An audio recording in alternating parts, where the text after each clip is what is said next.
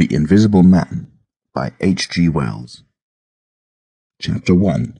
The Strange Man's Arrival. The stranger came early in February, one wintry day, through a biting wind and a driving snow, the last snowfall of the year. Over the down, walking from Bramblehurst railway station and carrying a little black portmanteau in his thickly gloved hand.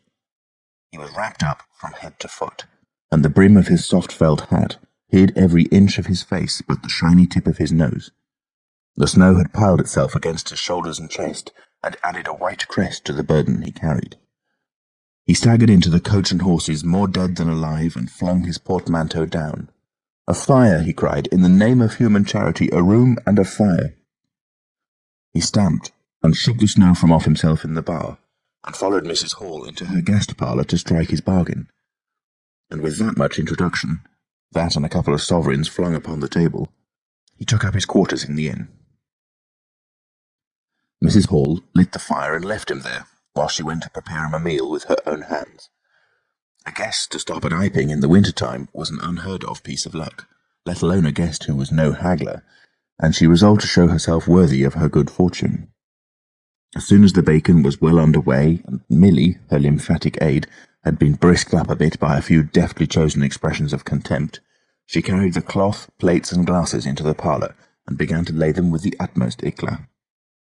Although the fire was burning up briskly, she was surprised to see that her visitor still wore his hat and coat, standing with his back to her, and staring out of the window at the falling snow in the yard. His gloved hands were clasped behind him, and he seemed to be lost in thought. She noticed that the melting snow that still sprinkled his shoulders dripped upon her carpet. "Can I take your hat and coat, sir?" she said, "and give them a good dry in the kitchen?" "No," he said without turning. She was not sure she had heard him, and was about to repeat her question. He turned his head and looked at her over his shoulder. "I prefer to keep them on," he said with emphasis, and she noticed that he wore big blue spectacles with sidelights, and had a bush side-whisker over his coat collar that completely hid his cheeks and face.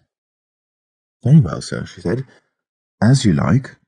In a bit the room will be warmer."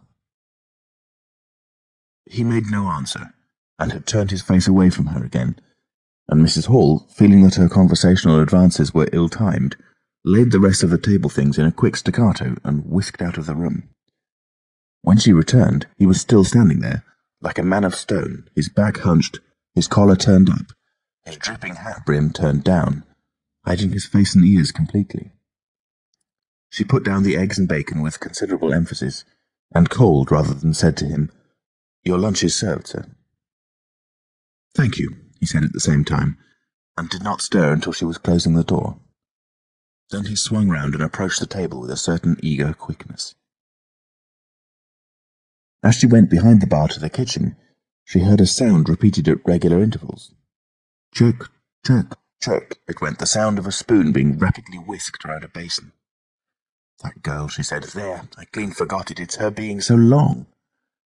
And while she herself finished mixing the mustard, she gave Milly a few verbal stabs for her excessive slowness.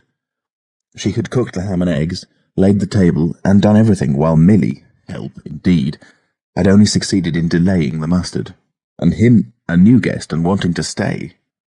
Then she filled the mustard pot, and, putting it with a certain stateliness upon a golden black tea-tray, carried it into the parlour. She rapped and entered promptly.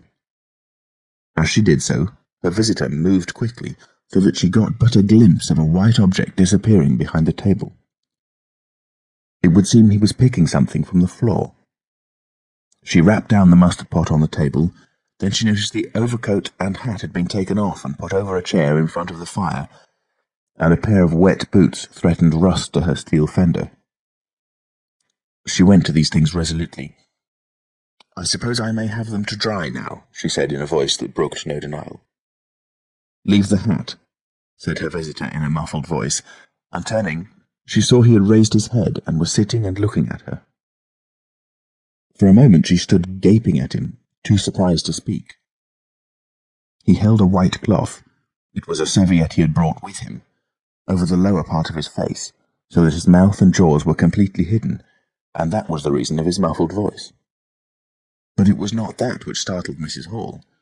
It was the fact that all his forehead above his blue glasses was covered by a white bandage, and that another covered his ears, leaving not a scrap of his face exposed, excepting only his pink, peaked nose. It was bright pink and shiny, just as it had been at first. He wore a dark brown velvet jacket, with a high, black, linen-lined collar turned up about his neck. The thick black hair, escaping as it could below and between the cross bandages, projected in curious tails and horns, giving him the strangest appearance conceivable. This muffled and bandaged head was so unlike what she had anticipated that for a moment she was rigid. He did not remove the serviette, but remained holding it, as she saw now, with a brown gloved hand, and regarding her with his inscrutable blue glasses. "Leave the hat," he said, speaking very distinctly through the white cloth. Her nerves began to recover from the shock that they had received. She placed the hat on the chair again by the fire.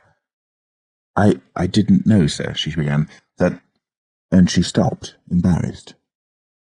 "Thank you," he said dryly, glancing from her to the door, then at her again. "I'll have them nicely dried, sir, at once," she said, and carried his clothes out of the room. She glanced at his white swathed head and blue goggles again as she was going out of the door, but his napkin was still in front of his face. She shivered a little as she closed the door behind her, and her face was eloquent of her surprise and perplexity. "I never," she whispered. "There." She went quite softly to the kitchen, and was too preoccupied to ask Milly what she was messing about with now, when she got there. The visitor sat and listened to her retreating feet. He glanced inquiringly at the window before he removed his serviette and resumed his meal. He took a mouthful, glanced suspiciously at the window, took another mouthful, then rose, and, taking the serviette in his hand, walked across the room and pulled the blind down to the top of the white muslin that obscured the lower panes. This left the room in a twilight. This done, he returned with an easier air to the table and his meal. "The poor soul's had an accident or an operation or something," said Mrs. Hall. "What a turn them bandages did give me, to be sure."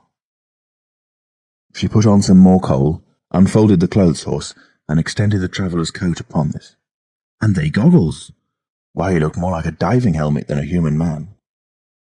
She hung his muffler on a corner of the horse, and holding that handkerchief over his mouth all the time, talking through it. Perhaps his mouth was hurt too, maybe. She turned round as one who suddenly remembers. "Bless my soul alive," she said, going off at a tangent. "Ain't you done them taters yet, Milly?" When Mrs. Hall went to clear away the stranger's lunch, her idea that his mouth must also have been cut or disfigured in the accident she supposed him to have suffered was confirmed, for he was smoking a pipe, and all the time that she was in the room he never loosened the silk muffler he had wrapped around the lower part of his face to put the mouthpiece to his lips. Yet it was not forgetfulness, for she saw he glanced at it as it smouldered out. He sat in the corner with his back to the window blind and spoke now, having eaten and drunk and being comfortably warmed through, with less aggressive brevity than before. The reflection of the fire lent a kind of red animation to his big spectacles that they had lacked hitherto. "I have some luggage," he said, "at Bramblehurst station," and he asked her how he could have it sent. He bowed his bandaged head quite politely in acknowledgment of her explanation. "Tomorrow," he said, "there is no speedier delivery?" and seemed quite disappointed when she answered no. Was she quite sure? No man with a trap could go over? Mrs. Hall, nothing loath, answered his questions and developed a conversation. "It's a steep road by the down, sir," she said in answer to the question about a trap, and then, snatching at an opening, said, "It was there a carriage was upsettled a year ago and more. A gentleman killed besides his coachman. Accidents, sir, happen in a moment, don't they?" But the visitor was not to be drawn so easily. "They do," he said through his muffler, eyeing her quietly through his impenetrable glasses. "But they take long enough to get well, don't they? There was my sister's son, Tom, just cut his arm with a scythe, and tumbled on it in the hayfield, and, bless me, he was 3 months tied up, sir. You hardly believe it. It's regular, given the dread of a scythe, sir." "I can quite understand that," said the visitor. "He was afraid one time that he'd have to have an operation. It was that bad, sir." The visitor laughed abruptly, a bark of a laugh that he seemed to bite and kill in his mouth. "Was he?" he said. "He was, sir, and no laughing matter to them as had for doing for him, as I had, my sister being took up with her little one so much. There was bandages to do, sir, and bandages to undo. So that, if I might be so bold as to say, sir—" "Will you get me some matches?" said the visitor quite abruptly. "My pipe is out." Mrs. Hall was pulled up suddenly. It was certainly rude of him, after telling him all she had done.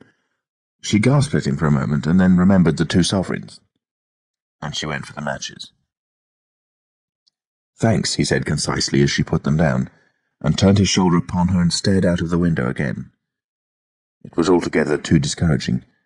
Evidently he was sensitive on the topic of operations and bandages. She did not make so bold as to say, however, after all. But his snubbing way had irritated her, and Milly had a hot time of it that afternoon. The visitor remained in the parlour until 4 o'clock, without giving the ghost of an excuse for an intrusion. For the most part he was quite still during that time.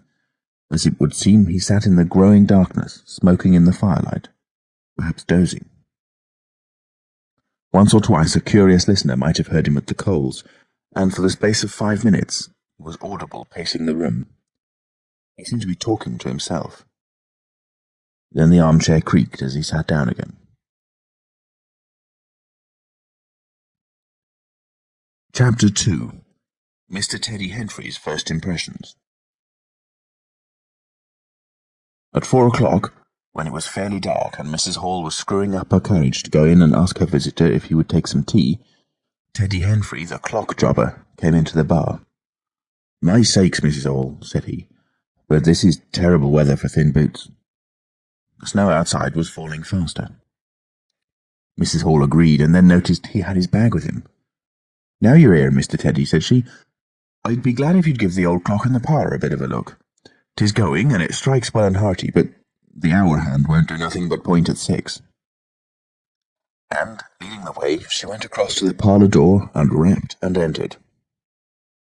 Her visitor, she saw as she opened the door, was seated in the armchair before the fire, dozing, it would seem, with his bandaged head drooping on one side.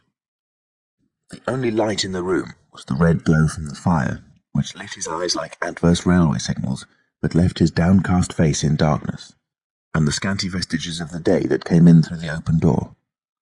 Everything was ruddy, shadowy, and indistinct to her, the more so since she had just been lighting the bar lamp, and her eyes were dazzled. But for a second it seemed to her that the man she looked at had an enormous mouth wide open, a vast and incredible mouth that swallowed the whole of the lower portion of his face. It was the sensation of a moment, the white bound head, the monstrous goggle eyes, and this huge yawn below it. Then he stirred, started up in his chair, put up his hand. She opened the door wide so that the room was lighter, and she saw him more clearly, with the muffler held up to his face, just as she had seen him hold the serviette before. The shadows, she fancied, had tricked her. "Would you mind, sir, this man coming to look at the clock, sir?" she said, recovering from the momentary shock. "Look at the clock?" he said, staring round in a drowsing manner and speaking over his head, and then, getting more fully awake, "Certainly."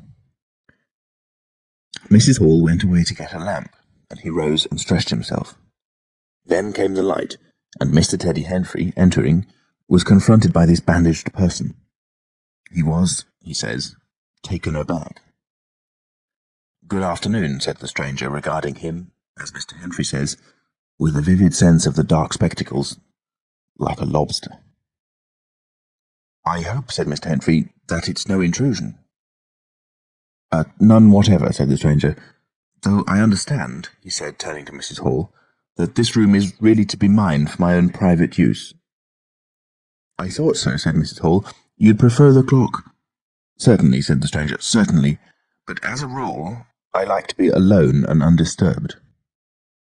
"But I'm really glad to have the clock seen to," he said, seeing a certain hesitation in Mr. Henfrey's manner. "Very glad." Mr. Henfrey had intended to apologize and withdraw, but this anticipation reassured him. The stranger turned round with his back to the fireplace and put his hands behind his back. "And presently," he said, "when the clock mending is over, I think I should like to have some tea, but not till the clock mending is over." Mrs. Hall was about to leave the room. She made no conversational advances this time, because she did not want to be snubbed in front of Mr. Henfrey, when her visitor asked her if she had made any arrangements about his boxes at Bramblehurst. She told him she had mentioned the matter to the postman, and that the carrier could bring them over on the morrow. "You are certain that that is the earliest?" he said. She was certain, with a marked coldness. "I should explain," he added, "what I was really too cold and fatigued to do before, that I am an experimental investigator." "Indeed, sir," said Mrs. Hall, much impressed. "And my baggage contains apparatus and appliances." "Very useful things indeed they are, sir," said Mrs. Hall. "And I am very naturally anxious to get on with my inquiries." "Of course, sir." "My reason for coming to Iping," he proceeded with a certain deliberation of manner, "was a desire for solitude. I do not wish to be disturbed in my work. In addition to my work, an accident—" "I thought as much," said Mrs. Hall to herself. "An accident necessitates a certain retirement. My eyes are sometimes so weak and painful that I have shut myself up in the dark for hours together. Lock myself up. Sometimes, now and then. Not at present, certainly. But at such times the slightest disturbance, the entry of a stranger into the room, is a source of excruciating annoyance to me. It is well these things should be understood." "Certainly, sir," said Mrs. Hall, "and if I might make so bold as to ask—" "That, I think, is all," said the stranger, with that quietly irresistible air of finality he could assume at will. Mrs. Hall reserved her question and sympathy for a better occasion. After Mrs. Hall had left the room, he remained standing in front of the fire, glaring, so Mr. Henfrey puts it, at the clock mending. Mr. Henfrey not only took off the hands of the clock and the face, but extracted the works, and he tried to work in as slow and quiet and unassuming manner as possible. He worked with the lamp close to him, and the green shade threw a brilliant light upon his hands and upon the frame and wheels, and left the rest of the room shadowy. When he looked up, coloured patches swam in his eyes. Being constitutionally of a curious nature, he had removed the works, a quite unnecessary proceeding, with the idea of delaying his departure, and perhaps falling into conversation with the stranger. But the stranger stood there, perfectly silent and still. So still, it got on Henfrey's nerves. He felt alone in the room and looked up, and there, grey and dim, was the bandaged head and huge blue lenses, staring fixedly with a mist of green spots drifting in front of them. It was so uncanny to Henfrey that for a minute they remained staring blankly at one another. Then Henfrey looked down again. Very uncomfortable position. One would like to say something. Should he remark that the weather was very cold for the time of the year? He looked up as if to take aim with that introductory shot. "The weather," he began. "Why don't you finish and go?" said the rigid figure, evidently in a state of painfully suppressed rage. "All you've got to do is fix the hour hand on its axle. You're simply humbugging." "Certainly, sir. 1 minute more.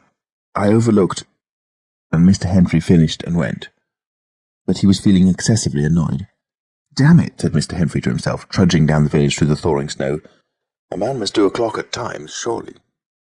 And again, "Can't a man look at you?" Ugly. And yet again, seemingly not. If the police was wanting you, you wouldn't be more wrapped and bandaged. At Gleason's Corner he saw Hall, who had recently married the stranger's hostess at the Coach and Horses, and who now drove the Iping conveyance, when occasional people required it, to Sidderbridge Junction, coming towards him on his return from that place. Hall had evidently been stopping a bit at Sidderbridge, to judge by his driving. "How do, Teddy?" he said, passing. "You've got a rum un up at home," said Teddy. Hall very socially pulled up. "What's that?" he said. "Rum-looking customer stopping at the Coach and Horses," said Teddy. "My sakes!" And he proceeded to give Hall a vivid description of his grotesque guest. "Looks a bit like a disguise, don't it? I'd like to see a man's face if I had him stopping in my place," said Henfrey. "But women are that trustful when strangers are concerned." "He's took your rooms and he ain't even given a name, Hall." "You don't say so," said Hall, who was a man of sluggish apprehension. "Yes," said Teddy, "by the week. Whatever he is, you can't get rid of him under the week. And he's got a lot of luggage coming tomorrow, so he says. Let's hope it won't be stones in boxes, Hal." He told Hall how his aunt at Hastings had been swindled by a stranger with empty portmanteau. Altogether, he left Hall vaguely suspicious. "Get up, old girl," said Hall. "I suppose I must see about this." Teddy trudged on his way with his mind considerably relieved. Instead of seeing about it, however, Hall on his return was severely rated by his wife on the length of time he had spent in Sitterbridge, and his mild inquiries were answered snappishly and in a manner not to the point. But the seed of suspicion Teddy had sown germinated in the mind of Mr. Hall, in spite of these discouragements. "You women don't know anything," said Mr. Hall, resolved to ascertain more about the personality of his guest at the earliest possible opportunity. And after the stranger had gone to bed, which he did about 9:30, Mr. Hall went very aggressively into the parlour and looked very hard at his wife's furniture, just to show that the stranger wasn't master there, and scrutinised closely and a little contemptuously a sheet of mathematical computations the stranger had left. When retiring for the night, he instructed Mrs. Hall to look very closely at the stranger's luggage when it came the next day. "You mind your own business, Hall," said Mrs. Hall, "and I'll mind mine." She was all the more inclined to snap at Hall, because the stranger was undoubtedly an unusually strange sort of stranger, and she was by no means assured about him in her own mind. In the middle of the night she woke up dreaming of huge white heads like turnips that came trailing after her at the end of interminable necks, and with vast black eyes. But, being a sensible woman, she subdued her terrors, and turned over and went to sleep again. End of Chapter 2. Chapter 3. The 1,001 Bottles. So it was that on the 29th day of February, at the beginning of the thaw, this singular person fell out of infinity into Iping village. Next day his luggage arrived through the slush, and very remarkable luggage it was.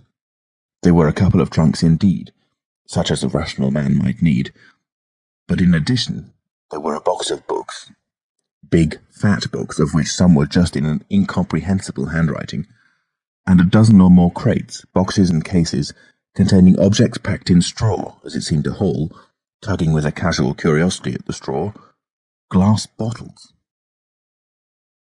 The stranger, muffled in hat, coat, gloves, and wrapper, came out impatiently to meet Fearenside's cart, while Hall, who was having a word or so of gossip preparatory to helping them in, out he came, not noticing Fearenside's dog, who was sniffing in a dilettante spirit at Hall's legs. "Come along with those boxes," he said. "I've been waiting long enough." And he came down the steps towards the tail of the cart, as if to lay hands on the smaller crate. No sooner had Fearenside's dog caught sight of him, however, than it began to bristle and growl savagely, and when he rushed down the steps it gave an undecided hop and then sprang straight at his hand. "Ugh!" cried Hall, jumping back, for he was no hero with dogs, and Fearenside howled, "Lie down!" and snatched his whip. They saw the dog's teeth had slipped the hand, heard a kick, saw the dog execute a flanking jump and get home on the stranger's leg, and heard the rip of his trousering. Then the finer end of Fearenside's whip reached his property, and the dog, yelping with dismay, retreated under the wheels of the wagon. It was all the business of a swift half-minute. No one spoke. Everyone shouted.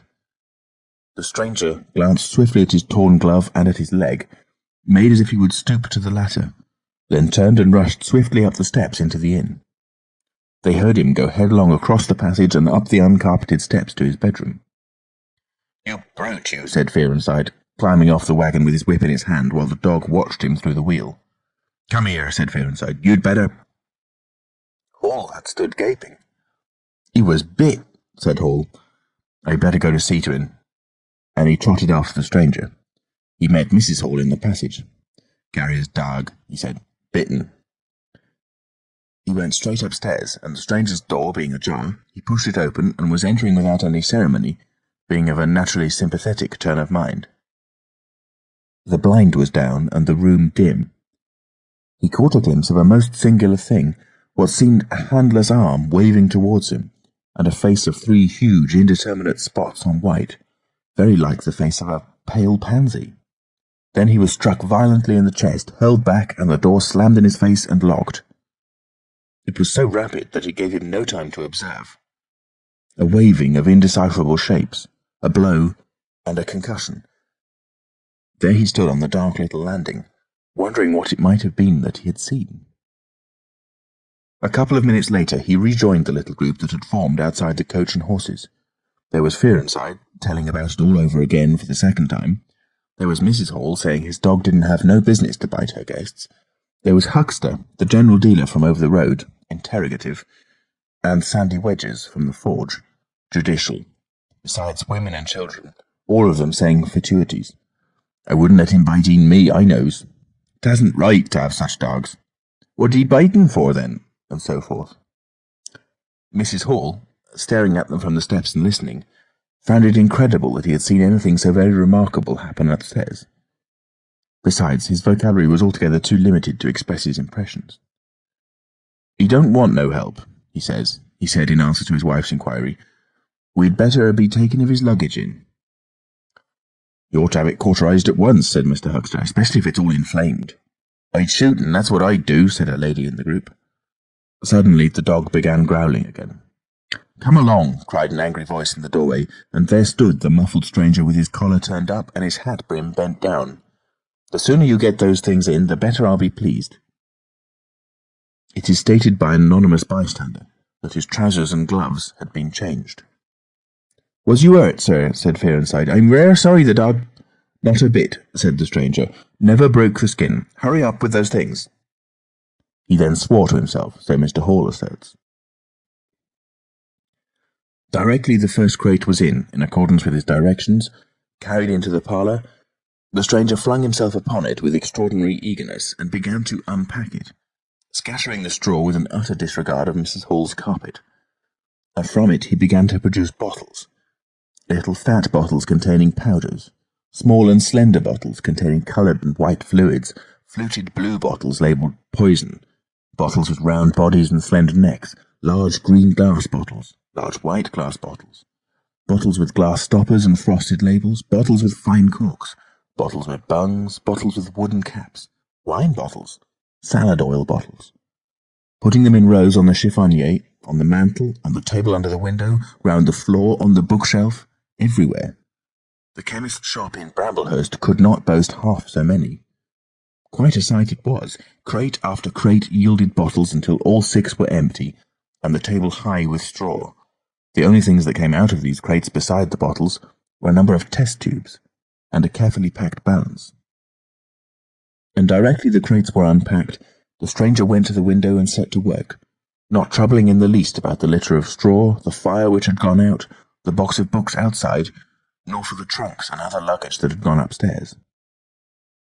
When Mrs. Hall took his dinner to him, he was already so absorbed in his work, pouring little drops out of the bottles into test tubes, that he did not hear her until she had swept away the bulk of the straw and put the tray on the table, with some little emphasis, perhaps, seeing the state that her floor was in. Then he half turned his head and immediately turned it away again. But she saw he had removed his glasses. They were beside him on the table, and it seemed to her that his eye sockets were extraordinarily hollow. He put on his spectacles again and then turned and faced her. She was about to complain of the straw on the floor when he anticipated her. "I wish you wouldn't come in without knocking," he said in the tone of abnormal exasperation that seemed so characteristic of him. "I knocked, but seemingly—" "Perhaps you did. But in my investigations, my really very urgent and necessary investigations, the slightest disturbance, the jar of a door, I must ask you—" "Certainly, sir. You can turn the lock if you're like that, you know." "Any time." "A very good idea," said the stranger. "This straw, sir, if I can be so bold as to remark—" Don't. If the straw makes trouble, put it down in the bill." And he mumbled at her, words suspiciously like curses. He was so odd, standing there, so aggressive and explosive, bottle in one hand and test tube in the other, that Mrs. Hall was quite alarmed. But she was a resolute woman. "In which case, I should like to know, sir, what you consider—" "A shilling. Put down a shilling. Surely a shilling's enough." "So be it," said Mrs. Hall, taking up the tablecloth and beginning to spread it over the table. "If you're satisfied, of course." He turned and sat down, with his coat collar toward her. All the afternoon he worked with the door locked, and, as Mrs. Hall testifies, for the most part in silence. But once there was a concussion and a sound of bottles ringing together, as though the table had been hit, and the smash of a bottle bit flung violently down, and then a rapid pacing athwart the room. Fearing something was the matter, she went to the door and listened, not caring to knock. "I can't go on," he was raving. "I can't go on. 300,000, 400,000, the huge multitude, cheated. All my life it may take me. Patience, patience indeed. Fool, fool." There was a noise of hobnails on the bricks in the bar, and Mrs. Hall had very reluctantly to leave the rest of his soliloquy. When she returned, the room was silent again, save for the faint crepitation of his chair and the occasional clink of a bottle. It was all over. The stranger had resumed his work. When she took in his tea, she saw broken glass in the corner of the room under the concave mirror, and a golden stain that had been carelessly wiped. She called attention to it. "Put it down in the bill," snapped her visitor. "For God's sake, don't worry me. If there's damage done, put it down in the bill." And he went on ticking a list in the exercise book before him. "I'll tell you something," said Fearenside mysteriously. It was late in the afternoon, and they were in the little beer shop of Iping Hanger. "Well," said Teddy Henry. "This chap you're speaking of, what my dog bit, well, he's black. Leastways his legs are. I see through the tear of his trousers and the tear of his glove. You'd have expected a sort of pinky to show, wouldn't you? Well, there wasn't none. Just blackness. I tell you, he's as black as my hat." "My sakes," said Henry, "it's a rummy case altogether. Why, his nose is as pink as paint." "That's true," said Fearenside. "I knows that, and I tell you what I'm thinking. That man's a piebald, Teddy, black here and white there in patches. And he's ashamed of it. He's a kind of half-breed, and the colours come off patchy instead of mixing. I've heard of such things before, and it's the common way with horses, as anyone can see." Chapter 4. Mr. Cuss interviews the stranger. I have told the circumstances of the stranger's arrival in Iping with a certain fullness of detail, in order that the curious impression he created may be understood by the reader. But, excepting two odd incidents, the circumstances of his stay until the extraordinary day of the club festival may be passed over very cursorily. There were a number of skirmishes with Mrs. Hall on matters of domestic discipline, but in every case, until late April, when the first signs of penury began, he overrode her by the easy expedient of an extra payment. Hall did not like him, and whenever he dared, he talked of the advisability of getting rid of him. But he showed his dislike chiefly by concealing it ostentatiously and avoiding his visitor as much as possible. "Wait till the summer," said Mrs. Hall sagely, "when the artistes are beginning to come. Then we'll see. He may be a bit overbearing, but bills settled punctual is bills settled punctual, whatever you'd like to say." The stranger did not go to church, and indeed made no difference between Sunday and the irreligious days, even in costume. He worked, as Mrs. Hall thought, very fitfully. Some days he would come down early and be continuously busy. On others he would rise late, pace his room, fretting audibly for hours together, smoke, sleep in the armchair by the fire. Communication with the world beyond the village he had none. His temper continued very uncertain. For the most part, his manner was that of a man suffering under almost unendurable provocation, and once or twice things were snapped, torn, crushed, or broken in spasmodic gusts of violence. He seemed under a chronic irritation of the greatest intensity. His habit of talking to himself in a low voice grew steadily upon him, but though Mrs. Hall listened conscientiously, she could make neither head nor tail of what she heard. He rarely went abroad by daylight, but at twilight he would go out, muffled up invisibly, whether the weather were cold or not, and he chose the loneliest paths and those most overshadowed by trees and banks. His goggling spectacles and ghastly bandaged face under the penthouse of his hat came with a disagreeable suddenness out of the darkness upon one or two home-going labourers, and Teddy Henfrey, tumbling out of the Scarlet Coat one night at 9:30, was scared shamefully by the stranger's skull-like head. He was walking hat in hand, lit by the sudden light of the opened inn door. Such children as saw him at nightfall dreamt of bogies, and it seemed doubtful whether he disliked boys more than they disliked him, or the reverse. But there was certainly a vivid enough dislike on either side. It was inevitable that a person of so remarkable an appearance and bearing should form a frequent topic in such a village as Iping. Opinion was greatly divided about his occupation. Mrs. Hall was sensitive on the point. When questioned, she explained very carefully that he was an experimental investigator, going gingerly over the syllables as one who dreads pitfalls. When asked what an experimental investigator was, she would say with a touch of superiority that most educated people knew of such things as that, and would thus explain that he discovered things. Her visitor had had an accident, she said, which temporarily discoloured his face and hands, and, being of a sensitive disposition, he was averse to any public notice of the fact. Out of her hearing, there was a view largely entertained that he was a criminal trying to escape from justice by wrapping himself up so as to conceal himself altogether from the eye of the police. This idea sprang from the brain of Mr. Teddy Henfrey. No crime of any magnitude dating from the middle or end of February was known to have occurred. Elaborated in the imagination of Mr. Gould, the probationary assistant in the National School, this theory took the form that the stranger was an anarchist in disguise, preparing explosives, and he resolved to undertake such detective operations as his time permitted. These consisted for the most part in looking very hard at the stranger whenever they met, or in asking people who had never seen the stranger leading questions about him. But he detected nothing. Another school of opinion followed Mr. Fearenside, and either accepted the piebald view or some modification of it, as, for instance, Silas Durgan, who was heard to assert, if he chooses to show himself at fairs, he'll make his fortune in no time, and, being a bit of a theologian, compared the stranger to the man with the one talent. Yet another view explained the entire man by regarding the stranger as a harmless lunatic. That had the advantage of accounting for everything straight away. Between these main groups there were waverers and compromisers. Sussex folk have few superstitions, and it was only after the events of early April that the thought of the supernatural was first whispered in the village. Even then it was only credited among the women folk. But whatever they thought of him, people in Iping, on the whole, agreed in disliking him. His irritability, though it might have been comprehensible to an urban brain worker, was an amazing thing to these quiet Sussex villagers.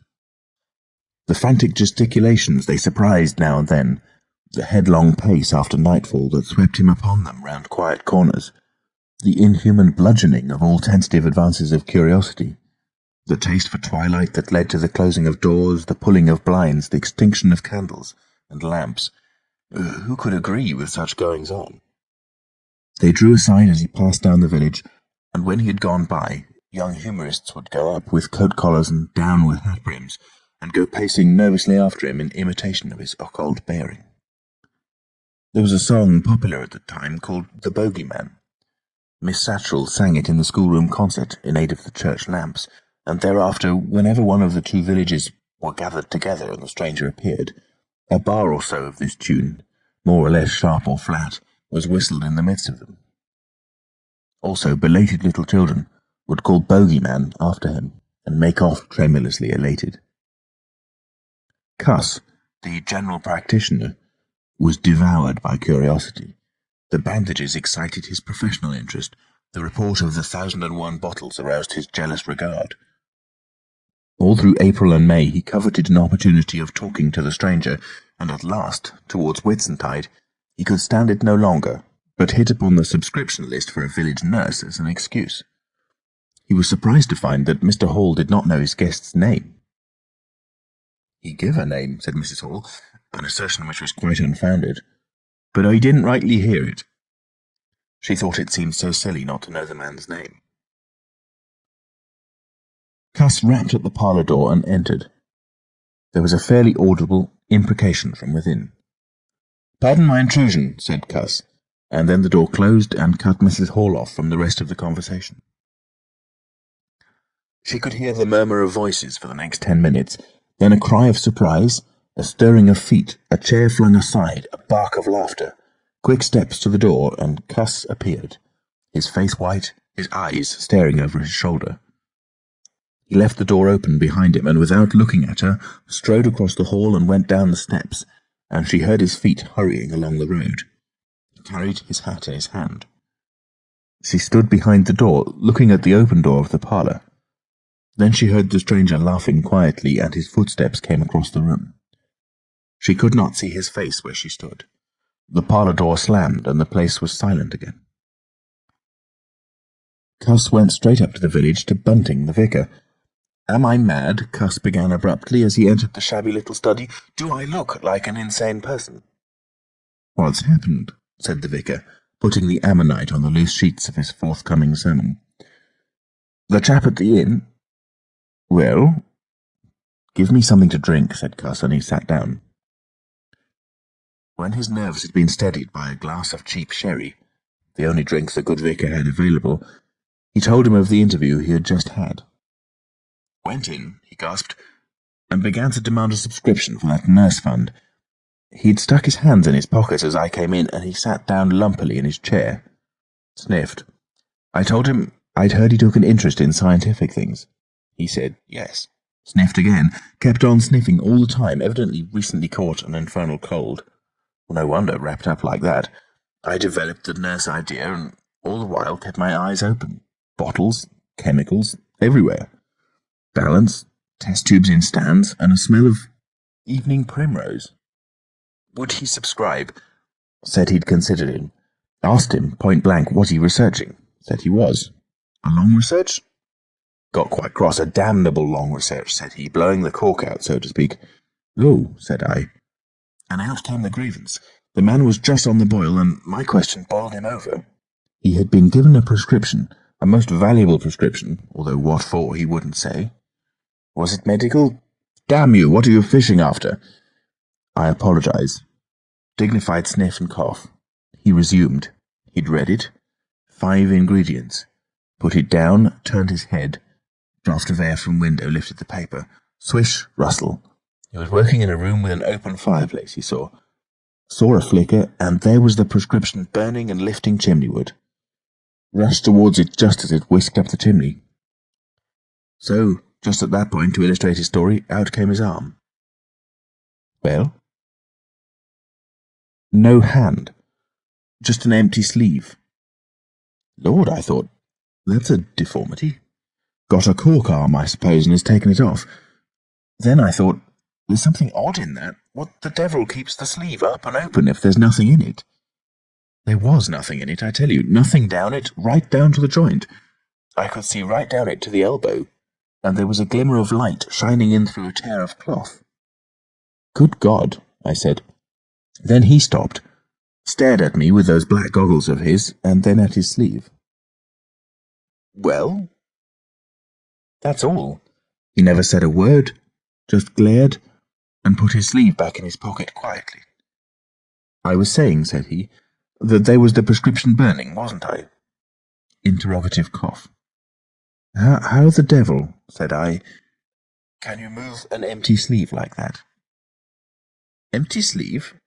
Yes, said I, an empty sleeve. It's an empty sleeve, is it? You saw it as an empty sleeve? He stood up right away. I stood up too. He came towards me in 3 very slow steps and stood quite close. Sniffed venomously.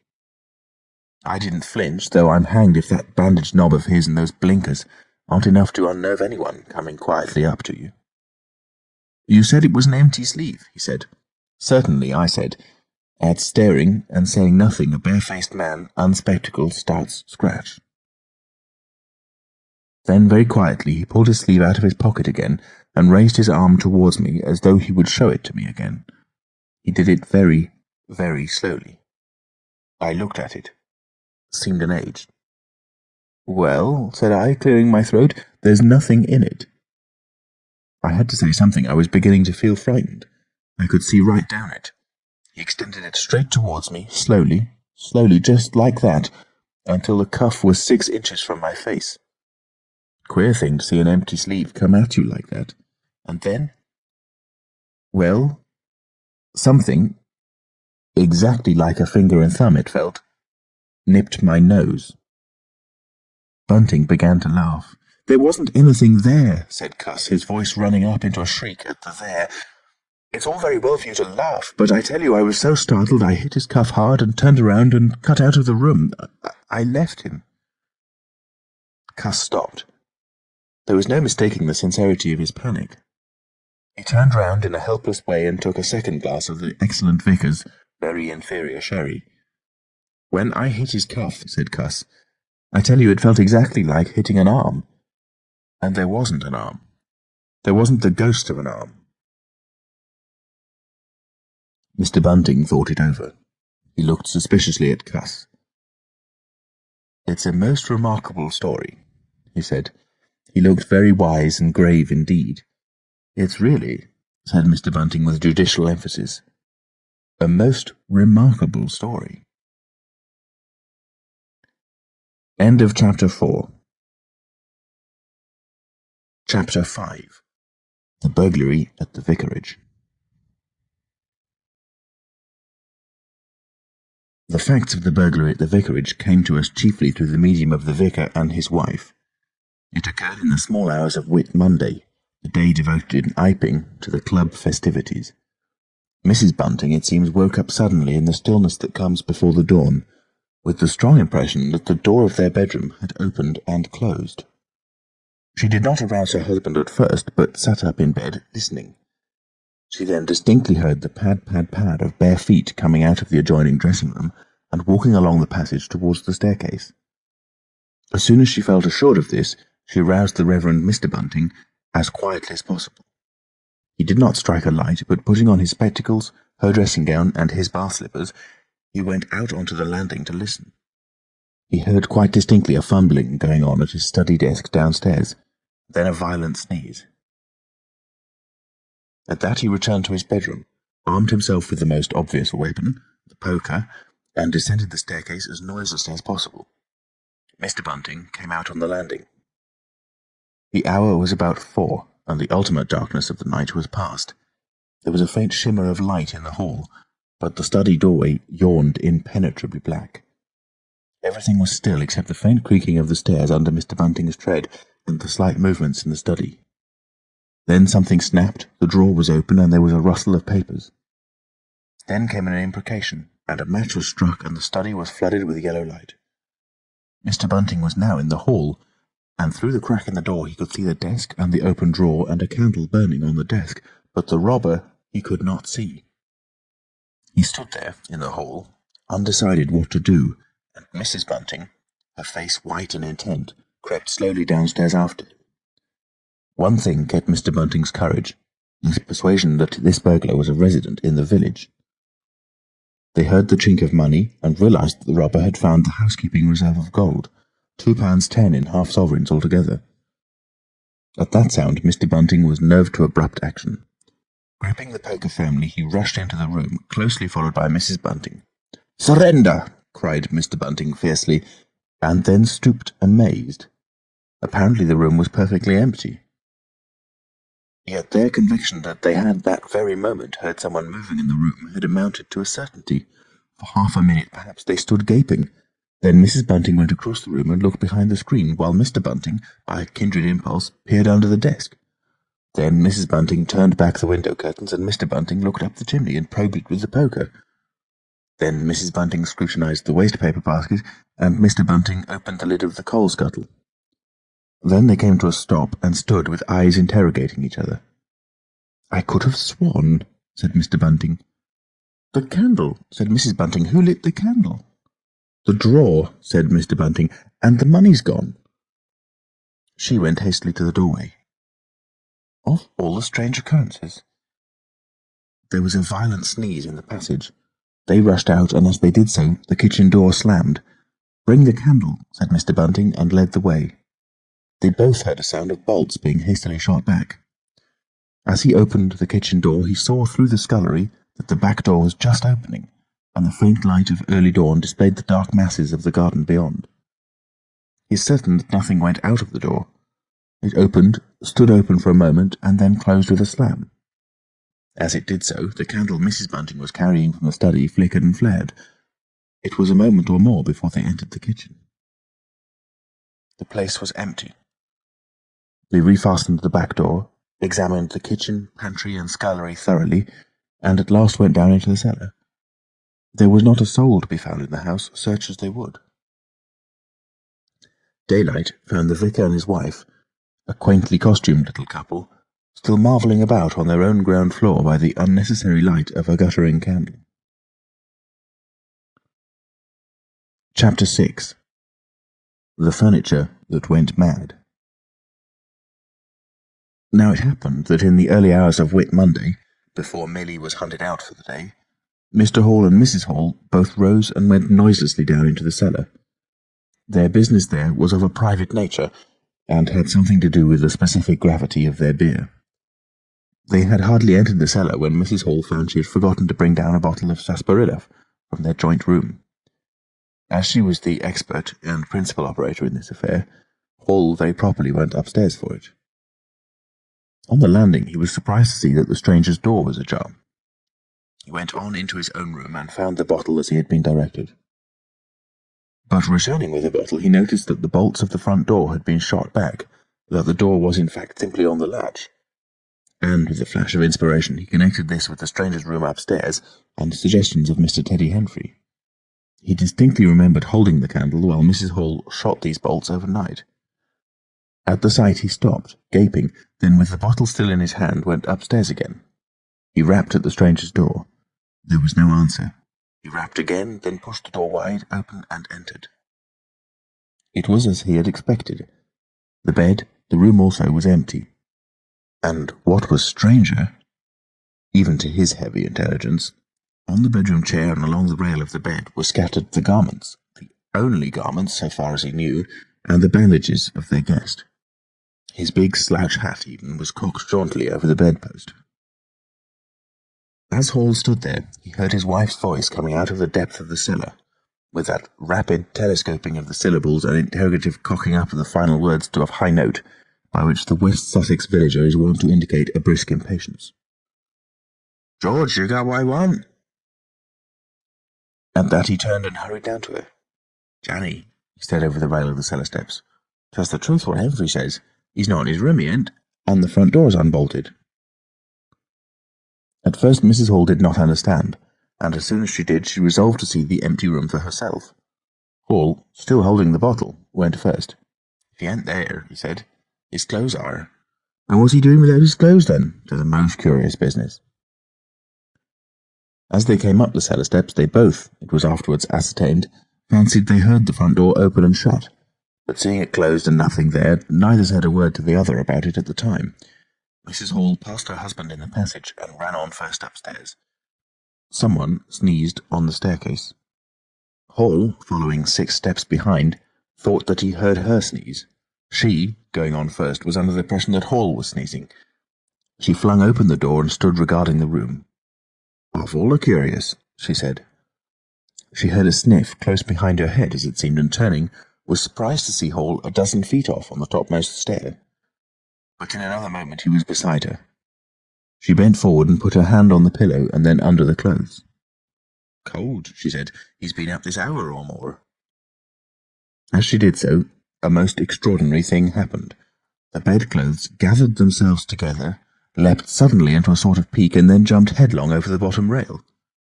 It was exactly as if a hand had clutched them in the centre and flung them aside. Immediately after, the stranger's hat hopped off the bedpost, described a whirling flight in the air through the better part of a circle, and then dashed straight at Mrs. Hall's face. Then as swiftly came the sponge from the washstand, and then the chair, flinging the stranger's coat and trousers carelessly aside, and laughing dryly in a voice singularly like the stranger's, turned itself up with its 4 legs at Mrs. Hall, seemed to take aim at her for a moment, and then charged at her. She screamed and turned, and then the chair legs came gently but firmly against her back and impelled her and Hall out of the room. The door slammed violently and was locked. The chair and bed seemed to be executing a dance of triumph for a moment. Then abruptly everything was still. Mrs. Hall was left almost in a fainting condition in Mr. Hall's arms on the landings. It was with the greatest difficulty that Mr. Hall and Milly, who had been roused by her scream of alarm, succeeded in getting her downstairs and applying the restoratives customary in such cases. "'Tis spirits," said Mrs. Hall. "I know 'tis spirits. I read in papers and tables and chairs leaping and dancing." "Take a drop more, Jenny," said Hall. "'Twill steady ye." "Lock him out," said Mrs. Hall. "Don't let him come in again. I half guessed I might have known, with them goggling eyes and bandaged head and never going to church of a Sunday, and all they bottles. One it's right for anyone to have. He's put the spirits into the furniture, my good old furniture. 'Twas in that chair my very dear poor mother used to sit when I was a little girl. To think it should rise up against me now." "Just a drop more, Janny," said Hall. "Your nerves is all upset." They sent Milly across the street through the golden 5 o'clock sunshine to rouse up Mr. Sandy Wadgers, the blacksmith. Mr. Hall's compliments, and the furniture upstairs was behaving most extraordinary. Would Mr. Wadgers come round? He was a knowing man, was Mr. Wadgers, and very resourceful. He took quite a grave view of the case. "I'm damned if that ain't witchcraft," was the view of Mr. Sandy Wadgers. "You want horseshoes for such gentry as he." He came round greatly concerned. They wanted him to lead the way upstairs to the room, but he didn't seem to be in any hurry. He preferred to talk in the passage. Over the way, Huxter's apprentice came out and began taking down the shutters of the tobacco window. He was called over to join the discussion. Mr. Huxter naturally followed over in the course of a few minutes. The Anglo-Saxon genius for parliamentary government asserted itself. There was a great deal of talk and no decisive action. "Let's have the facts first," insisted Mr. Sandy Wadgers. "Let's be sure we be acting perfectly right in busting that there door open. A door on-bust is always open to busting, but you can't on-bust a door once you've busted in." And suddenly and most wonderfully, the door of the room upstairs opened of its own accord, and as they looked up in amazement, they saw descending the stairs the muffled figure of the stranger, staring more blankly and blankly than ever before, with those unreasonably large blue glass eyes of his. He came down stiffly and slowly, staring all the time. He walked across the passage, staring, and then stopped. "Look there," he said, and their eyes followed the direction of his gloved finger and saw a bottle of sarsaparilla hard by the cellar door. Then he entered the parlour and suddenly, swiftly, viciously slammed the door in their faces. Not a word was spoken until the last echoes of the slam had died away. They stared at one another. "Well, if that don't lick everything," said Mr. Wadgers, and left the alternative unsaid. "I'd go in and ask about it," said Wadgers to Mr. Hall. "I'd demand an explanation." It took some time to bring the landlady's husband up to that pitch. At last he rapped, opened the door, and got as far as, "Excuse me." "Go to the devil," said the stranger in a tremendous voice, and "shut that door after you." So that brief interview terminated. Chapter 7. The Unveiling of the Stranger. The stranger went into the little parlour of the Coach and Horses about 5:30 in the morning, and there he remained until near midday, the blinds down, the door shut, and none, after Hall's repulse, venturing near him. All that time he must have fasted. Thrice he rang his bell, the third time furiously and continuously, but no one answered him. "Him and his go to the devil indeed," said Mrs. Hall. Presently came an imperfect rumour of the burglary at the vicarage, and two were put together. Hall, assisted by Wadgers, went off to find Mr. Shuttleforth, the magistrate, and take his advice. No one ventured upstairs. How the stranger occupied himself is unknown. Now and then he would stride violently up and down, and twice came an outburst of curses, a tearing of paper, and a violent smashing of bottles. The little group of scared but curious people increased. Mrs. Huxter came over, some gay young fellows resplendent in black ready-made jackets and piqué paper ties, for it was Whit Monday, joined the group with confused interrogations. Young Archie Harker distinguished himself by going up the yard and trying to peep under the window blinds. He could see nothing, but gave reason for supposing that he did, and others of the Iping youth presently joined him. It was the finest of all possible wet Mondays, and down the village street stood a row of nearly a dozen booths, a shooting gallery, and on the grass by the forge were 3 yellow and chocolate wagons, and some picturesque strangers of both sexes putting up a coconut ceremony. The gentlemen wore blue jerseys, the ladies white aprons, and quite fashionable hats with heavy plumes. Wodger, of the Purple Fawn, and Mr. Jaggers, the cobbler, who also sold old second-hand ordinary bicycles, were stretching a string of Union Jacks and Royal Ensigns, which had originally celebrated the first Victorian Jubilee, across the road. And inside, in the artificial darkness of the parlour, into which only one thin jet of sunlight penetrated, the stranger, hungry we must suppose, and fearful, hidden in his uncomfortable hot wrappings, pored through his dark glasses upon his paper or chinked his dirty little bottles, and occasionally swore savagely at the boys, audible if invisible, outside the windows. In the corner by the fireplace lay the fragments of 6 smashed bottles, and a pungent twang of chlorine tainted the air. So much we know from what was heard at the time and from what was subsequently seen in the room. At noon, he suddenly opened his parlour door and stood glaring fixedly at the 3 or 4 people in the bar. "Mrs. Hall," he said. Somebody went sheepishly and called for Mrs. Hall. Mrs. Hall appeared after an interval, a little short of breath, but all the fiercer for that. Hall was still out. She had deliberated over this scene, and she came holding a little tray with an unsettled bill upon it. "Is it your bill you're wanting, sir?" she said. "Why wasn't my breakfast laid? Why haven't you prepared my meals and answered my bell? Do you think I live without eating?" "Why isn't my bill paid?" said Mrs. Hall. "That's what I want to know." "I told you 3 days ago I was awaiting a remittance." "I told you 3 days ago I wasn't going to await no remittances. You can't grumble if your breakfast waits a bit if my bill's been waiting these 5 days, can you?" The stranger swore, briefly but vividly. "Nar, nar," from the bar. "And I'd thank you kindly, sir, if you'd keep your swearing to yourself, sir," said Mrs. Hall. The stranger stood looking more like an angry diving helmet than ever. It was universally felt in the bar that Mrs. Hall had the better of him. His next words showed as much. "Look here, my good woman," he began. "Don't good woman me," said Mrs. Hall. "I've told you my remittance hasn't come." "Remittance indeed," said Mrs. Hall.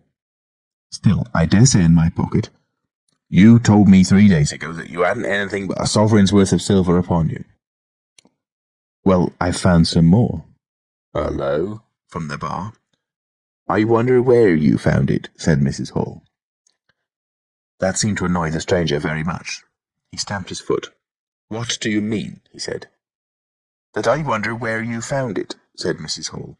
"And before I take any bills or get any breakfasts or do any such things whatsoever, you've got to tell me 2 things I don't understand, and what nobody don't understand, and what everybody is very anxious to understand. I want to know what you've been doing to my chair upstairs, and I want to know how 'tis your room was empty and how you got in again. Them as stops in this house comes in by the doors. That's the rule of the house, and that you didn't do. And what I want to know is how you did come in, and I want to know—" Suddenly the stranger raised his gloved hands clenched, stamped his foot, and said, "Stop," with such extraordinary violence that he silenced her instantly. "You don't understand," he said, "who I am or what I am. I'll show you. By heaven, I'll show you." Then he put his open palm over his face and withdrew it. The centre of his face became a black cavity. "Here," he said.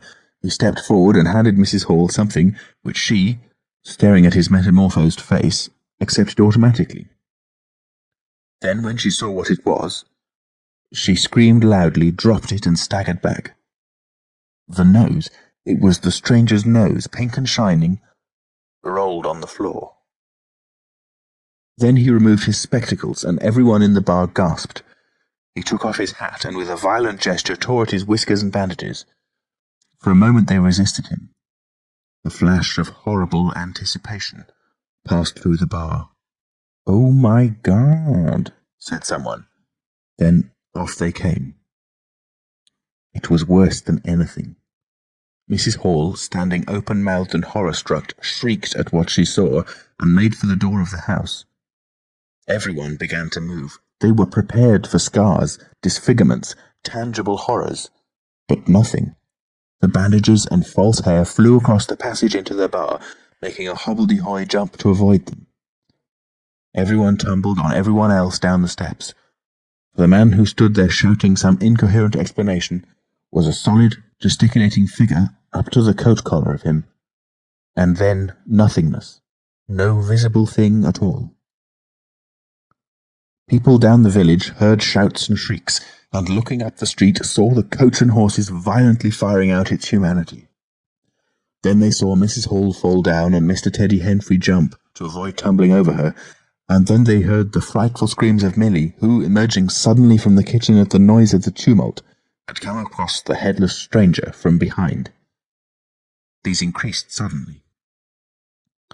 Forthwith, everyone, all down the street, the sweet-stuff seller, coconut-shy proprietor and his assistant, the swing-man, little boys and girls, rustic dandies, smart wrenches, smocked elders and aproned gypsies, began running towards the inn, and in a miraculously short space of time a crowd of perhaps 40 people, and rapidly increasing, swayed and hooted and inquired and exclaimed and suggested in front of Mrs. Hall's establishment.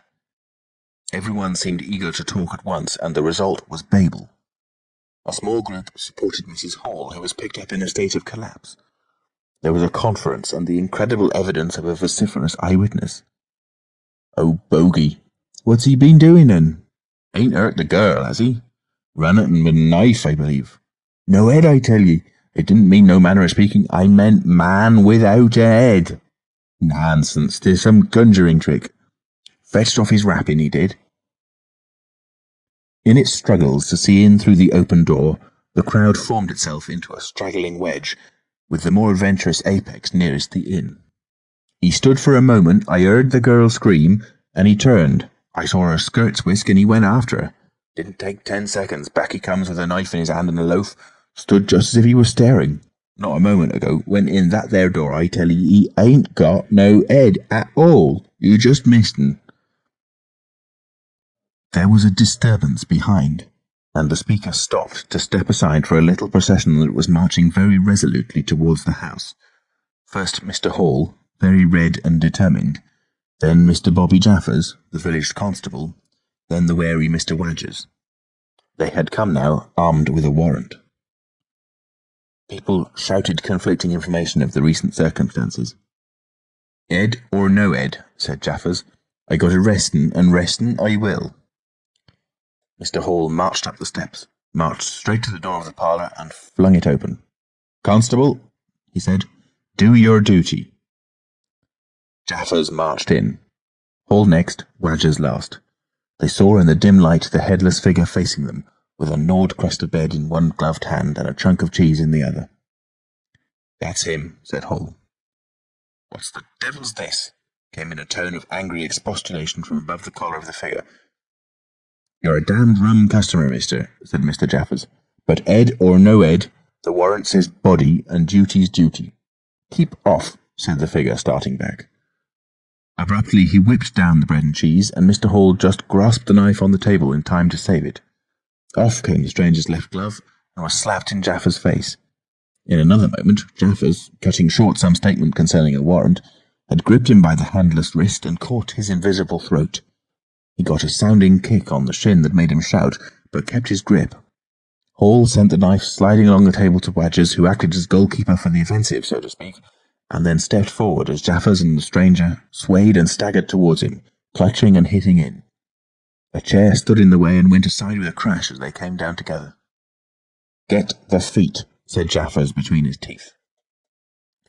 Mr. Hall, endeavouring to act on instructions, received a sounding kick in the ribs that disposed of him for a moment, and Mr. Wadgers, seeing the decapitated stranger had rolled over and got the upper side of Jaffers, retreated towards the door, knife in hand, and so collided with Mr. Huxter and the Centrebridge carter coming to the rescue of law and order. At the same moment, down came 3 or 4 bottles from the chiffonnier, and shot a web of pungency into the air of the room. "I'll surrender," cried the stranger, though he had Jaffers down, and in another moment he stood up panting, a strange figure, headless and handless, for he had pulled off his right glove now as well as his left. "It's no good," he said, as if sobbing for breath. It was the strangest thing in the world to hear that voice coming as if out of empty space. But the Sussex peasants are perhaps the most matter-of-fact people under the sun. Jaffers got up also and produced a pair of handcuffs. Then he stared. "I say," said Jaffers, brought up short by a dim realization of the incongruity of the whole business. "Darn it, can't use 'em as I can see." The stranger ran his arm down his waistcoat, and as if by a miracle the buttons to which his empty sleeve pointed became undone. Then he said something about his shin and stooped down. He seemed to be fumbling with his shoes and socks. "Why," said Huckster suddenly, "that's not a man at all. It's just empty clothes. Look, you can see down his collar and the linings of his clothes. I could put my arm—" He extended his hand. It seemed to meet something in mid-air, and he drew it back with a sharp exclamation. "I wish you'd keep your fingers out of my eye," said the aerial voice in a tone of savage expostulation. "The fact is, I am all here, head, hands, legs, and all the rest, but it happens I'm invisible. It's a confounded nuisance, but I am. There's no reason why I should be poked to pieces by every stupid bumpkin in Iping, is it?" The suit of clothes, now all unbuttoned and hanging loosely upon its unseen supports, stood up, arms akimbo. Several other of the men-folks had now entered the room, so that it was closely crowded. "Invisible, eh?" said Huckster, ignoring the stranger's abuse. "Who ever heard the likes of that?" "It's strange, perhaps, but it's not a crime. Why am I assaulted by a policeman in this fashion?" "Ah, that's a different matter," said Jaffers. "No doubt you're a bit difficult to see in this light, but I got a warrant, and it's all correct. What I'm after ain't no invisibility, it's burglary. There's a house been broke into and money took." "Well, and circumstances certainly point—" "Stuff and nonsense," said the invisible man. "I hope so, sir, but I've got my instructions." "Well," said the stranger, I'll come, but no handcuffs." "It's the regular thing," said Jaffers. "No handcuffs," stipulated the stranger. "Pardon me," said Jaffers. Abruptly the figure sat down, and before anyone could realize what was being done, the slippers, socks, and trousers had been kicked off under the table. Then he sprang up again and flung off his coat. "Here, stop that," said Jaffers, suddenly realizing what was happening. He gripped at the waistcoat.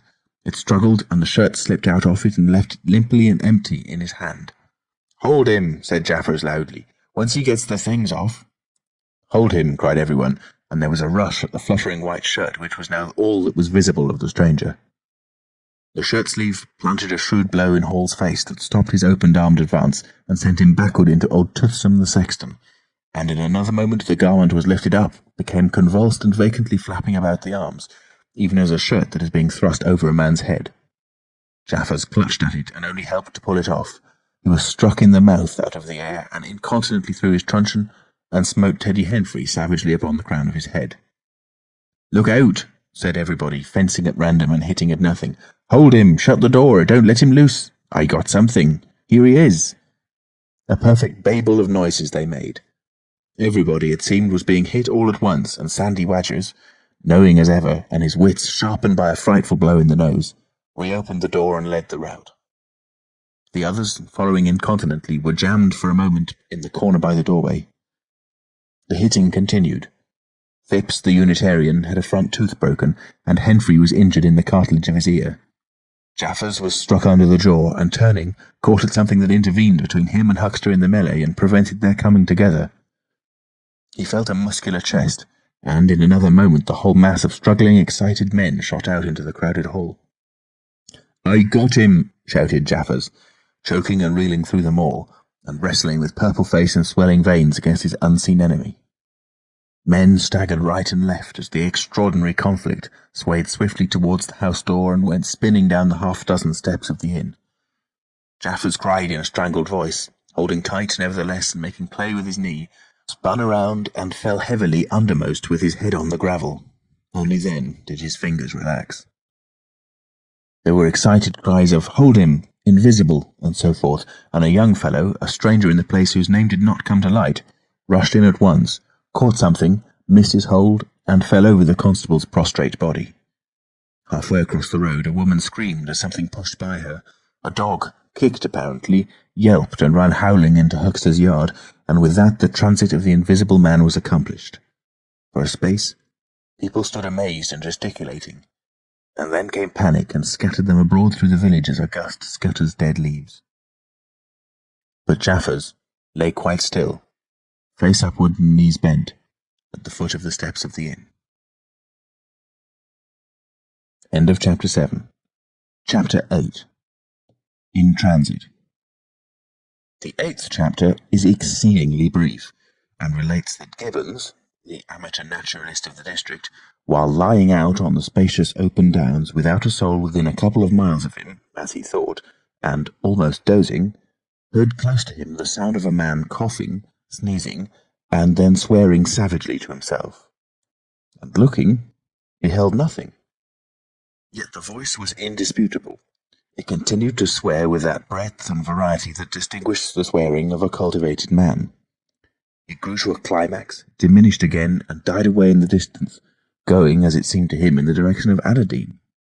It lifted to a spasmodic sneeze and ended. Gibbons had heard nothing of the morning's occurrences, but the phenomenon was so striking and disturbing that his philosophical tranquillity vanished. He got up hastily and hurried down the steepness of the hill towards the village as fast as he could go.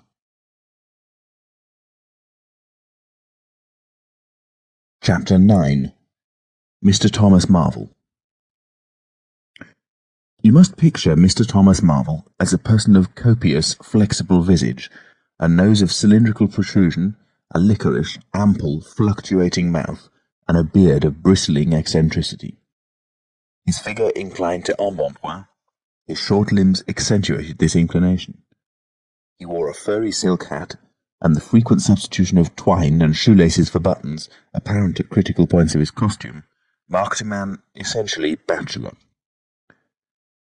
Mr. Thomas Marvel was sitting with his feet in a ditch by the roadside over the down towards Aberdeen, about 1.5 miles out of Iping. His feet, save for socks of irregular open work, were bare.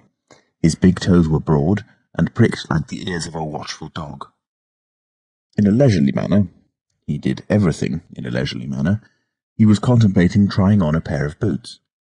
They were the soundest boots he had come across for a long time, but too large for him, whereas the ones he had were, in dry weather, a very comfortable fit, but too thin-soled for damp.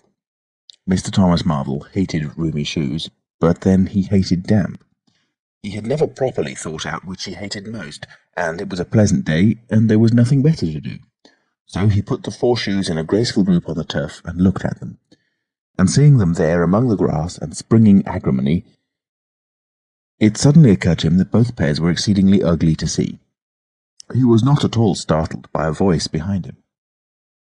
"They're boots, anyhow," said the voice. "They are charity boots," said Mr. Thomas Marvel, with his head on one side, regarding them distastefully. "And which is the ugliest pair in this whole blessed universe, I'm darned if I know." Said the voice. "I've worn worse. In fact, I've worn none. But none so audacious ugly, if you'll allow the expression. I've been cadging boots in particular for days, because I was sick of them. They're sound enough, of course, but a gentleman on tramp sees such a thundering lot of his boots. And if you'll believe me, I've raised in nothing in the whole blessed country as I try as I would but them. Look at 'em, and a good country for boots too in a general way, but it's just my promiscuous luck. I get my boots in this country 10 years or more, and they treat you like this." "It's a beast of a country," said the voice, "and pigs for people." "Ain't it?" said Mr. Thomas Marvel. "Lord, but them boots, it beats it." He turned his head over to his shoulder at the right, to look at the boots of his interlocutor with a view to comparisons, and lo, where the boots of his interlocutor should have been were neither legs nor boots. He was irradiated by the dawn of a great amazement. "Where are you?" said Mr. Thomas Marvel over his shoulder and coming on all fours. He saw a stretch of empty downs with the wind swaying and remote green-pointed furze bushes. "Am I drunk?" said Mr. Marvel. "Have I had visions? Was I talking to myself? What the—" "Don't be alarmed," said a voice. "None of your ventriloquizing me," said Mr. Thomas Marvel, rising sharply to his feet. "Where are you?" "Alarmed, indeed." Don't be alarmed, repeated the voice. You'll be alarmed in a minute, you silly fool, said Mr. Thomas Marvel. Where are ye? Let me get my mark on you. Are you buried? Said Mr. Thomas Marvel after an interval. There was no answer. Mr. Thomas Marvel stood bootless and amazed, his jacket nearly thrown off. Peewit, said a peewit very remote. Peewit indeed, said Mr. Thomas Marvel. This ain't no time for foolery. The down was desolate, east and west, north and south. The road with its shallow ditches and white bordering stakes ran smooth and empty north and south, and, save for that peewit, the blue sky was empty too. So help me, said Mr. Thomas Marvel, shuffling his coat onto his shoulders again. It's the drink. I might have known. It's not the drink, said the voice. You keep your nerves steady. Oh, said Mr. Marvel, and his face grew white amidst its patches. It's the drink, his lips repeated noiselessly. He remained staring about him, rotating slowly backwards. I could have swore I heard a voice, he whispered. Of course you did. It's there again, said Mr. Marvel, closing his eyes and clasping his hand on his brow with a tragic gesture. He was suddenly taken by the collar and shaken violently, and left more dazed than ever. Don't be a fool, said the voice. I'm off my bloomin' chump, said Mr. Marvel. It's no good. It's fretting about them blasted boots. I'm off my blessed bloomin' chump. Or it's spirits. Neither one thing nor the other, said the voice. Listen. Chump, said Mr. Marvel. 1 minute, said the voice penetratingly, tremulous with self-control. Well, said Mr. Thomas Marvel, with a strange feeling of having been dug in the chest by a finger. You think I'm just imagination? Just imagination? What else can you be? Said Mr. Thomas Marvel, rubbing the back of his neck. Very well, said the voice in a tone of relief. Then I'm going to throw flints at you until you think differently. But what are you? The voice made no answer. Whiz came a flint apparently out of the air and missed Mr. Marvel's shoulder by a hair's breadth. Mr. Marvel, turning, saw a flint jerk up into the air, trace a complicated path, hang for a moment, then fling at his feet with almost invisible rapidity. He was too amazed to dodge. Whiz it came and ricocheted from a bare toe into the ditch. Mr. Thomas Marvel jumped a foot and howled aloud. Then he started to run, tripped over an unseen obstacle, and came head over heels into a sitting position. Now, said the voice, as a third stone curved upward and hung in the air above the tramp, am I imagination? Mr. Marvel, by way of reply, struggled to his feet and was immediately rolled over again. He lay quiet for a moment. If you struggle any more, said the voice, I shall throw the flint at your head. It's a fair do, said Mr. Thomas Marvel, sitting up, taking his wounded toe in hand and fixing his eye on the third missile. I don't understand it. Stones flinging themselves, stones talking. Put yourself down. Rot away, I'm done. The third flint fell. It's very simple, said the voice. I'm an invisible man. Tell us something I don't know, said Mr. Marvel, gasping with pain. Where you've hid... I don't know, I'm beat. That's all, said the voice. I'm invisible. That's what I want you to understand. Anyone could see that. There's no need for you to be so confounded impatient, mister. Now then, give us a notion. How are you hid? I'm invisible. That's the great point, and what I want you to understand is this. But whereabouts? Interrupted Mr. Marvel. Here, 6 yards in front of you. Oh, come, I ain't blind. You'll be telling me next you're just thin air. I'm not one of your ignorant tramps. Yes, I am. Thin air. You're looking through me. What? Ain't there any stuff to you? Vox it. Oh, what is it? Jabber? Is that it? I'm just a human being. Solid, needing food and drink, needing covering too. But I'm invisible. You see? Invisible. Simple idea. Invisible. What, real like? Yes, real. Let's have a hand of you, said Marvel. If you are real, won't be so darn out of the way like then. Lord, he said. How you made me jump, gripping me like that. He felt the hand that closed round his wrist with his disengaged fingers, and his fingers went timorously up the arm, patted a muscular chest, and explored a bearded face. Marvel's face was astonishment. I'm dashed, he said. If this don't beat cockfighting, most remarkable. And there I can see a rabbit clean through you half a mile away, not a bit of you visible except—" He scrutinized the apparently empty space keenly. "You haven't been eating bread and cheese?" he asked, holding the invisible arm. "You're quite right, and it's not quite assimilated into the system." "Ah," said Mr. Marvel. "Sort of ghostly, though. Of course, all this isn't half wonderful, as you think." "It's quite wonderful enough for my modest wants," said Mr. Thomas Marvel. "How'd you manage it? How the deuce is it done?" "It's too long a story, and besides, I tell you, the whole business fairly beats me," said Mr. Marvel. "What I want to say at present is this. I need help. I have come to that. I came upon you suddenly. I was wandering, mad with rage, naked, impotent. I could have murdered, and I saw you." "Lord," said Mr. Marvel.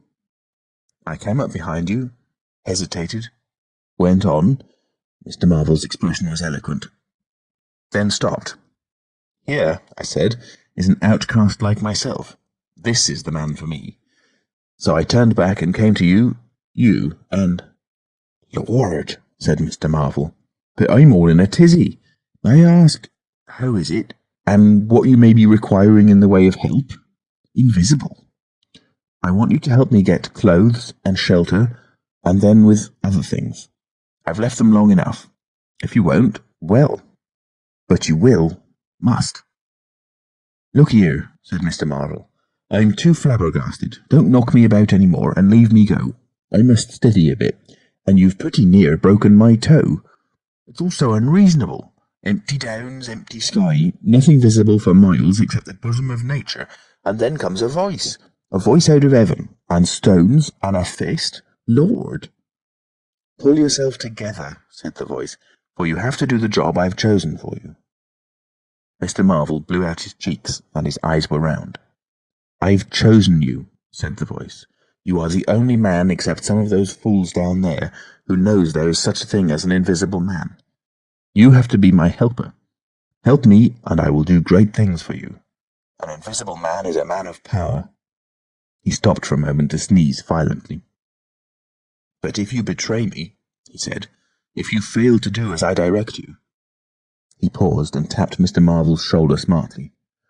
Mr. Marvel gave a yelp of terror at the touch. "I don't want to betray you," said Mr. Marvel, edging away from the direction of the fingers. "Don't you go a-thinking that, whatever you do. All I want to do is help you. Just tell me what I got to do. Lord, whatever you want done, that I'm most willing to do." Chapter 10. Mr. Marvel's Visit to Iping. After the first gusty panic had spent itself, Iping became argumentative. Skepticism suddenly reared its head. Rather nervous skepticism, not at all assured of its back, but skepticism nonetheless. It is so much easier not to believe in an invisible man, and those who had actually seen him dissolve into air, or felt the strength of his arm, could be counted on the fingers of two hands. And of those witnesses, Mr. Wadgers was presently missing, having retired impregnably behind the bolts and bars of his own house, and Jaffers was lying stunned in the parlour of the Coach and Horses. Great and strange ideas transcending experience often have less effect upon men and women than smaller, more tangible considerations. Iping was gay with bunting, and everybody was in gala dress. Whit Monday had been looked forward to for a month or more.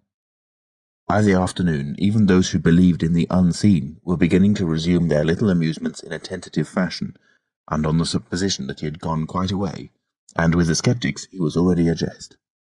But people, sceptics and believers alike, were remarkably sociable all that day.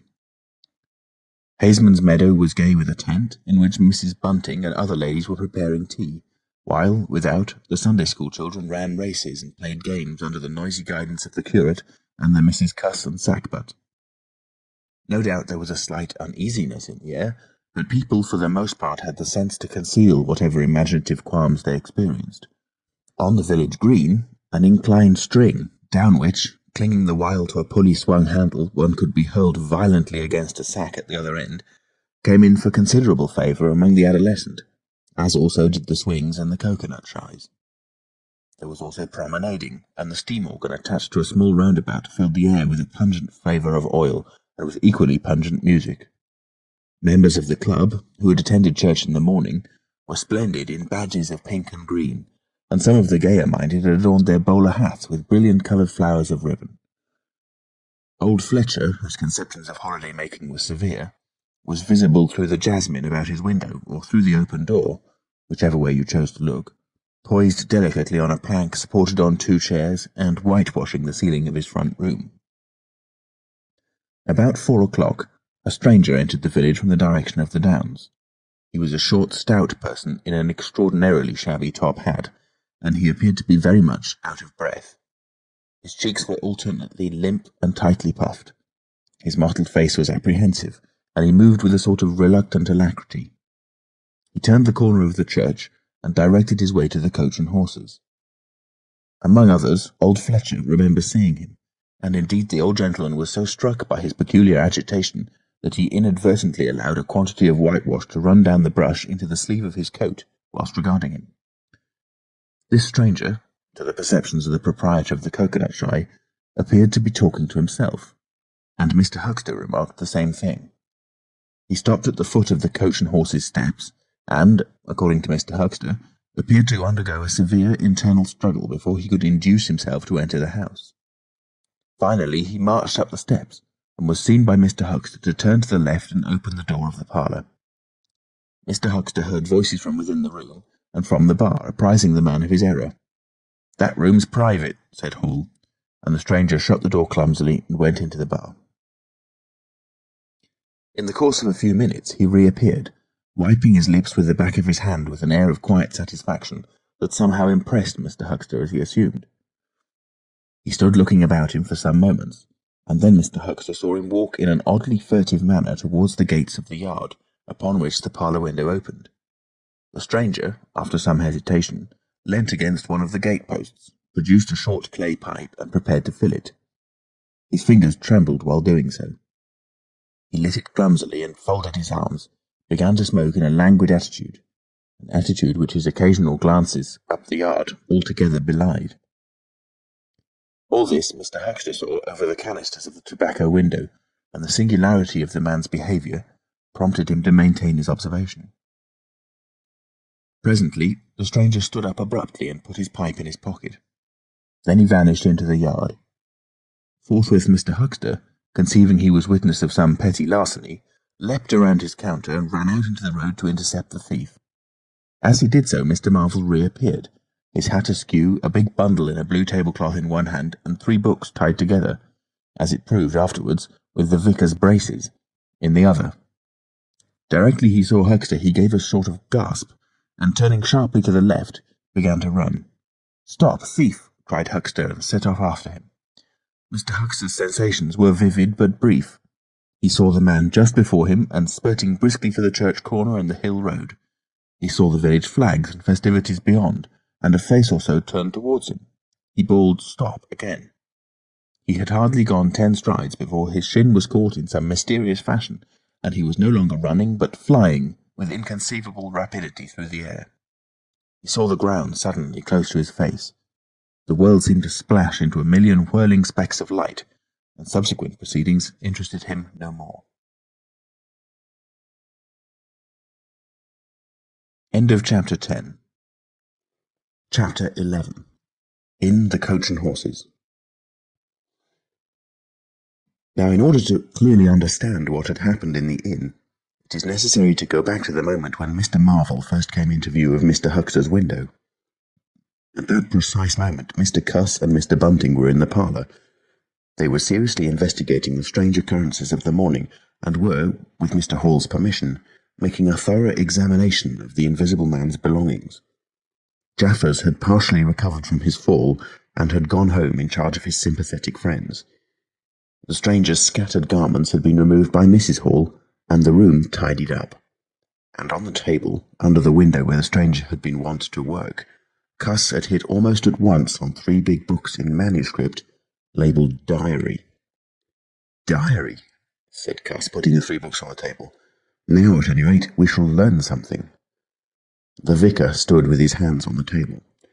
Diary, repeated Cuss, sitting down, putting 2 volumes to support the third, and opening it.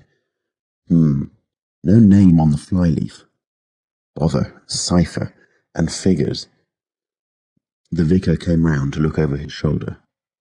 Cuss turned the pages over with a face suddenly disappointed. Oh, dear me, it's all cipher, Bunting.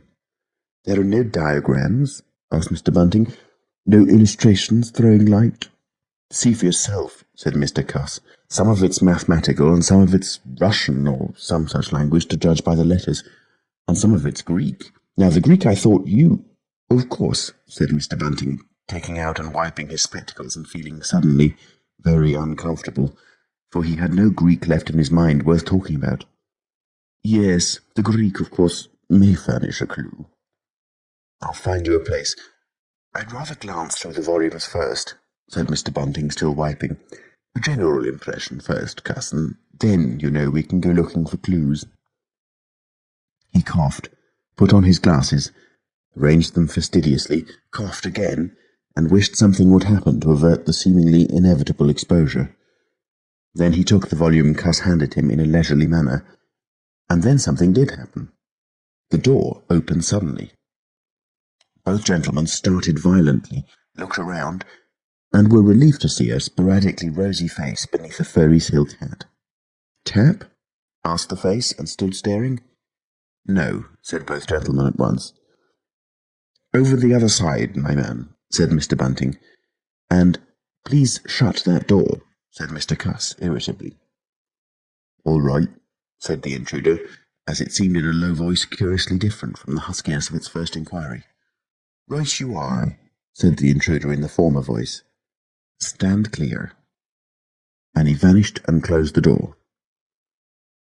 A sailor, I should judge, said Mr. Bunting. Amusing fellows they are. Stand clear, indeed. A nautical term referring to his getting back out of the room, I suppose. I dare say so, said Cuss. My nerves are all loose today. It made me quite jump, the door opening like that. Mr. Bunting smiled as if he had not jumped. And now, he said with a sigh, these books. Someone sniffed as he did so.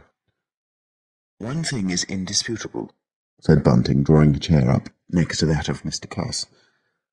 There certainly have been very strange things happening in Iping during the last few days. Very strange.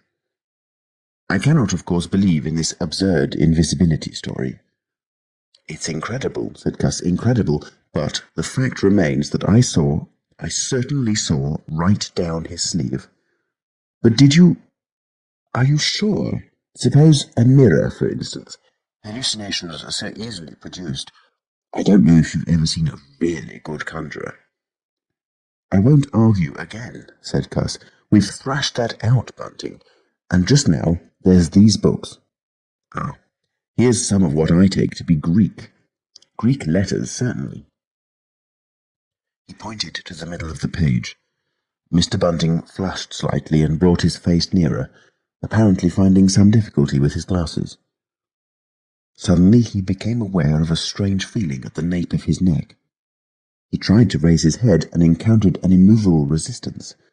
The feeling was a curious pressure, the grip of a heavy, firm hand, and it bore his chin irresistibly to the table.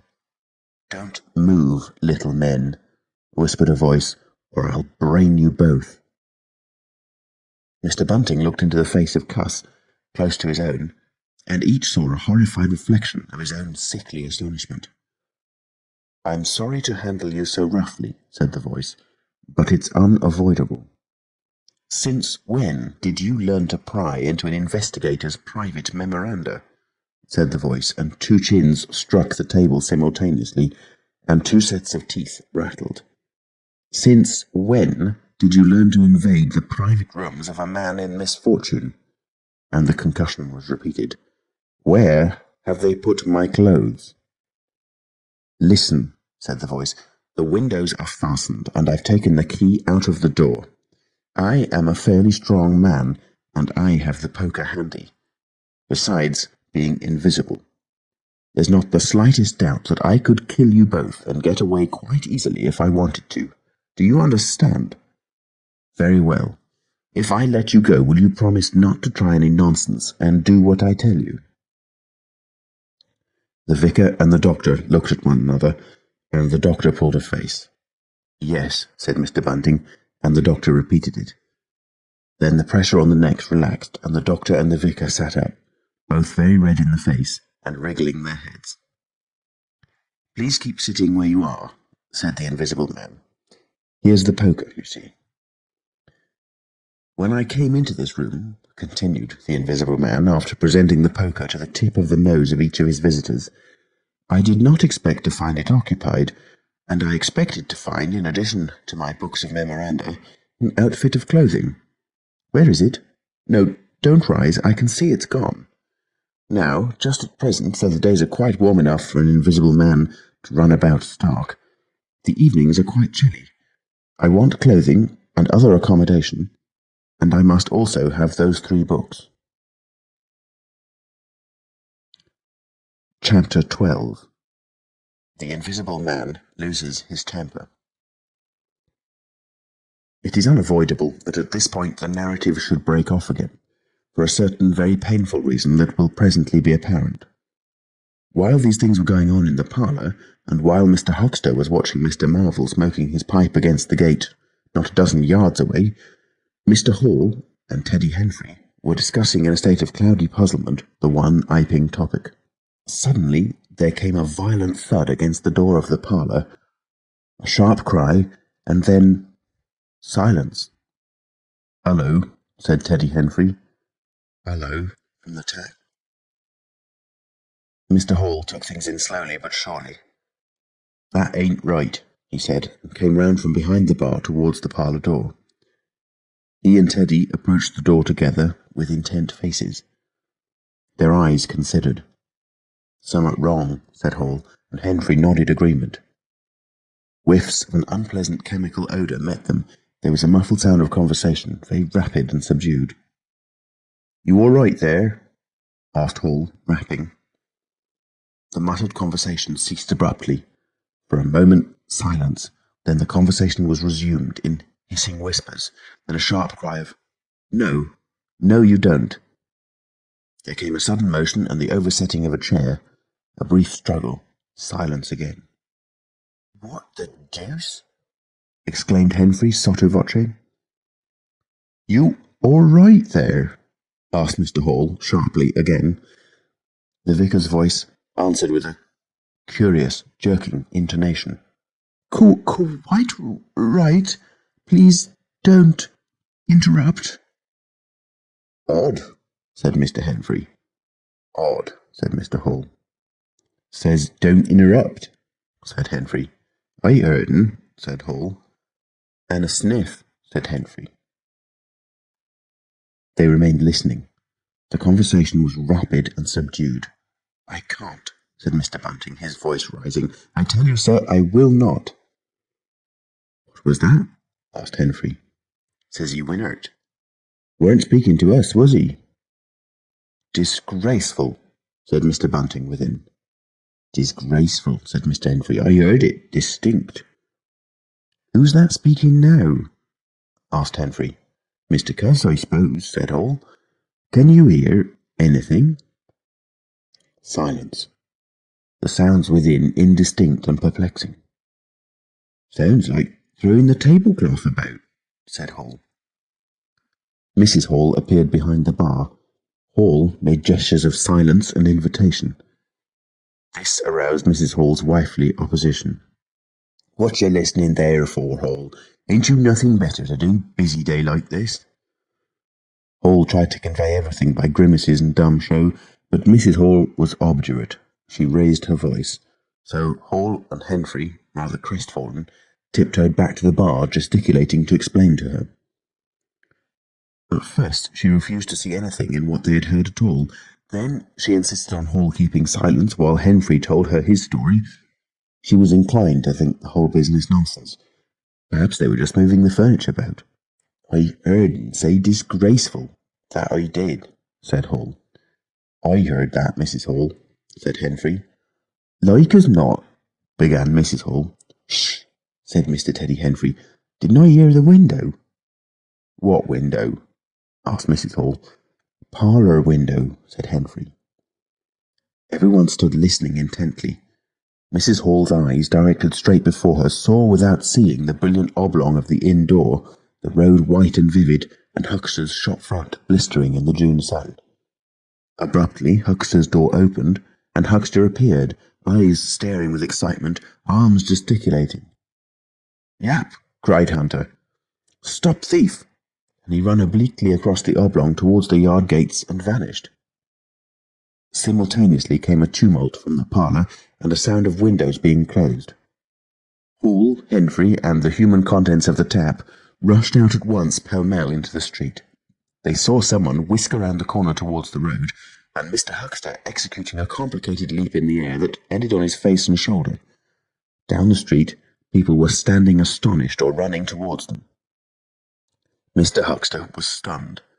Henry stopped to discover this, but Hall and the two labourers from the tap rushed at once to the corner, shouting incoherent things, and saw Mr. Marvel vanishing by the corner of the church wall.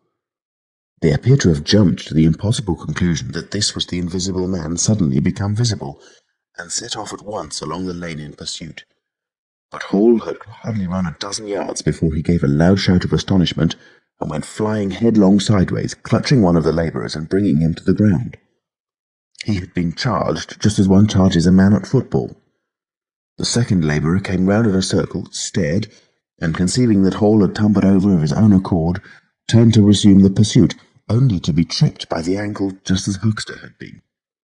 Then, as the first labourer struggled to his feet, he was kicked sideways by a blow that might have felled an ox. As he went down, the rush from the direction of the village green came round the corner. The first to appear was the proprietor of the coconut shy, a burly man in blue jersey. He was astonished to see the lane empty, save for three men sprawling absurdly on the ground. And then something happened to his rearmost foot, and he went headlong and rolled sideways just in time to graze the feet of his brother and partner, following headlong. The two were then kicked, knelt on, fallen over, and cursed by quite a number of over-hasty people. Now, when Hall and Henry and the labourers ran out of the house, Mrs. Hall, who had been disciplined by years of experience, remained in the bar next to the till. And suddenly the parlour door was opened and Mr. Cuss appeared, and without glancing at her, rushed at once down the steps round the corner. "Hold him," he cried. "Don't let him drop that parcel."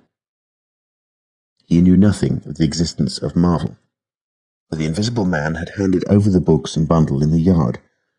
The face of Mr. Cuss was angry and resolute, but his costume was defective, a sort of limp white kilt that could only have passed muster in Greece. "Hold him," he bawled. "He's got my trousers, and every stitch of the vicar's clothes." "Tend to him in a minute," he cried to Henry as he passed the prostrate huckster, and, coming round the corner to join the tumult, was promptly knocked off his feet into an indecorous sprawl. Somebody in full fright trod heavily on his finger. He yelled, struggled to regain his feet, was knocked against and thrown on all fours again, and became aware that he was involved not in a capture, but a rout. Everyone was running back to the village. He rose again and was hit severely behind the ear. He staggered and set off back to the coach and horses forthwith, leaping over the deserted huckster who was now sitting up on his way. Behind him, as he was halfway up the inn steps, he heard a sudden yell of rage, rising sharply out of the confusion of cries, and a sounding smack in someone's face. He recognized the voice as that of the invisible man, and the note was that of a man suddenly infuriated by a painful blow. In another moment, Mr. Cuss was back in the parlour. "He's coming back, Bunting," he said, rushing in. "Save yourself." Mr. Bunting was standing in the window, engaged in an attempt to clothe himself in the hearthrug and a West Surrey Gazette. "Who's coming?" he said, so startled that his costume narrowly escaped disintegration. "Invisible man," said Cuss, and rushed on to the window. "We'd better clear out from here. He's fighting mad. Mad!" In another moment he was out in the yard. "Good heavens," said Mr. Bunting, hesitating between two horrible alternatives. He heard a frightful struggle in the passage of the inn, and his decision was made. He clambered out of the window, adjusted his costume hastily, and fled up the village as fast as his fat little legs would carry him. From the moment when the Invisible Man screamed with rage, and Mr. Bunting made his memorable flight up the village, it became impossible to give a consecutive account of affairs in Iping. Possibly the Invisible Man's original intention was simply to cover Marvel's retreat with the clothes and books, but his temper, at no time very good, seems to have gone completely at some chance blow, and forthwith he set to smiting and overthrowing for the mere satisfaction of hurting. You must figure the street full of running figures, of doors slamming and fights for hiding places. You must figure the tumult suddenly striking on the unstable equilibrium of old Fletcher's planks and 2 chairs with cataclysmic results. You must figure an appalled couple caught dismally in a swing. And then the whole tumultuous rush has passed, and the Iping street with its gourds and flags is deserted, save for the still raging unseen, and littered with coconuts, overthrown canvas screens, and the scattered stock in trade of a sweetstuff stall. Everywhere there is a sound of closing shutters and shoving bolts, and the only visible humanity is an occasional flitting eye under a raised eyebrow in the corner of a window pane. The Invisible Man amused himself for a little while by breaking all the windows in the Coach and Horses, and then he thrust a street lamp through the parlour window of Mrs. Gribble. He, it must have been, who cut the telegraph wire to Adderdean just beyond Higgins's cottage on the Adderdean road, and, after that, as his peculiar qualities allowed, he passed out of human perceptions altogether, and he was neither heard, seen, nor felt in Iping any more. He vanished absolutely. But it was the best part of 2 hours before any human being ventured out again into the desolation of an Iping street. End of Chapter 12. Chapter 13. Mr. Marvel discusses his resignation. When the dust was gathering and Iping was just beginning to peep timorously forth again upon the shattered wreckage of its bank holiday, a short, thick-set man in a shabby silk hat was marching painfully through the twilight behind the beech woods on the road to Bramblehurst. He carried 3 books, bound together by some sort of ornamental elastic ligature, and a bundle wrapped in a blue tablecloth. His rubicund face expressed consternation and fatigue. He appeared to be in some sort of spasmodic hurry. He was accompanied by a voice other than his own, and ever and again he winced under the touch of unseen hands. "If you give me the slip again," said the voice, "if you attempt to give me the slip again—" "Lord," said Mr. Marvel, "that shoulder's a mass of bruises as it is." "On my honour," said the voice, "I will kill you." "I didn't try to give you the slip," said Marvel, in a voice that was not far remote from tears. "I swear I didn't. I didn't know the blessed turning, that was all. How the devil was I to know the blessed turning? As it is, I've been knocked about." "You'll get knocked about a great deal more if you don't mind," said the voice, and Mr. Marvel abruptly became silent. He blew out his cheeks, and his eyes were eloquent of despair. "It's bad enough to let those floundering yokels explode my little secret without your cutting off with my books. It's lucky for some of them they cut and ran when they did. Here am I. No one knew I was invisible. And now what am I to do?"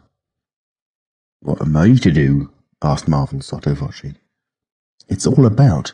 It will be in the papers. Everybody will be looking for me, everyone on their guard." The voice broke off into vivid curses and ceased. The despair of Mr. Marvel's face deepened and his pace slackened. "Go on," said the voice. Mr. Marvel's face assumed a greyish tint between the ruddier patches. "Don't drop those books, stupid," said the voice sharply, overtaking him. "The fact is," said the voice, "I shall have to make use of you. You're a poor tool, but I must." "I'm a miserable tool," said Marvel. "You are," said the voice. "I'm the worst possible tool you could have," said Marvel. "I'm not strong," he said after a discouraging silence. "I'm not over-strong," he repeated. "No?" And my heart's weak. That little business, I pulled it through, of course, but bless you, I could have dropped. Well, I haven't the nerve and strength for the sort of thing you want. I'll stimulate you. I wish you wouldn't.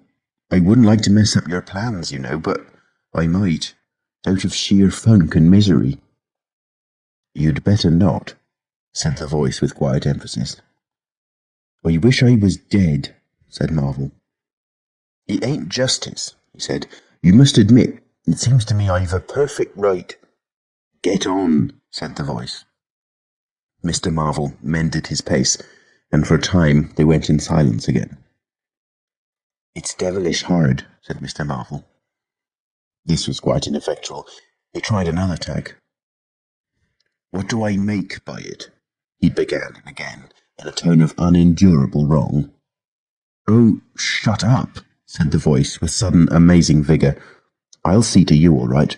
You do what you're told. You'll do it all right. You're a fool and all that, but you'll do. I tell you, sir, I'm not the man for it. Respectfully, but it is so. If you don't shut up, I shall twist your wrist again, said the Invisible Man. I want to think. Presently 2 oblongs of yellow light appeared through the trees, and the square tower of a church loomed through the gloaming. I shall keep my hand on your shoulder, said the voice. All through the village. Go straight through, and try no foolery. It'll be the worse for you if you do. I know that, sighed Mr. Marvel. I know all that. The unhappy-looking figure in the obsolete silk hat passed up the street of the little village with his burdens, and vanished into the gathering darkness beyond the lights of the windows. Chapter 14. At Port Stowe.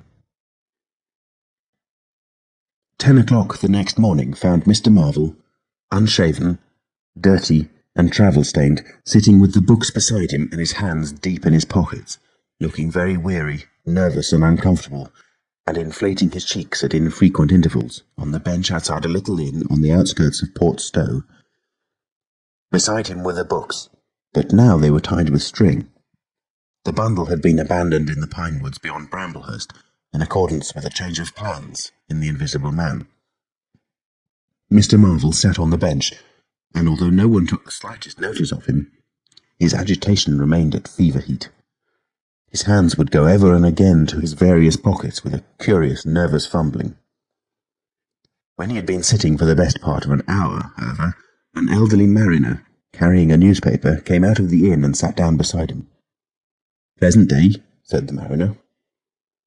Mr. Marvel glanced about him, with something very like terror. "Very," he said. "Just seasonable weather for the time of year," said the mariner, taking no denial. "Quite," said Mr. Marvel. The mariner produced a toothpick and, saving his regard, was engrossed thereby for some minutes. His eyes, meanwhile, were at liberty to examine Mr. Marvel's dusty figure and the books beside him. As he had approached Mr. Marvel, he had heard a sound like the dropping of coins into a pocket. He was struck by the contrast of Mr. Marvel's appearance with this sudden suggestion of opulence. Thence his mind wandered back again to a topic that had taken curiously firm hold of his imagination. "Books?" he said suddenly, noisily finishing with the toothpick.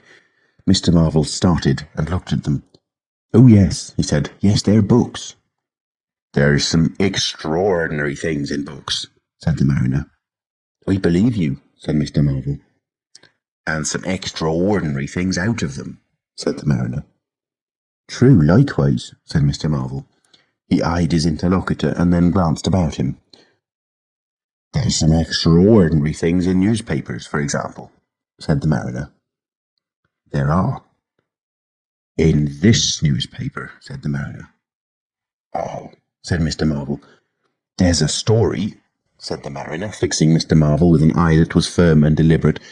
"There's a story about an invisible man, for instance." Mr. Marvel pulled his mouth askew and scratched his cheek and felt his ears glowing. "What will they be writing next?" he asked faintly. "Austria or America?" "Neither," said the mariner. "Here." Lord, said Mr. Marvel, starting. When I say here, said the mariner, to Mr. Marvel's intense relief, I don't of course mean here in this place. I mean hereabouts. An invisible man, said Mr. Marvel. And what's he been up to? Everything, said the mariner, controlling Marvel with his eye and then amplifying every blessed thing. I ain't seen a paper these 4 days, said Marvel. Iping's the place he started at, said the mariner. Indeed, said Mr. Marvel. He started there, and where he came from nobody don't seem to know. Here it is, Peculiar Story from Iping. And it says in this paper that the evidence is extraordinary strong. Extraordinary. Lord, said Mr. Marvel. But then it's an extraordinary story. There's a clergyman and a medical gent witnesses. Saw him all right and proper. At leastways didn't see him. He was staying at us at the Coach and Horses. And don't no one seem to be aware of his misfortune. Aware of his misfortune, it says, until in an altercation at the inn, it says, his bandages on his head was torn off. It was then observed that his head was invisible. Attempts were at once made to secure him, but casting off his garments, it says, he succeeded in escaping, but not until after a desperate struggle in which he had inflicted serious injuries, it says, on our worthy and able constable, Mr. J. A. Jaffers. Pretty straight story, eh? Names and everything. Lord, said Mr. Marvel, looking nervously about him, trying to count the money in his pockets by his unaided sense of touch, and full of a strange and novel idea. It sounds most astonishing. Don't it? Extraordinary, I call it. Never heard tell of invisible men before, I haven't, but nowadays one hears such a lot of extraordinary things that all he did? Asked Marvel, trying to seem at his ease. It's enough, ain't it? Said the mariner. Didn't go back by any chance? Asked Marvel. Just escaped and that's all, eh? All? Said the mariner. Why, ain't it enough? Quite enough, said Marvel. I should think it was enough, said the mariner. I should think it was enough. He didn't have any pals? It don't say he had any pals, does it? Asked Mr. Marvel, anxious. Ain't one of a sort enough for you? Asked the mariner. No, thank heaven, as one say. He didn't. He nodded his head slowly. It makes me regular uncomfortable, the bare thought of that chap running about the country. He is at present at large, and from certain evidence it is supposed that he has took, I suppose they mean, the road to Port Stowe. You see, we're right in it. None of your American wonders this time, and just think of the things he might do. Where'd you be if he took a drop over and above, and had a fancy to go for you? Supposing he wants to rob, who can prevent him? He can trespass, he can burgle, he could walk through the cordon of a policeman as easy as me, or you could give the slip to a blind man.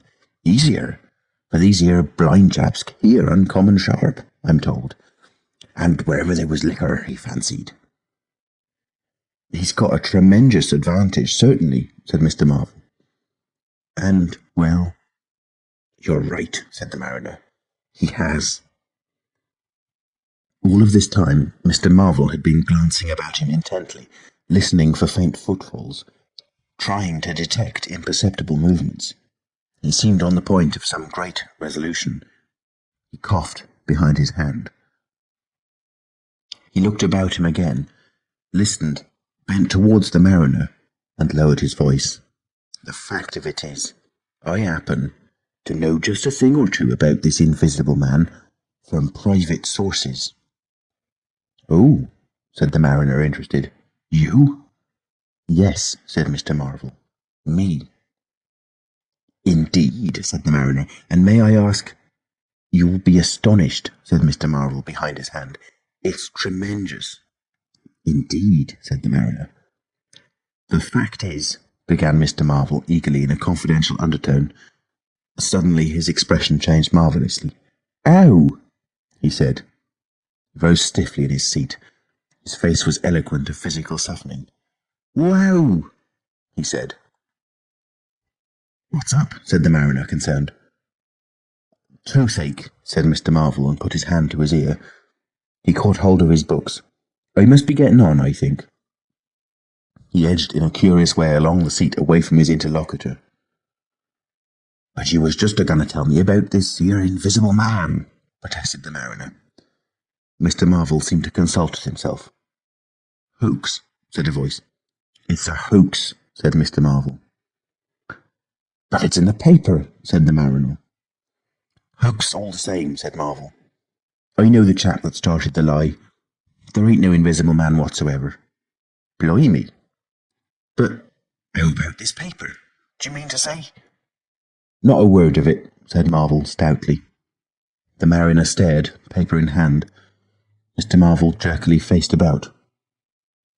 "Wait a bit," said the mariner, rising and speaking slowly. "Do you mean to say—" "I do," said Mr. Marvel. "Then why'd you let me go on and tell you all this blasted stuff, then? What do you mean by letting a man make a fool of himself like that for, eh?" Mr. Marvel blew out his cheeks. The mariner was suddenly very red indeed. He clenched his hands.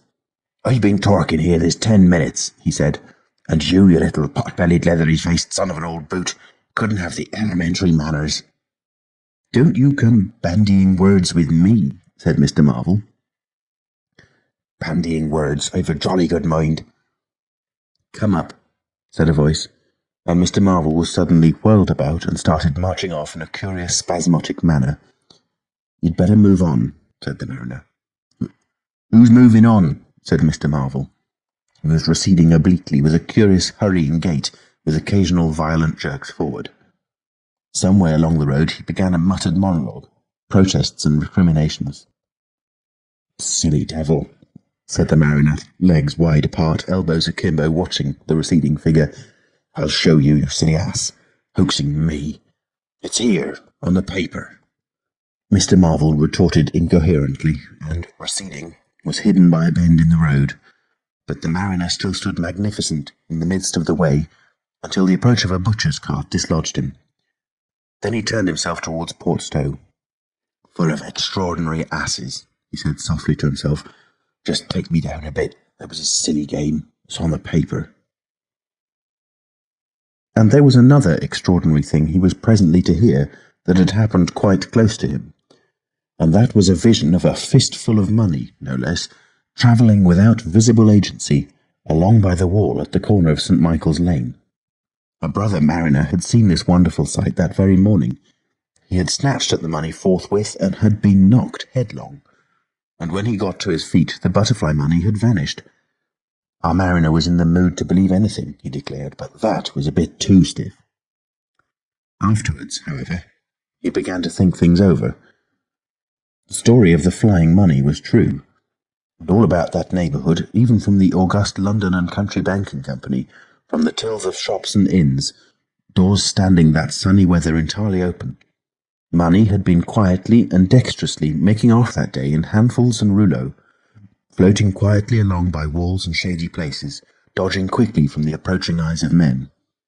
And it had, though no man had traced it, invariably ended its mysterious flight in the pocket of that agitated gentleman in the obsolete silk hat, sitting outside the little inn on the outskirts of Portstow.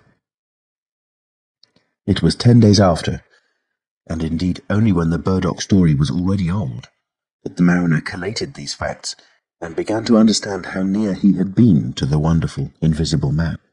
Chapter 15. The Man Who Was Running.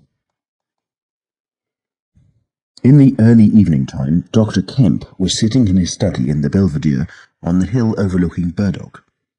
It was a pleasant little room with 3 windows, north, west, and south, and bookshelves covered with books and scientific publications, and a broad writing table, and underneath the north window a microscope, glass slips, minute instruments, some cultures, and scattered bottles of reagents. Dr. Kemp's solar lamp was lit, albeit the sky was still bright with the sunset light, and his blinds were up, because there was no offensive peering outsiders to require them pulled down. Dr. Kemp was a tall and slender young man, with flaxen hair and a moustache almost white, and the work he was upon would earn him, he hoped, the fellowship of the Royal Society, so highly did he think of it. And his eye, presently wandering from his work, caught the sunset blazing at the back of the hill that is over against his own. For a minute perhaps he sat, pen in mouth, admiring the rich golden colour above the crest, and then his attention was attracted by the little figure of a man, inky black, running over the hill brow towards him. He was a shortish little man, and he wore a high hat, and he was running so fast that his legs verily twinkled. "Another of those fools," said Dr. Kemp, "like that ass who ran into me this morning around a corner with 'Visible Man a-coming, sir.' I can't imagine what possesses people. One might think we were in the 13th century. He got up, went to the window, and stared at the dusky hillside and the dark little figure tearing down it. "He seems in a confounded hurry," said Dr. Kemp. "But he doesn't seem to be getting on. If his pockets were full of lead, he couldn't run heavier." "Spurted, sir," said Dr. Kemp. In another moment, the higher of the villas that had clambered up the hill from Burdock had occluded the running figure. He was visible again for a moment, and then again, 3 times between the 3 detached houses that came next, and then the terrace hid him. "Asses," said Dr. Kemp, swinging around on his heel and walking back to his writing table. But those who saw the fugitive nearer, and perceived the abject terror on his perspiring face, being themselves in the open roadway, did not share in the doctor's contempt. The man pounded, and as he ran he chinked like a well-filled purse that is tossed to and fro. He looked neither to the right nor the left, but his dilated eyes stared straight downhill to where the lamps were being lit and the people were crowded in the street, and his ill-shaped mouth fell apart, and a glary foam lay on his lips, and his breath came hoarse and noisy. All he passed stopped and began staring up the road and down, and interrogating one another with an inkling of discomfort for the reason of his haste. And then presently, far up the hill, a dog playing in the road yelped and ran under a gate, and as they still wondered something, a wind, a pad, pad, pad, a sound like a panting breathing, rushed by. People screamed. People sprang off the pavement. It passed in shouts. It passed by instinct down the hill. They were shouting in the street before Marvel was halfway there. They were bolting into houses and slamming the doors behind them, and with the news. He heard it and made one last desperate spurt. Fear came striding by, rushed ahead of him, and in a moment had seized the town. "The Invisible Man is coming! The Invisible Man!" Chapter 16. In the Jolly Cricketers. The Jolly Cricketers is just at the bottom of the hill where the tram lines begin. The barman leant his fat red arms on the counter and talked of horses with an anemic cabman, while a black-bearded man in a grey snapped up biscuit and cheese, drank Burton, and conversed in American with a policeman off duty. "What's the shouting about?" said the anemic cabman, going off at a tangent, trying to see up the hill over the dirty yellow blind in the low window of the inn. Somebody ran by outside. "Fire, perhaps," said the barman. Footsteps approached, running heavily. The door was pushed open violently, and Marvel, weeping and dishevelled, his hat gone, the neck of his coat torn open, rushed in, made a convulsive turn, and attempted to shut the door. It was half held open by a strap. "Coming," he bawled, his voice shrieking with terror. "He's coming, the Invisible Man. After me, for God's sake, help, help, help!" "Shut the doors," said the policeman. "Who's coming? What's the row?" He went to the door, released the strap, and it slammed. The American closed the other door. "Let me go inside," said Marvel, staggering and weeping, but still clutching the books. "Let me go inside. Lock me in somewhere. I tell you, he's after me. I gave him the slip. He said he'd kill me, and he will." "You're safe," said the man with the black beard. "The door's shut. What's it all about?" "Let me go inside," said Marvel, and shrieked aloud as a blow suddenly made the fastened door shiver, and was followed by a hurried rapping and a shouting outside. "Hello," cried the policeman. "Who's there?" Mr. Marvel began to make frantic dives at panels that looked like doors. "He'll kill me. He's got a knife or something, for God's sake." "Here you are," said the barman. "Come in here," and he held up the flap of the bar. Mr. Marvel rushed behind the bar as the summons outside was repeated. "Don't open the door," he screamed. "Please don't open the door. Where shall I hide?" This invisible man, then?" asked the man with the black beard, with one hand behind him. "I guess it's about time we saw him." The window of the inn was suddenly smashed in, and there was a screaming and running to and fro in the street. The policeman had been standing on the settee, staring out, craning to see who was at the door. He got down with raised eyebrows. "It's that?" he said. The barman stood in front of the bar parlour, which was now locked, on Mr. Marvel, stared at the smashed window, and came around to the other two men. Everything was suddenly quiet. "I wish I had my truncheon," said the policeman, going irresolutely to the door. "Once we open, in he comes. There's no stopping him."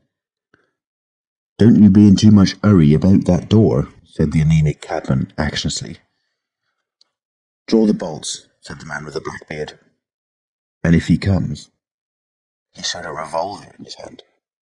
"That won't do," said the policeman. "That's murder." "I know what country I'm in," said the man with the beard. "I'm going to let off at his legs. Draw the bolts." "Not with that blinking thing going off behind me," said the barman, craning over the blind.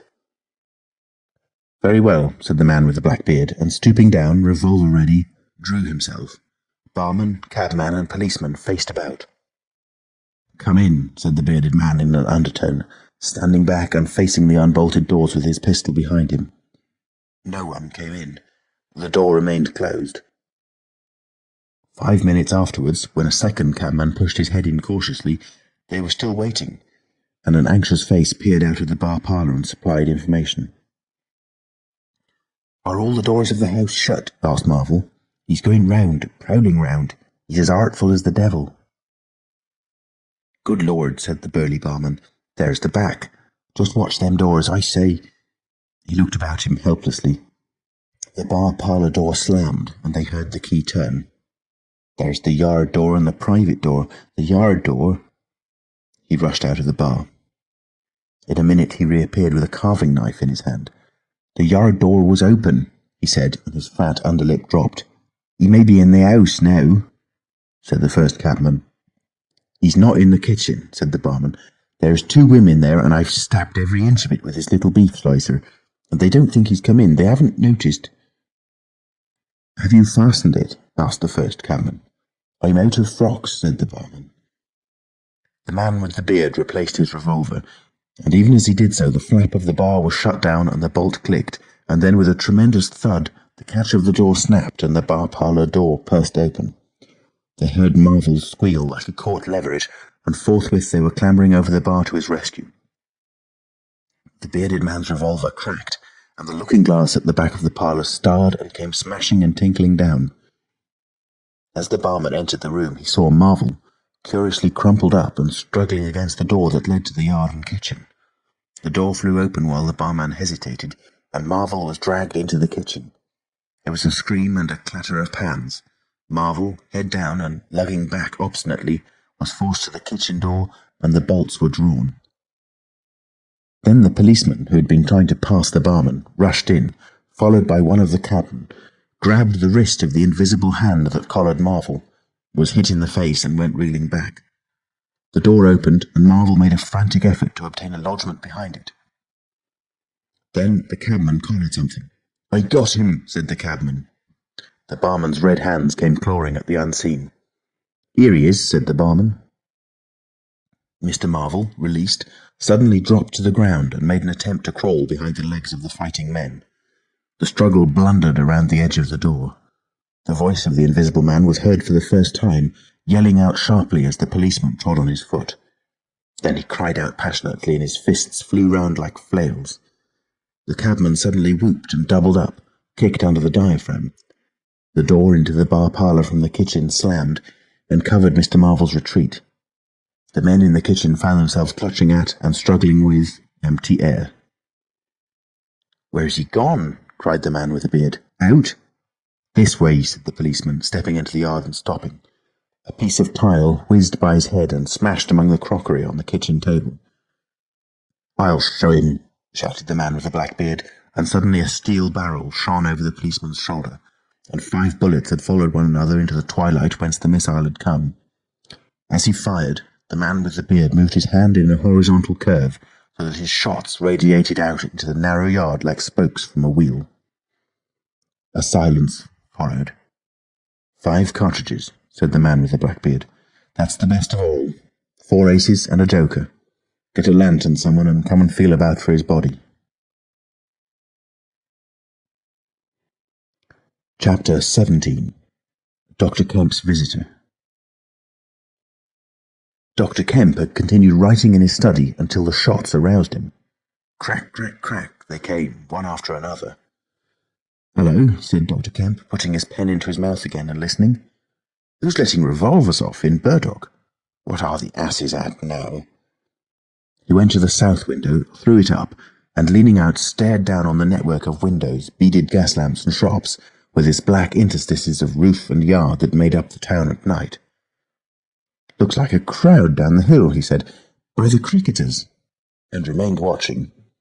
Thence his eyes wandered over the town to far away where the ship's lights shone and the pier glowed, a little illuminated faceted pavilion like a gem of yellow light. The moon in his first quarter hung over the westward hill, and the stars were clear and almost tropically bright.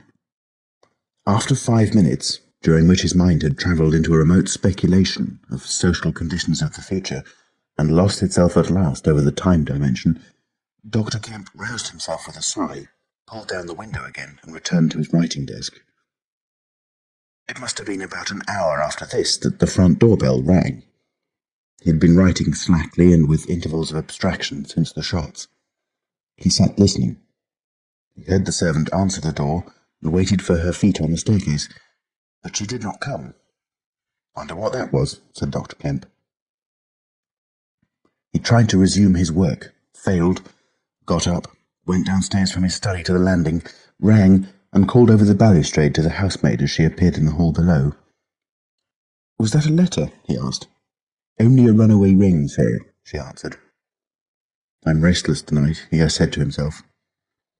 He went back to his study and this time attacked his work resolutely.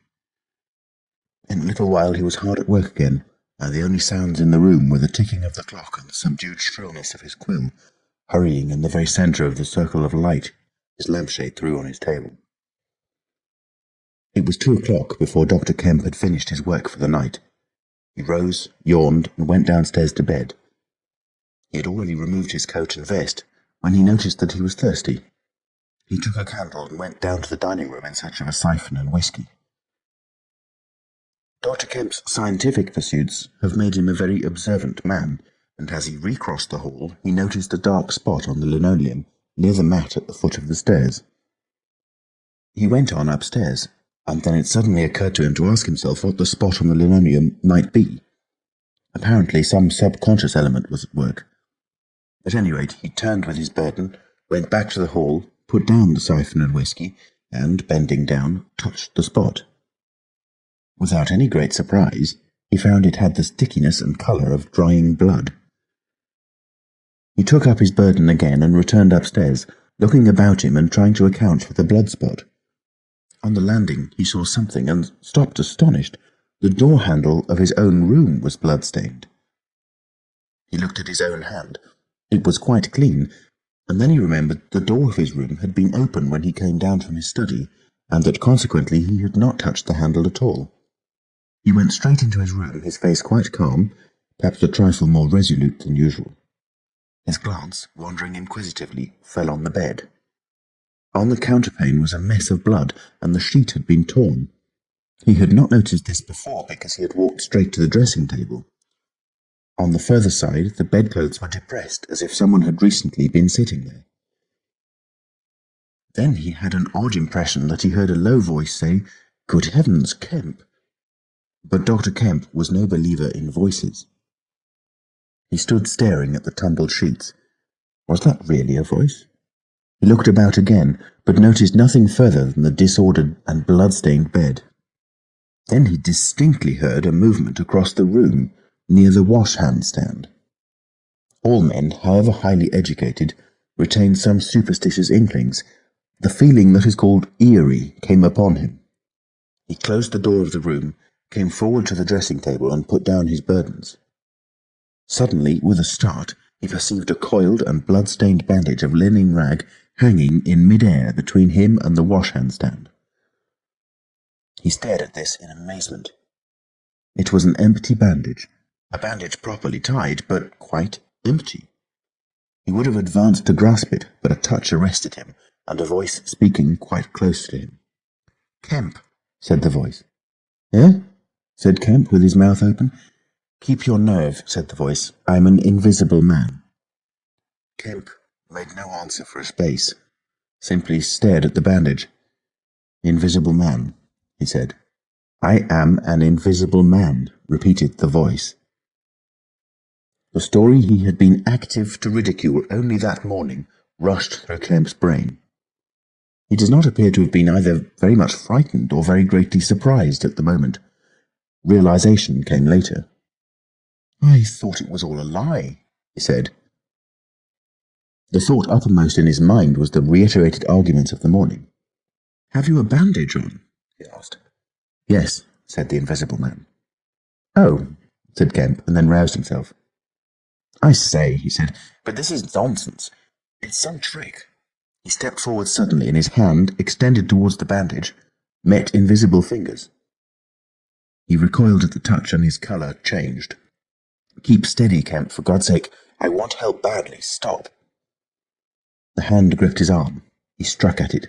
"Kemp," cried the voice. "Kemp, keep steady." And the grip tightened. A frantic desire to free himself took possession of Kemp. The hand of the bandaged arm gripped his shoulder, and he was suddenly tripped and flung backwards upon the bed.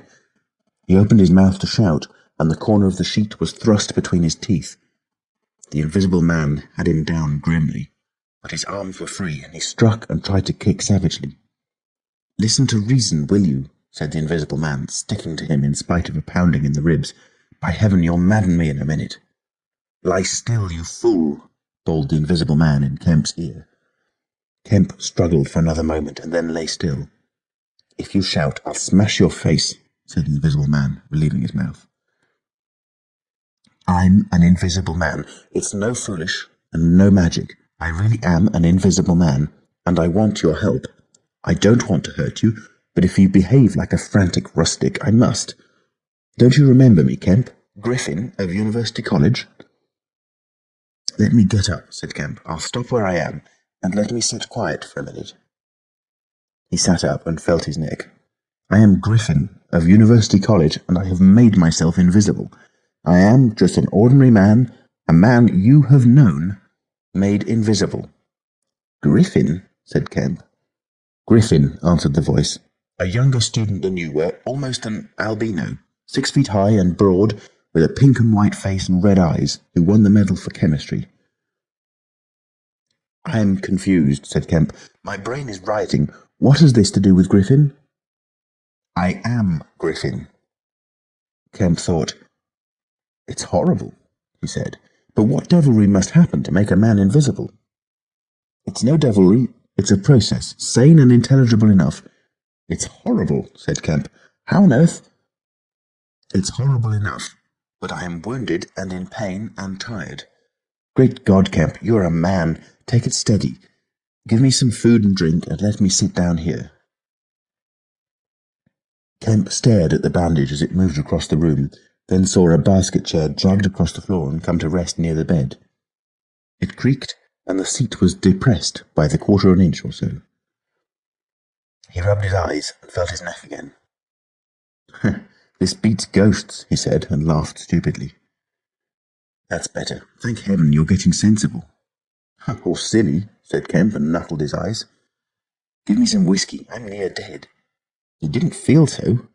"Where are you? If I get up, shall I run into you?" "There. All right. Whiskey. Here. Where shall I give it to you?" The chair creaked, and Kemp felt the glass drawn away from him. He let go by an effort. His instinct was all against it. It came to rest, poised 20 inches above the front edge of the seat of the chair. He stared at it in infinite perplexity. This must be hypnotism. You have suggested you are invisible." "Nonsense," said the voice. "It's frantic. Listen to me. I demonstrated conclusively this morning, began Kemp, that invisibility— Never mind what you've demonstrated. I'm starving, said the voice, and the night is chilly to a man without clothes. Food? Said Kemp. The tumbler of whisky tilted itself. Yes, said the Invisible Man, wrapping it down. Have you a dressing gown? Kemp made some exclamation in an undertone. He walked to a wardrobe and produced a robe of dingy scarlet. This do? He asked. It was taken from him. It hung limp for a moment in mid-air, fluttered weirdly, stood full and decorously buttoning itself, and sat down in his chair. Drawers, socks, slippers would be a comfort, said the unseen curtly, and food. Anything. But this is the insanest thing I was ever in my life. He turned out his drawers for the articles, and then went downstairs to ransack his larder.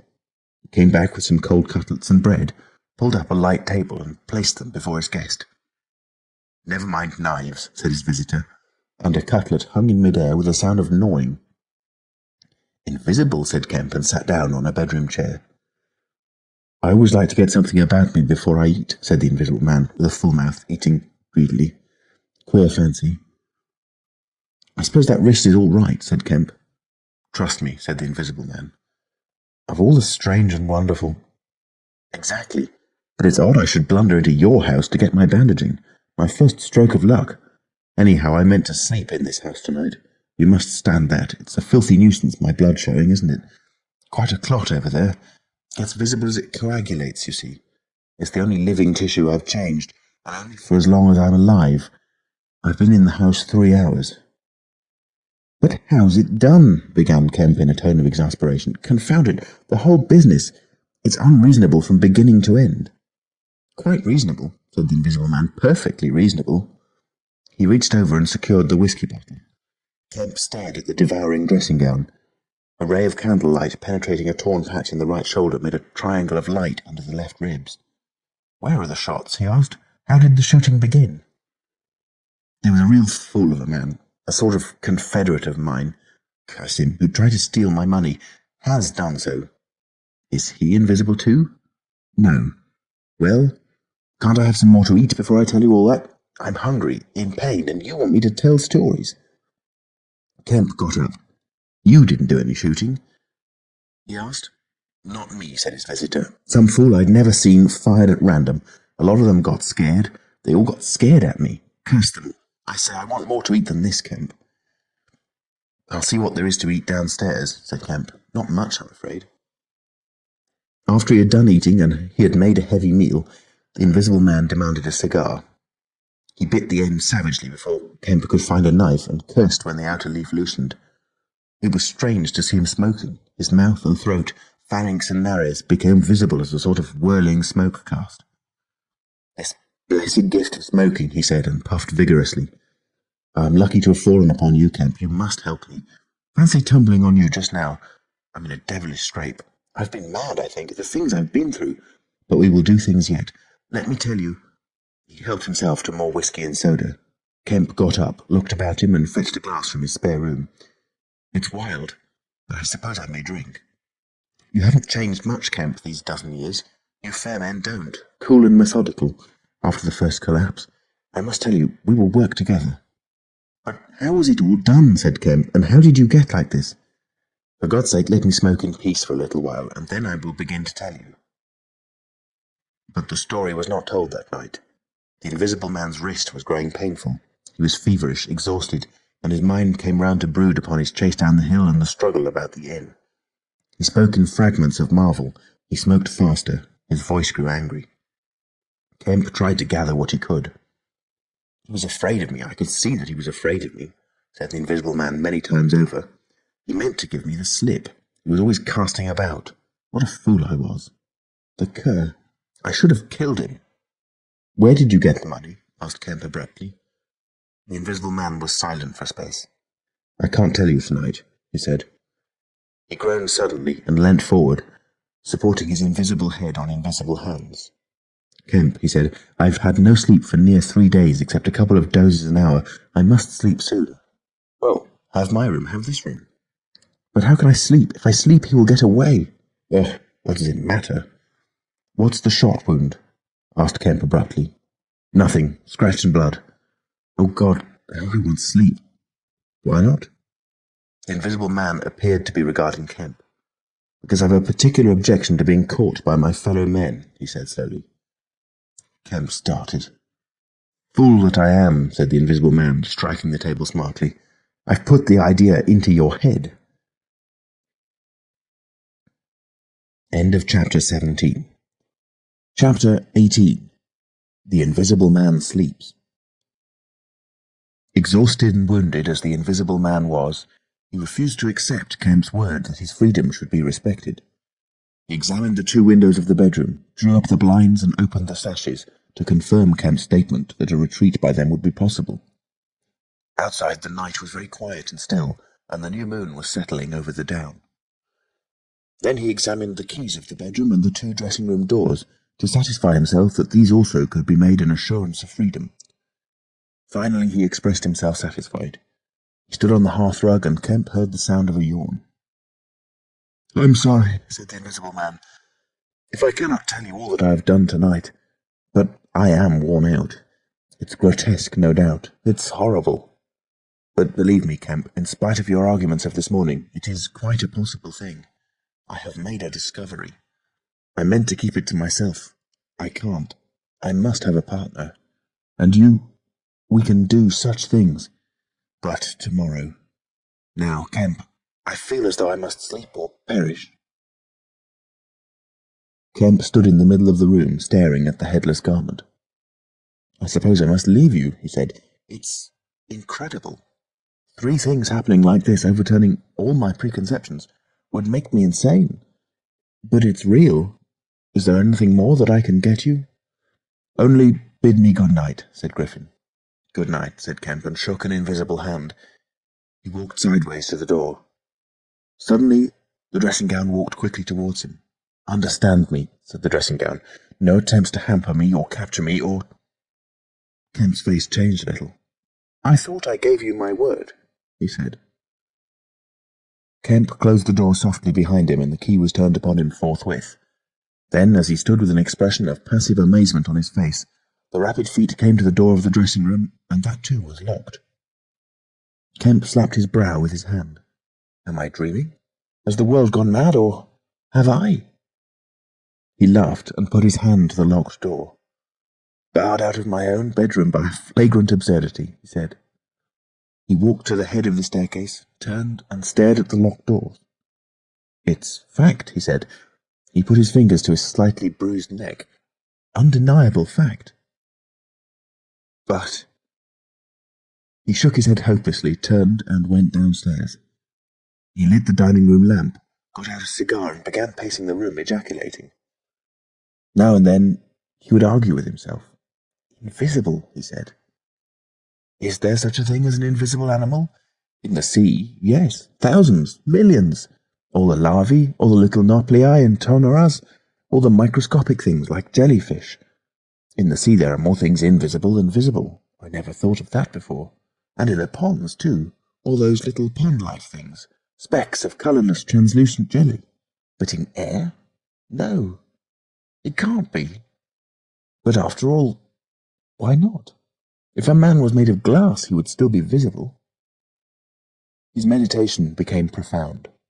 The bulk of 3 cigars had passed into the invisible or diffused as a white ash over the carpet before he spoke again. Then it was merely an exclamation. He turned aside, walked out of the room, and went into his little consulting room and lit the gas there.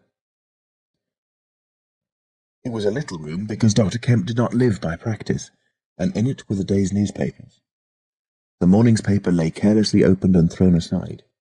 He caught it up, turned it over, and read the account of a strange story from Iping that the mariner at Port Stowe had spelt over so painfully to Mr. Marvel. Kemp read it swiftly. "Wrapped up?" said Kemp. "Disguised? Hiding it? No one seems to have been aware of his misfortune? What the devil is his game?" He dropped the paper and his eye went seeking. "Ah," he said, and he caught up the St. James's Gazette, lying folded up as it had arrived. "Now we shall get at the truth," said Dr. Kemp. He rent the paper open. A couple of columns confronted him. "An entire village in Sussex goes mad," was the heading. Good heavens, said Kemp, reading eagerly an incredulous account of the events in Iping of the previous afternoon that have already been described. Over the leaf, the report in the morning paper had been reprinted. He reread it. Ran through the streets, striking left and right. Jaffers insensible, Mr. Huckster in great pain, still unable to describe what he saw. Painful humiliation, vicar. Woman ill with terror, windows smashed. This extraordinary story probably a fabrication? Too good not to print, cum grano. He dropped the paper and stared blankly in front of him. Probably a fabrication. He caught up the paper again and reread the whole business. But when does the tramp come in? Why the deuce was he chasing a tramp? He sat down abruptly on the surgical bench. He's not only invisible, he said, but he's mad, homicidal. When dawn came to mingle its pallor with the lamplight and cigar smoke of the dining room, Kemp was still pacing up and down, trying to grasp the incredible.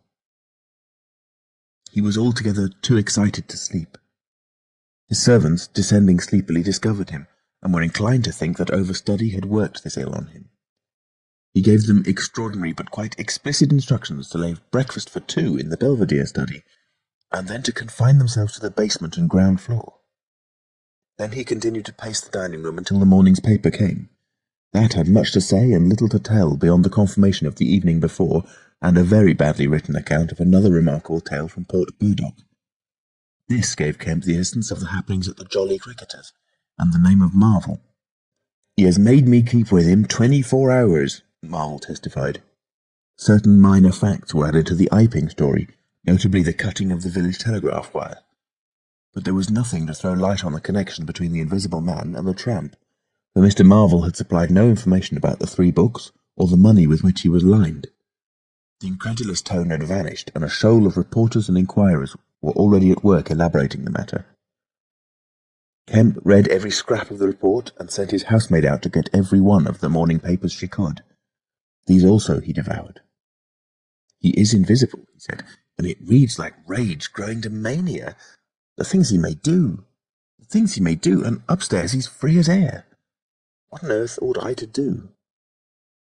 For instance, would it be a breach of faith if— No. He went to a little untidy desk in the corner and began a note. He tore this up half-written and wrote another. He read it over and considered it. Then he took an envelope and addressed it to Colonel Adye, Port Burdock. The Invisible Man awoke even as Kemp was doing this.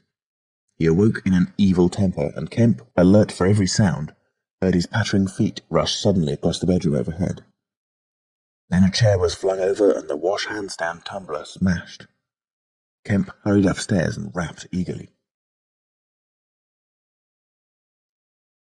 Chapter 19. Certain First Principles. "What's the matter?" asked Kemp when the Invisible Man admitted him. "Nothing," was the answer. "But confound it, the smash?" "Fit of temper," said the Invisible Man. "Forgot this arm and it's sore." "You're rather liable to that sort of thing." "I am." Kemp walked across the room and picked up the fragments of broken glass. "All the facts are out about you," said Kemp, standing up with the glass in his hand. "All that happened in Iping and down the hill. The world has become aware of its invisible citizen. But no one knows you are here." The Invisible Man swore. "The secret's out. I gather it was a secret. I don't know what your plans are, but of course I'm anxious to help you." The Invisible Man sat down on the bed. "There's breakfast upstairs," said Kemp, speaking as easily as possible, and he was delighted to find his strange guest rose willingly. Kemp led the way to the narrow staircase to the Belvedere. "Before we can do anything else," said Kemp, "I must understand a little more about this invisibility of yours." He had sat down after one nervous glance out of the window, with the air of a man who has talking to do. His doubts of the sanity of the entire business flashed and vanished again as he looked across to where Griffin sat at the breakfast table, a headless, handless dressing-gown, wiping unseen lips on a miraculously held serviette. "It's simple enough and credible enough," said Griffin, putting the serviette aside and leaning the invisible head on an invisible hand. "No doubt to you, but—" Kemp laughed. "Well, yes, To me it seemed wonderful at first, no doubt, but now, great God. But we will do great things yet. I came on the stuff first at Chesilstowe. Chesilstowe? I went there after I left London. You know I dropped medicine and took up physics? No? Well, I did. Light fascinated me. Oh. Optical density. The whole subject is a network of riddles, a network with solutions glimmering elusively through. And being but 22 and full of enthusiasm, I said, I will devote my life to this. This is worthwhile. You know what fools we are at 22. Fools then or fools now, said Kemp. As though knowing could be any satisfaction to a man. But I went to work like a slave, and I had hardly worked and thought about the matter 6 months before light came through one of the meshes, suddenly, blindingly. I found a general principle of pigments and refraction, a formula, a geometrical expression involving 4 dimensions. Fools, common men, even common mathematicians, do not know anything of what some general expression may mean to the student of molecular physics. In the books that tramp has hidden, there are marvels, miracles. But this was not a method, it was an idea that might lead to a method by which it would be possible, without changing any other property of matter, except in some instances colours, to lower the refractive index of a substance, solid or liquid, to that of air, so far as all practical purposes are concerned. Phew, said Kemp, that's odd. But still I don't quite see. I can understand that thereby you could spoil a valuable stone, but personal invisibility is a far cry. Precisely, said Griffin. But consider, visibility depends on the action of the visible bodies on light. Either a body absorbs light, or it reflects or refracts it, or it does all these things. If it neither reflects, nor refracts, nor absorbs light, it cannot of itself be visible. You see an opaque red box, for instance, because the colour absorbs some of the light and reflects the rest, all the red part of the light, to you. If it did not absorb any particular part of the light, but reflected it all, then it would be a shining white box, silver. A diamond box would neither absorb much of the light nor reflect much from the general surface, but just here and there, where the surfaces were favourable, the light would be reflected and refracted, so that you would get a brilliant appearance of flashing reflections and translucencies, a sort of skeleton of light. A glass box would not be so brilliant, not so clearly visible as a diamond box, because there would be less refraction and reflection. You see that? From certain points of view you could see quite clearly through it. Some kinds of glass would be more visible than others. A box of flint glass would be brighter than a box of ordinary window glass. A box of very thin common glass would be hard to see in a bad light, because it would absorb hardly any light and reflect very little. And if you put a sheet of common white glass in water, still more if you put it in some denser liquid than water, it would vanish almost altogether, because light passing from water to glass is only slightly reflected, or indeed affected in any way. It is almost as invisible as a jet of coal gas or hydrogen is in air, and for precisely the same reason. Yes, said Kemp. That is pretty plain sailing. And here is another fact you will know to be true. If a sheet of glass is smashed, Kemp, and then beaten into a powder, it becomes much more visible while it is in the air. It becomes at least an opaque white powder. This is because the powdering multiplies the surfaces of the glass at which refraction and reflection occur. In the sheet of glass there are only 2 surfaces. In the powder the light is reflected or refracted by each grain it passes through, and very little gets right through the powder. But if the white powdered glass is put into water, it forthwith vanishes. The powdered glass and water have much the same refractive index, that is, the light undergoes very little refraction or reflection in passing from one to the other. You make the glass invisible by putting it into a liquid of nearly the same refractive index. A transparent thing becomes invisible if it is put in any medium of almost the same refractive index. And if you will consider only a second, you will see also that the powder of glass might be made to vanish in air, if its refractive index could be made the same as that of air. For then there will be no refraction or reflection as the light passed from glass to air. Yes, said Kemp, but a man's not powdered glass. No, said Griffin. He's more transparent. Nonsense. That from a doctor? How one forgets. Have you already forgotten your physics in 10 years? Just think of all the things that are transparent and seem not to be so. Paper, for instance, is made up of transparent fibres, and it is white and opaque only for the same reason that a powder of glass is white and opaque. Oil-white paper fill up the interstices between the particles with oil, so that there is no longer refraction or reflection except at the surfaces, and it becomes as transparent as glass. are not only paper, but cotton fibre, linen fibre, wool fibre, woody fibre, and bone Kemp, flesh Kemp, hair Kemp, nails and nerves Kemps. In fact, the whole fabric of a man, except the red of his blood and the black pigment of hair, are all made up of transparent, colourless tissue. So little surfaces to make us visible one to the other. For the most part, the fibres of a living man are no more opaque than water. Great heavens, said Kemp, of course! Of course! I was thinking only last night of the sea larvae and all jellyfish. Now you have me, and all that I knew and had in mind a year after I left London, 6 years ago. But I kept it to myself. I had to do my work under frightful disadvantages. Oliver, my professor, was a scientific bounder, a journalist by instinct, a thief of ideas. He was always prying. And you know the knavish system of the scientific world. I simply would not publish and let him share my credit. I went on working. I got nearer and nearer to making my formula in an experiment, a reality. I told no living soul because I meant to flash my work upon the world with crushing effect and become famous at a blow.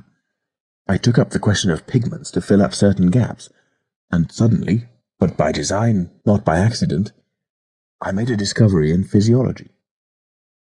Yes? You know the red colouring matter of blood? It can be made white, colourless, and remain with all the functions it has now. Kemp gave a cry of credulous amazement. The Invisible Man rose and began pacing the little study. You may well exclaim, I remember that night. It was late at night. In the daytime one was bothering with the gaping, silly students, and I worked then sometimes till dawn. It came suddenly, splendid and complete in my mind. I was alone, the laboratory was still, with the tall lights burning brightly and silently. In all my great moments I have been alone. One could make an animal, a tissue, transparent. One could make it invisible, all except the pigments. I could be invisible, I said, suddenly realizing what it meant to be an albino with such knowledge. It was overwhelming.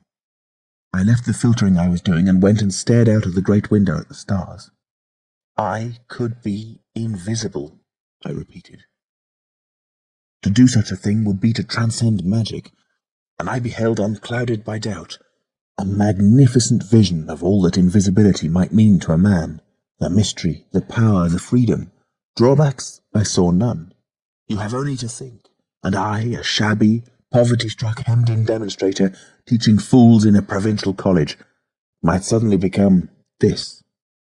I ask you, Kemp, if you, anyone, I tell you, would have flung himself upon that research, and I worked 3 years, and every mountain of difficulty I toiled over showed another from its summit. The infinite details and the exasperation. A professor, a provincial professor, always prying. When are you going to publish this work of yours, was his everlasting question. And the students, the cramped means. 3 years I had of it. And after 3 years of secrecy and exasperation, I found that to complete it was impossible. Impossible. How? Asked Kemp. Money, said the Invisible Man, and went again to stare out of the window. He turned around abruptly. I robbed the old man, robbed my father. The money was not his, and he shot himself. End of Chapter 19. Chapter 20. At the house in Great Portland Street. For a moment Kemp sat in silence, staring at the back of the headless figure at the window. Then he started, struck by a thought, rose, took the Invisible Man's arm, and turned him away from the outlook. You're tired, he said, and while I sit, you walk about. Have my chair. He placed himself between Griffin and the nearest window. For a space Griffin sat silent, then he resumed abruptly. I had left the Chesilstowe cottage already, he said, when that happened. It was last December. I had taken a room in London, a large, unfurnished room with a big, ill-managed lodging-house in a slum near Great Portland Street. The room was soon full of the appliances I had bought with his money, and the work was going on steadily, successfully, drawing near an end. I was like a man emerging from a thicket and suddenly coming on some unmeaning tragedy. I went to bury him. My mind was still on this research, and I did not lift a finger to save his character. I remember the funeral, the cheap hearse, the scant ceremony, the windy, frost-bitten hillside, and the old college friend of his who read the service over him, a shabby, black, bent old man with a snivelling cold. I remember walking back to the empty house, through the place that had once been a village and was now patched and tinkered by the jerry-builders into the ugly likeness of a town. Every way the roads ran out at last into the desecrated fields, and ended in rubble heaps and rank wet weeds. I remember myself as a gaunt black figure, going along the slippery, shiny pavement, and the strange sense of detachment I felt from the squalid respectability, the sordid commercialism of the place. I did not feel a bit sorry for my father. He seemed to me to be the victim of his own foolish sentimentality. The current cant required my attendance at his funeral, but it was really not my affair. But going along the high street, my old life came back to me for a space, for I met the girl I had known 10 years since. Our eyes met. Something moved me to turn back and talk to her. She was a very ordinary person. It was all like a dream, that visit to the old places. I did not feel then that I was lonely, that I had come out from the world into a desolate place. I appreciated my loss of sympathy, but I put it down to the general inanity of things. Re-entering my room seemed like the recovery of reality. There were the things I knew and loved. There stood the apparatus, the experiments arranged and waiting. And now there was scarcely a difficulty left beyond the planning of details. I will tell you, Camp, sooner or later, all the complicated processes. We need not go into that now. For the most part, saving certain gaps I chose to remember, they are written in cipher in those books the tramp has hidden. We must hunt him down. We must get those books again. But the essential phase was to place the transparent object whose refractive index was to be lowered between two radiating centres of a sort of ethereal vibration, of which I will tell you more fully later. No, not those Röntgen vibrations. I don't know these others of mine have been described. Yet they are obvious enough. I needed 2 little dynamos, and these I worked with a cheap gas engine. My first experiment was with a bit of white wool fabric. It was the strangest thing in the world to see it in the flicker of the flashes, soft and white, and then to watch it fade like a wreath of smoke and vanish. I could scarcely believe I had done it. I put my hand into the emptiness, and there was the thing, as solid as ever. I felt it awkwardly and threw it on the floor. I had a little trouble finding it again. And then came a curious experience. I heard a meow behind me, and turning, saw a lean white cat, very dirty, on the cistern cover outside the window. A thought came into my head. "Everything ready for you," I said, and I went to the window, opened it, and called softly. She came in, purring. The poor beast was starving, and I gave her some milk. All my food was in a cupboard in the corner of the room. After that she went smelling round the room, evidently with the idea of making herself at home. The invisible rag upset her a bit. I should have seen her spit at it. But I made her comfortable on the pillow of my truckle bed, and I gave her butter to get her to wash. "And you processed her?"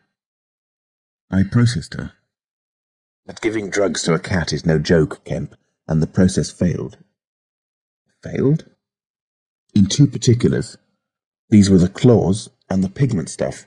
What is it? At the back of the eye in a cat, you know? Tapetum?" "Yes, the tapetum. It didn't go. After I'd given the stuff to bleach the blood and done certain other things to her, I gave the beast opium and put her and the little pillow she was sleeping on the apparatus. And after all the rest had faded and vanished, there remained 2 little ghosts of her eyes." "Odd." "I can't explain it. She was bandaged and clamped, of course, so I had her safe. But she woke while she was still misty and meowed dismally, and someone came knocking. It was an old woman from downstairs who suspected me of vivisecting, a drink-sodden old creature with only a white cat to care for in all the world. I whipped out some chloroform, applied it, and answered the door. "Did I hear a cat?" she asked. "My cat?" "Not here," said I very politely. She was a little doubtful, and tried to peer past me into the room, strange enough to her, no doubt, bare walls, uncurtained windows, truckle bed, with the gas engine vibrating and the seethe of the radiant points, and that faint ghastly stinging of chloroform in the air. She had to be satisfied at last, and went away again. How long did it take? Asked Kemp. 3 or 4 hours, the cat. The bones and sinews and the fat were the last to go, and the tips of the coloured hairs. And, as I say, the back part of the eye, tough, iridescent stuff that it is, wouldn't go at all. It was night outside long before the business was over, and nothing was to be seen but the dim eyes and the claws.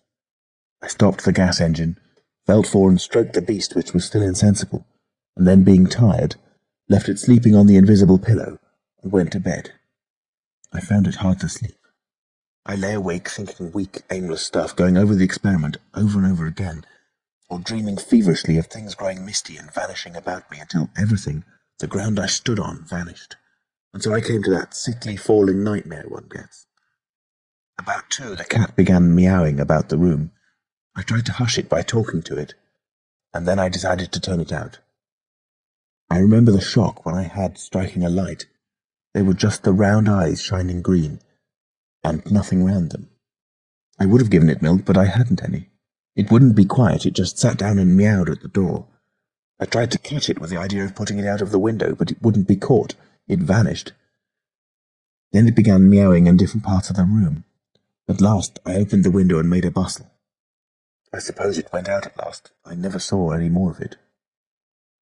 Then, heaven knows why, I fell thinking of my father's funeral again, in the dismal windy hillside until the day had come. I found sleeping was hopeless, and, locking my door after me, wandered out into the morning streets.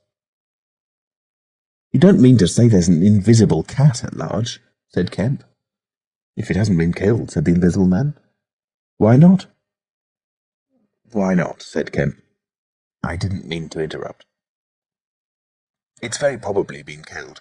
It was alive 4 days afterwards.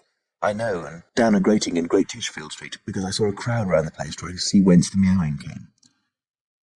He was silent for the best part of a minute. Then he resumed abruptly. "I remember that morning before the change very vividly. I must have gone up Great Portland Street. I remember the barracks in Albany Street and the horse soldiers coming out, and at last I found the summit of Primrose Hill. It was a sunny day in January, one of those sunny, frosty days that come before the snow this year. My weary brain tried to formulate the position, to plot out a plan of action. I was surprised to find, now that the prize was within my grasp, how inconclusive its attainment seemed. As a matter of fact, I was worked out. The intense stress of nearly 4 years' continuous work left me incapable of any strength of feeling. I was apathetic, and I tried in vain to recover the enthusiasm of my first inquiries, the passion of discovery that had enabled me to compass even the downfall of my father's grey hairs. Nothing seemed to matter. I saw pretty clearly this was a transient mood due to overwork and want of sleep, and that either by drugs or rest it would be possible to recover my energies. All I could think clearly was that the thing had to be carried through. The fixed idea still ruled me. And soon, for the money I had was almost exhausted. I looked about me at the hillside with children playing and girls watching them, and tried to think of all the fantastic advantages an invisible man would have in the world. After a time I crawled home, took some food and a strong dose of strychnine, and went to sleep in my clothes on my unmade bed. Strychnine is a grand tonic, Kemp, to take the flabbiness out of a man. "It's the devil," said Kemp. "It's the Paleolithic in a bottle." I awoke, vastly invigorated and rather irritable. "You know?" "I know the stuff." And there was someone rapping at the door. It was my landlord, with threats and inquiries, an old Polish Jew in a long grey coat and greasy slippers. I had been tormenting a cat in the night, he was sure. The old woman's tongue had been busy. He insisted on knowing all about it. The laws in this country against vivisection were very severe. He might be liable. I denied the cat.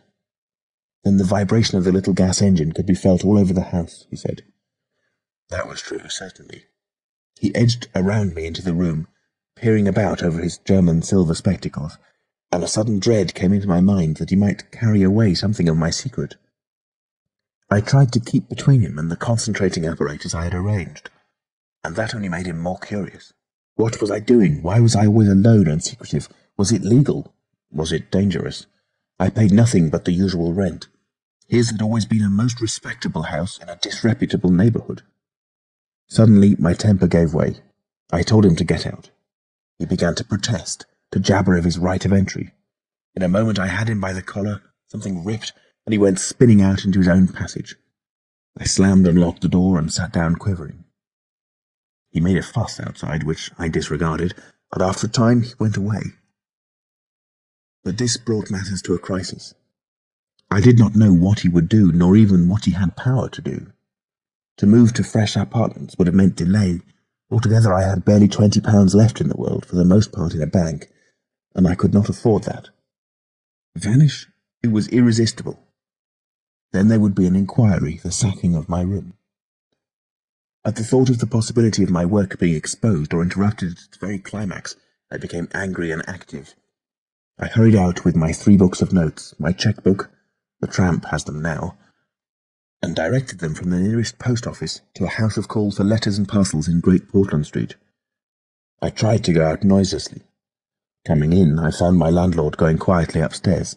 He had heard the door close, I suppose.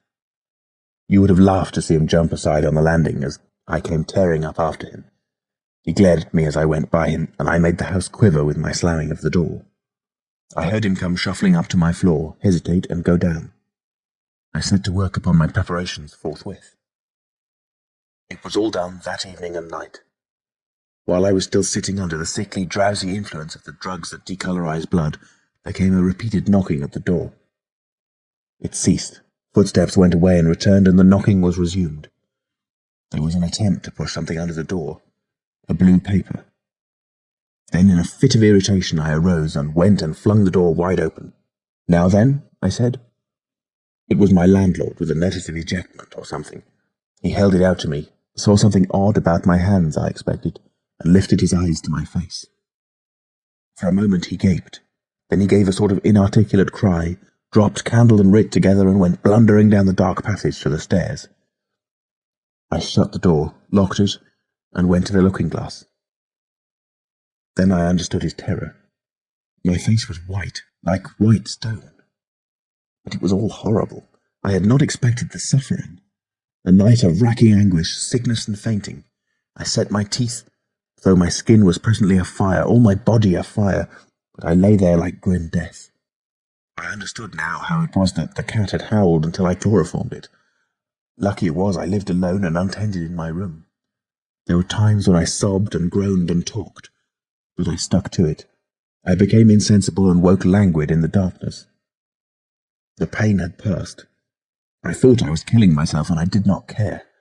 I shall never forget that dawn, and the strange horror of seeing that my hands had become as clouded glass, and watching them grow clearer and thinner as the day went by, until at last I could see the sickly disorder of my room through them, though I closed my transparent eyelids.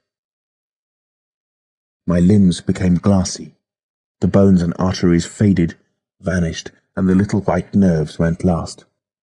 I gritted my teeth and stayed there to the end. At last only the dead tips of the fingernails remained, pallid and white, and the brown stain of some acid upon my fingers. I struggled up.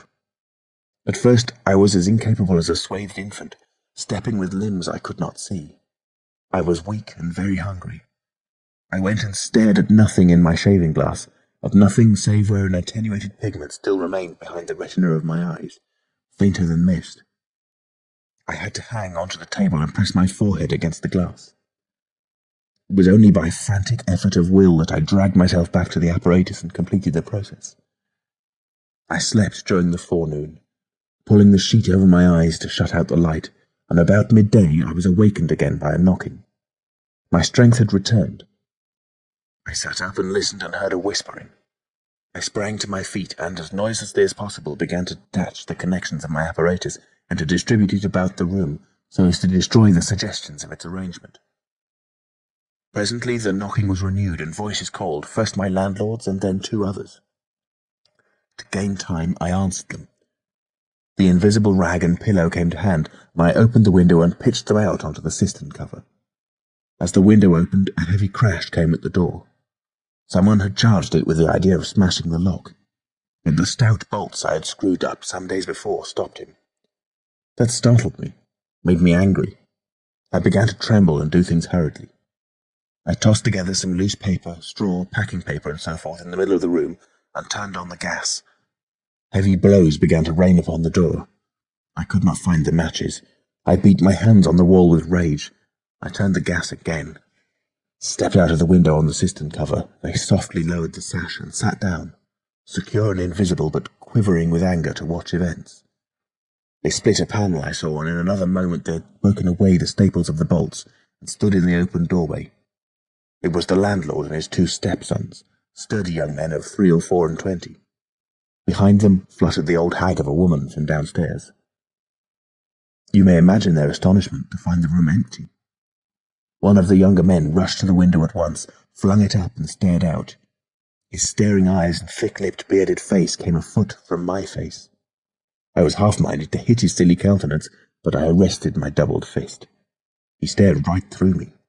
So did the others as they joined him. The old man went and peered under the bed, and they all made a rush for the cupboard. They had to argue about it in length in Yiddish and Cockney English. They concluded I had not answered them, that their imagination had deceived them. A feeling of extraordinary elation took the place of my anger as I sat outside the window and watched these 4 people, for the old lady came in, glancing suspiciously about like a cat, trying to understand the riddle of my behaviour.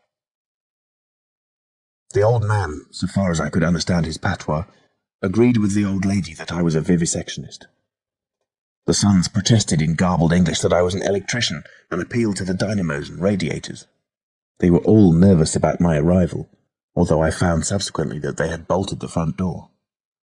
The old lady peered into the cupboard and under the bed, and one of the young men pushed up the register and stared up the chimney. One of my fellow lodgers, a costermonger who shared the opposite room with a butcher, appeared on the landing, and he was called in and told incoherent things. It occurred to me that the radiators, if they fell into the hands of some acute, well-educated person, would give me away too much, and watching my opportunity I came into the room and tilted one of the little dynamos off its fellow on which it was standing, and smashed both apparatus. Then, while they were trying to explain the smash, I dodged out of the room and went softly downstairs. I went into one of the sitting rooms and waited until they came down, still speculating and argumentative, all a little disappointed at finding no horrors, and all a little puzzled how they stood legally towards me. Then I slipped up again with a box of matches, fired my heap of paper and rubbish, put the chairs and bedding thereby, led the gas to the affair by the means of an india-rubber tube, and waving a farewell to the room, left it for the last time. "You fired the house?" exclaimed Kemp. "Fired the house. It was the only way to cover my trail, and no doubt it was insured." I slipped the bolts of the front door quietly and went out into the street. I was invisible, and I was only just beginning to realize the extraordinary advantage my invisibility gave me. My head was already teeming with plans of all the wild and wonderful things I now had impunity to do. End of Chapter 20. Chapter 21. In Oxford Street. In going downstairs the first time, I found an unexpected difficulty because I could not see my feet. Indeed, I stumbled twice, and there was an unaccustomed clumsiness in gripping the bolt. By not looking down, however, I managed to walk on the level passably well. My mood, I say, was one of exultation. I felt as a seeing man might do with padded feet and noiseless clothes in a city of the blind. I experienced a wild impulse to jest, to startle people, to clap men on the back, fling people's hats astray, and generally revel in my extraordinary advantage. But hardly had I emerged upon Great Portland Street, however, my lodging was close to the big draper's shop there, when I heard a clashing concussion and was hit violently behind, and turning, saw a man carrying a basket of soda-water siphons, and looking in amazement at his burden. Although the blow had really hurt me, I found something so irresistible in his astonishment that I laughed aloud. "The devil's in the basket," I said, and suddenly twisted it out of his hand. He let go incontinently, and I swung the whole weight into the air.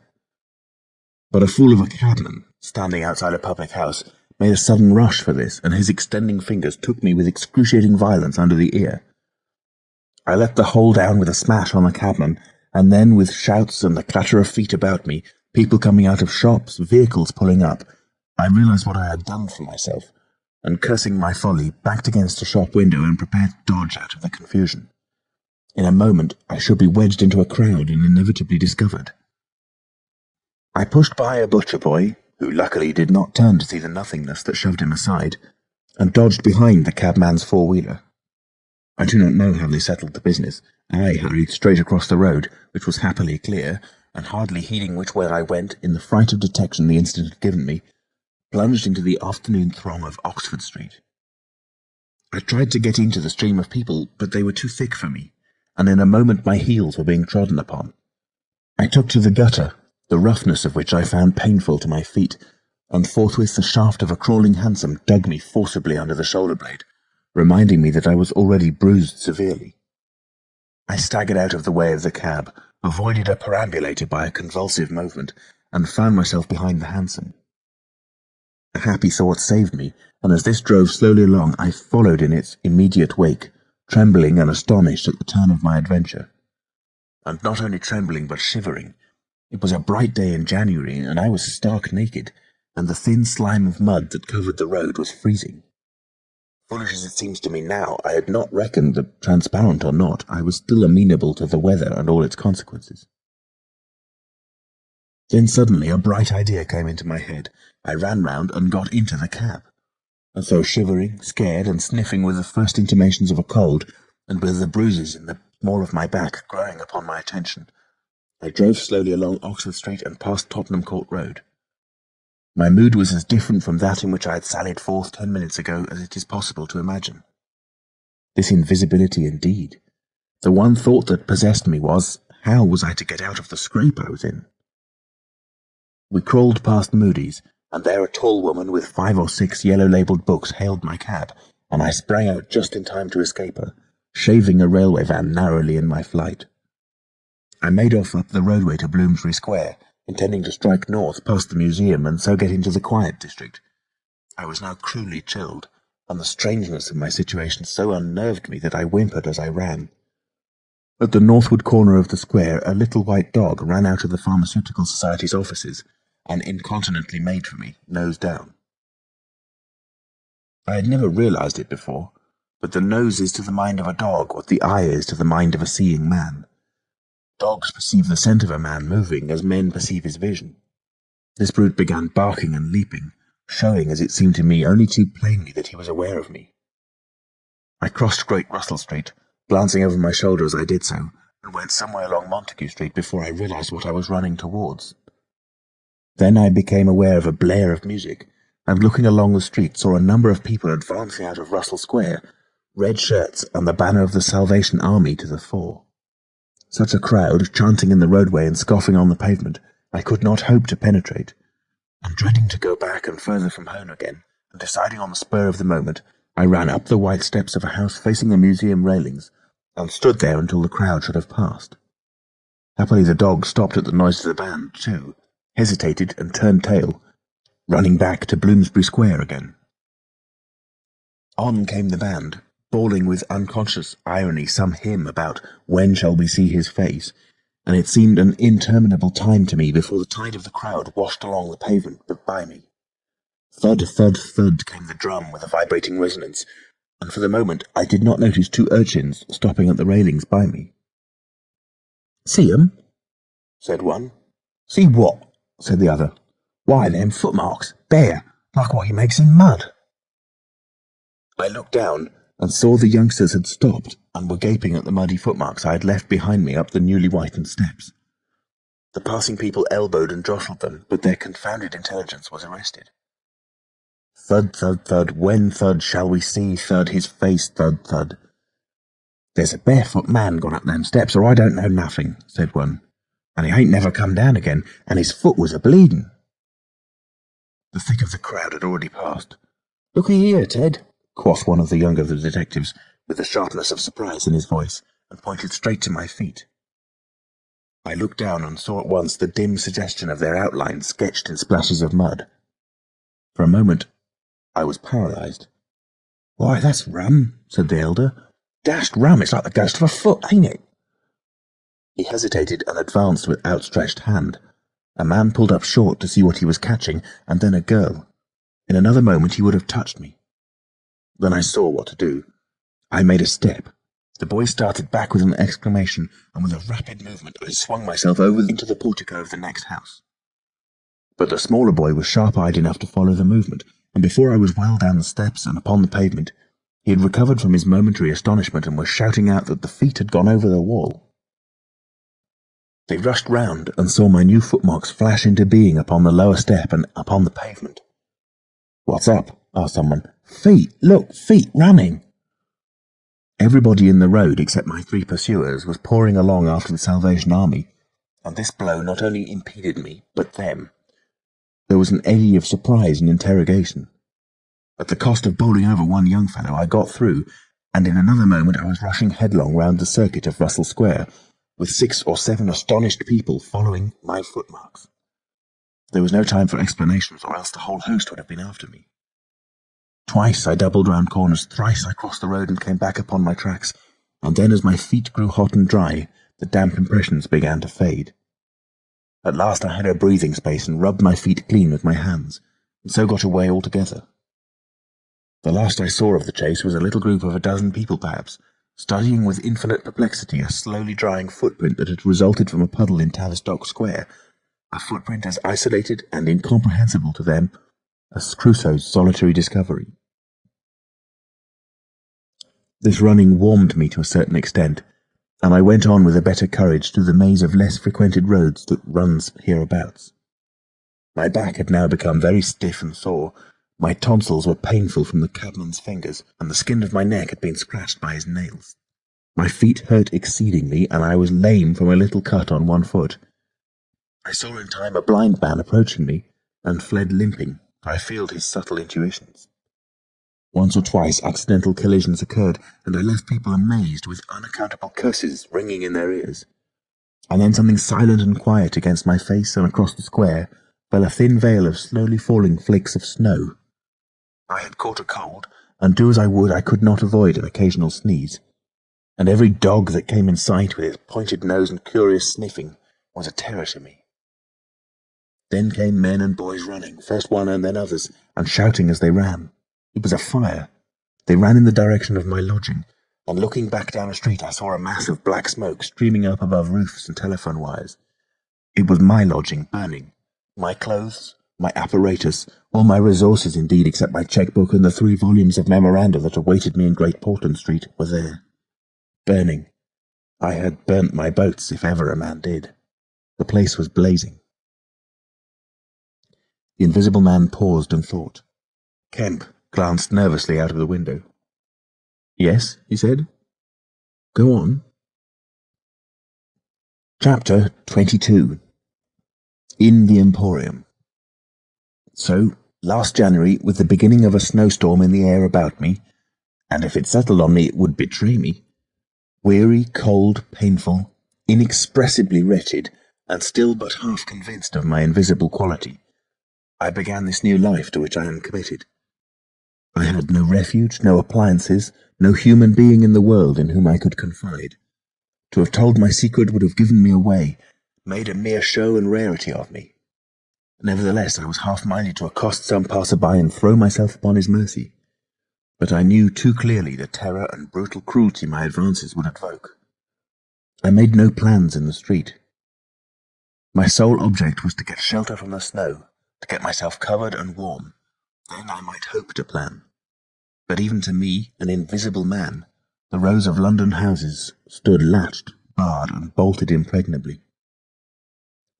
Only one thing could I see clearly before me, the cold exposure and misery of the snowstorm and night. And then I had a brilliant idea. I turned down one of the roads leading from Gower Street to Tottenham Court Road, and found myself outside Omnium's, a big establishment where everything is to be bought. You know the place. Meat, grocery, linen, furniture, clothing, oil paintings even. A huge meandering collection of shops rather than a shop. I thought I should find the doors open, but they were closed, and as I stood in the wide entrance a carriage stopped outside, and a man in uniform, you know, the kind of personage with Omnium on his cap, flung open the door. I contrived to enter, and walking down the shop, it was a department where they were selling ribbons and gloves and stockings and that kind of thing, came to a more spacious region devoted to picnic baskets and wicker furniture. I did not feel safe there, however, People were going to and fro, and I prowled restlessly until I came about a huge section in an upper floor containing multitudes of bedsteads. Over these I clambered and found a resting place at last among a huge pile of folded flock mattresses. The place was already lit up and agreeably warm, and I decided to remain where I was, keeping a cautious eye on the 2 or 3 sets of shopmen and customers who were meandering through the place until closing time came. Then I should be able, I thought, to rob the place for food and clothing, and disguised, prowl through it and examine its resources, perhaps sleep on some of the bedding. That seemed an acceptable plan. My idea was to procure clothing to make myself a muffled but acceptable figure, to get money, and then to recover my books and parcels where they awaited me, take a lodging somewhere, and elaborate plans for the complete realization of the advantages my invisibility gave me, as I still imagined, over my fellow men. Closing time arrived quickly enough. It could not have been more than an hour after I took up my position on the mattress before I noticed the blinds of the windows being drawn, and customers being marched doorward. And then a number of brisk young men began with remarkable alacrity to tidy up the goods that remained disturbed. I left my lair as the crowds diminished, and prowled cautiously out into the less desolate parts of the shop. I was really surprised to observe how rapidly the young men and women whipped away the goods displayed for sale during the day. All the boxes of goods, the hanging fabrics, the festoons of lace, the boxes of sweets in the grocery section, the displays of this and that were being whipped down, folded up, slapped into tiny receptacles, and everything that could not be taken down and put away had sheets of some coarse stuff like sacking flung over them. Finally, all the chairs were turned up on the counters, leaving the floor clear. Directly each of these young people had done, he or she made promptly for the door, with such an expression of animation as I have rarely observed in a shop assistant before. Then came a lot of youngsters, scattering sawdust and carrying pails and brooms. I had to dodge to get out of the way, and as it was, my ankle got stung with the sawdust. For some time, wandering through the swathed and darkened departments, I could hear the brooms at work, and at last, a good hour or more after the shop had been closed, came a noise of locking doors. Silence came upon the place, and I found myself wandering through the vast and intricate shops, galleries, showrooms of the place alone. It was very still. In one place I remember passing near one of the Tottenham Court Road entrances and listening to the tapping of boot heels of the passers-by.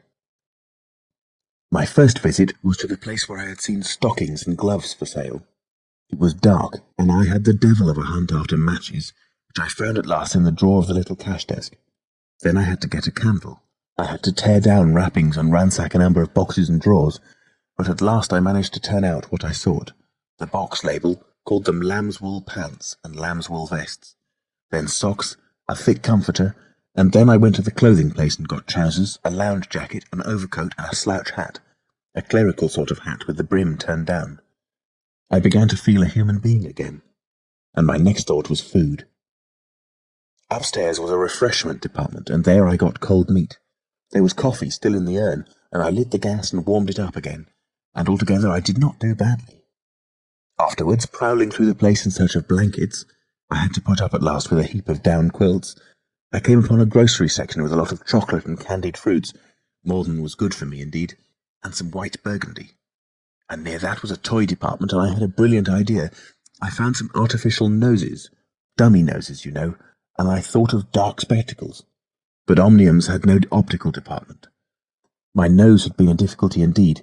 I had thought of paint, but the discovery set my mind running on wigs and masks and the like. Finally, I went to sleep in a heap of down quilts, very warm and comfortable.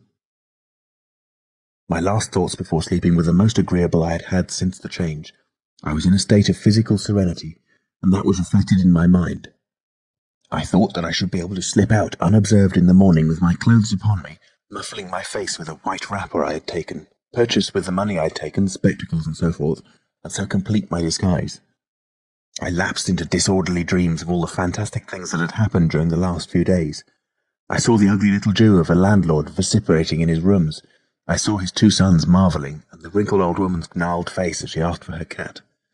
I experienced again the strange sensation of seeing the cloth disappear, and so I came round to the windy hillside and the sniffing old clergyman mumbling earth to earth, ashes to ashes, dust to dust at my father's open grave. "You also," said a voice, and suddenly I was being forced towards the grave. I struggled, shouted, appealed to the mourners, but they continued stonily following the service, the old clergyman too, never faltering, droning and sniffling through the ritual. I realized I was invisible and inaudible, that overwhelming forces had their grip on me. I struggled in vain. I was forced over the brink. The coffin rang hollow as I fell upon it, and the gravel came flying after me in spadefuls. Nobody heeded me. Nobody's aware of me. I made convulsive struggles and awoke. The pale London dawn had come. The place was full of a chilly grey light that filtered around the edges of the window blinds. I sat up, and for a time I could not think where this ample apartment with its counters, its piles of rolled stuff, its heap of quilts and cushions, its iron pillars might be. Then as recollection came back to me, I heard voices in conversation. Then far down the place, in the brighter light of some department which had already raised its blinds, I saw two men approaching. I scrambled to my feet, looking about me for some way of escape, and even as I did so, the sound of my movement made them aware of me. I suppose they saw merely a figure moving quietly and quickly away. "Who's that?" cried one, and "Stop there!" cried the other. I dashed around a corner and came full tilt, a faceless figure, mind you, on a lanky lad of 15. He yelled, and I bowled him over, rushed past him, turned another corner, and by happy inspiration threw myself behind a counter. In another moment feet went running past, and I heard voices shouting, "All hands to the doors," asking what was up, and giving one another advice how to catch me.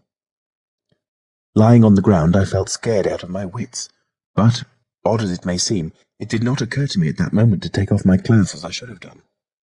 I had made up my mind, I suppose, to get away in them, and that ruled me. And then down the vista of the counters came a bawling of, "Here he is!" I sprang to my feet, whipped a chair off the counter and sent it whirling at the fool who had shouted, turned, came into another round a corner, sent him spinning, and rushed up the stairs. He kept his footing, gave a view halloo, and came up the staircase hot after me. Up the staircase were piled a multitude of those bright-coloured pot things. What are they? "Art pots," suggested Kemp. "That's it, art pots."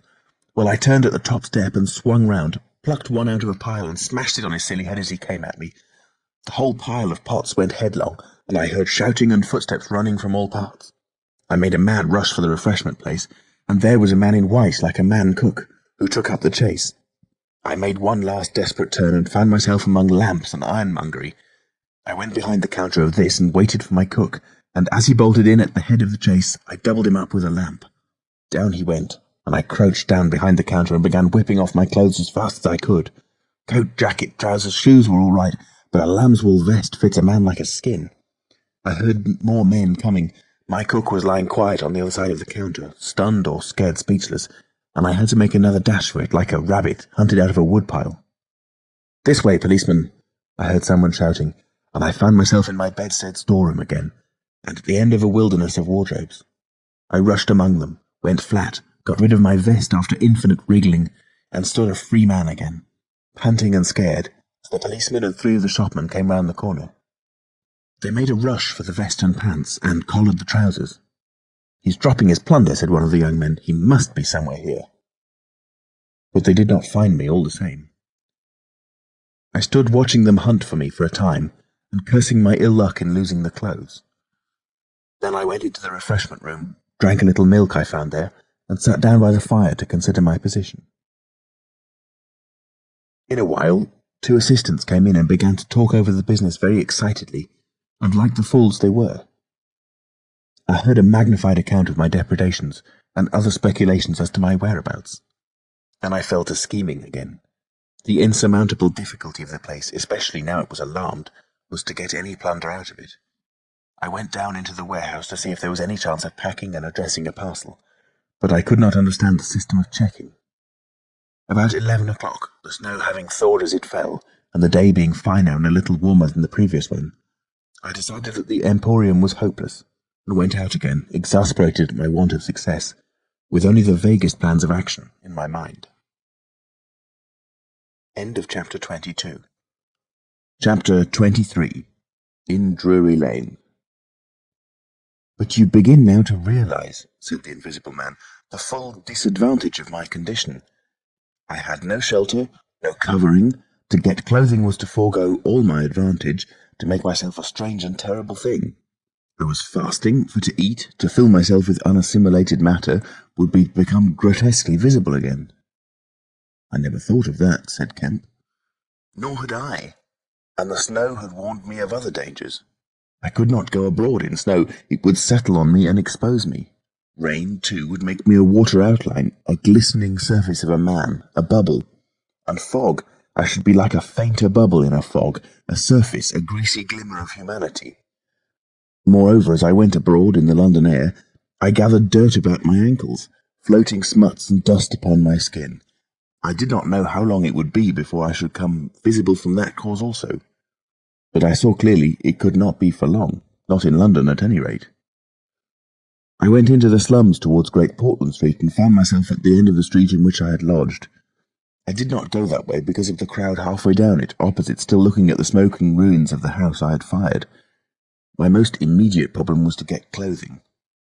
What to do with my face puzzled me. Then I saw one of those little miscellaneous shops, news, sweets, toys, stationery, belated Christmas tomfoolery, and so forth, an array of masks and noses. I realized the problem was solved. In a flash I saw my course. I turned about, no longer aimless, and went, circuitously, in order to avoid the busy ways, towards the back streets north of the Strand, for I remembered, though not very distinctly where, that some theatrical costumiers had shops in that district. The day was cold, with a nipping wind down the northward running streets. I walked fast to avoid being overtaken. Every crossing was a danger, every passenger a thing to watch alertly. One man, I was about to pass him at the top of Bedford Street, turned upon me abruptly and came into me, sending me into the road and almost under the wheel of a passing hansom. The verdict of the cab rank was that he had some sort of stroke. I was so unnerved by this encounter that I went into Covent Garden Market and sat down for some time in a quiet corner by a stall of violets, panting and trembling. I found I had caught a fresh cold and had to turn out after a time lest my sneezes should attract attention. At last I reached the object of my quest, a dirty, fly-blown little shop in a byway near Drury Lane, with a window full of tinsel robes, sham jewels, wigs, slippers, dominoes, and theatrical photographs. The shop was old-fashioned and low and dark, and the house rose above it for 4 stories, dark and dismal. I peered through the window and, seeing no one within, entered. The opening of the door set a clanking bell ringing. I left it open and walked around a bare costume stand into a corner behind a cheval glass. For a minute or so, no one came. Then I heard heavy feet striding across a room, and a man appeared down the shop. My plans were now perfectly definite. I proposed to make my way into the house, secrete myself upstairs, watch my opportunity, and when everything was quiet, rummage out a wig, mask, spectacles, and costume, and go into the world, perhaps a grotesque, but still a credible figure. And incidentally, of course, I could rob the house of any available money. The man who had just entered the shop was a short, slight, hunched, beetle-browed man, with long arms and very short, bandy legs. Apparently, I had interrupted a meal. He stared about the shop with an expression of expectation. This gave way to surprise, and then to anger as he saw the shop empty. "Damn the boys," he said. He went a stare up and down the street. He came in again in a minute, kicked the door to with his foot spitefully, and went muttering back to the house door. I came forward to follow him, and at the noise of my movement he stopped dead. I did so too, startled by his quickness of ear. He slammed the house door in my face. I stood hesitating. Suddenly I heard his quick footsteps returning, and the door reopened. He stood looking about the shop like one who was still not satisfied. Then, murmuring to himself, he examined the back of the counter and peered behind some fixtures. Then he stood doubtful. He had left the house door open, and I slipped into the inner room. It was a queer little room, poorly furnished, and with a number of big masks in the corner. On the table was his belated breakfast, and it was confoundedly exasperating for me, Kemp, to have to sniff his coffee and stand watching while he came in and resumed his meal. And his table manners were irritating. 3 doors opened into the little room, one going upstairs and one down, but they were all shut. I could not get out of the room while he was there. I could scarcely move because of his alertness, and there was a draught down my back. Twice I strangled a sneeze just in time. The spectacular quality of my sensations was curious and novel, But for all that, I was heartily tired and angry long before he had done his eating. But at last he made an end, and putting his beggarly crockery on the black tin tray upon which he had had his teapot, and gathering all the crumbs up on the mustard-stained cloth, he took the whole lot of things after him. His burden prevented his shutting the door behind him, as he would have done. I had never seen such a man for shutting doors, and I followed him into a very dirty underground kitchen and scullery. I had the pleasure of seeing him begin to wash up, and then, finding no good in keeping down there, and the brick floor being cold on my feet, I returned upstairs and sat in his chair by the fire. It was burning low, and scarcely thinking, I put on a little coal. The noise of this brought him up at once, and he stood aglare. He peered about the room and was within an ace of touching me. Even after that examination, he scarcely seemed satisfied. He stopped in the doorway and took a final inspection before he went down. I waited in the little parlour for an age, and at last he came up and opened the upstairs door. I just managed to get by him. On the staircase he stopped suddenly, so that I very nearly blundered into him. He stood looking right back into my face and listening. "I could have sworn," he said. His long, hairy hand pulled at his lower lip. His eye went up and down the staircase. Then he grunted and went on up again. His hand was on the handle of a door, and then he stopped again with the same puzzled anger on his face. He was becoming aware of the faint sounds of my movements about him. The man must have had diabolically acute hearing. He suddenly flashed into rage. "If there's anyone in this house," he cried with an oath, and left the threat unfinished. He put his hand in his pocket, failed to find what he wanted, and rushing past me went blundering noisily and pugnaciously downstairs. But I did not follow him. I sat on the head of the staircase until his return. Presently he came up again, still muttering. He opened the door of the room, and before I could enter, slammed it in my face. I resolved to explore the house, and spent some time in doing so as noiselessly as possible. The house was very old and tumble-down, damp so that the paper in the attics was peeling from the walls, and rat-infested. Some of the door handles were stiff, and I was afraid to turn them. Several rooms I did inspect were unfurnished, and others were littered with theatrical lumber, bought second-hand, I judged from its appearance. In one room next to his I found a lot of old clothes. I began rooting among these, and in my eagerness forgot again the evident sharpness of his ears. I heard a stealthy footstep, and, looking up just in time, saw him peering in at the tumbled heap and holding an old-fashioned revolver in his hand. I stood perfectly still while he stared about open-mouthed and suspicious. "It must have been her," he said slowly. "Damn her." He shut the door quietly, and immediately I heard the key turn in the lock. Then his footsteps retreated. I realized abruptly that I was locked in. For a moment I did not know what to do. I walked from door to window and back, and stood perplexed. A gust of anger came upon me, but I decided to inspect the clothes before I did anything further, and my first attempt brought down a pile from an upper shelf. This brought him back, more sinister than ever. That time he actually touched me, jumped back with amazement, and stood astonished in the middle of the room. Presently he calmed a little. "Rats," he said in an undertone, fingers on lips. He was evidently a little scared. I edged quietly out of the room, but a plank creaked. Then the infernal little brute started going all over the house, revolver in hand, and locking door after door and pocketing the keys. When I realized what he was up to, I had a fit of rage.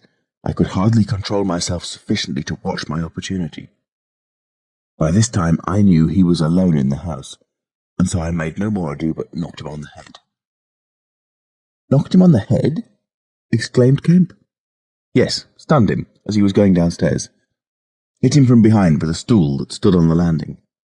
He went downstairs like a bag of old boats." "But, I say, the common conventions of humanity are all very well for common people, but the point was, Kemp, that I had to get out of that house in a disguise without his seeing me, and I couldn't think of another way of doing it. And then I gagged him with a Louis XIV vest and tied him up in a sheet."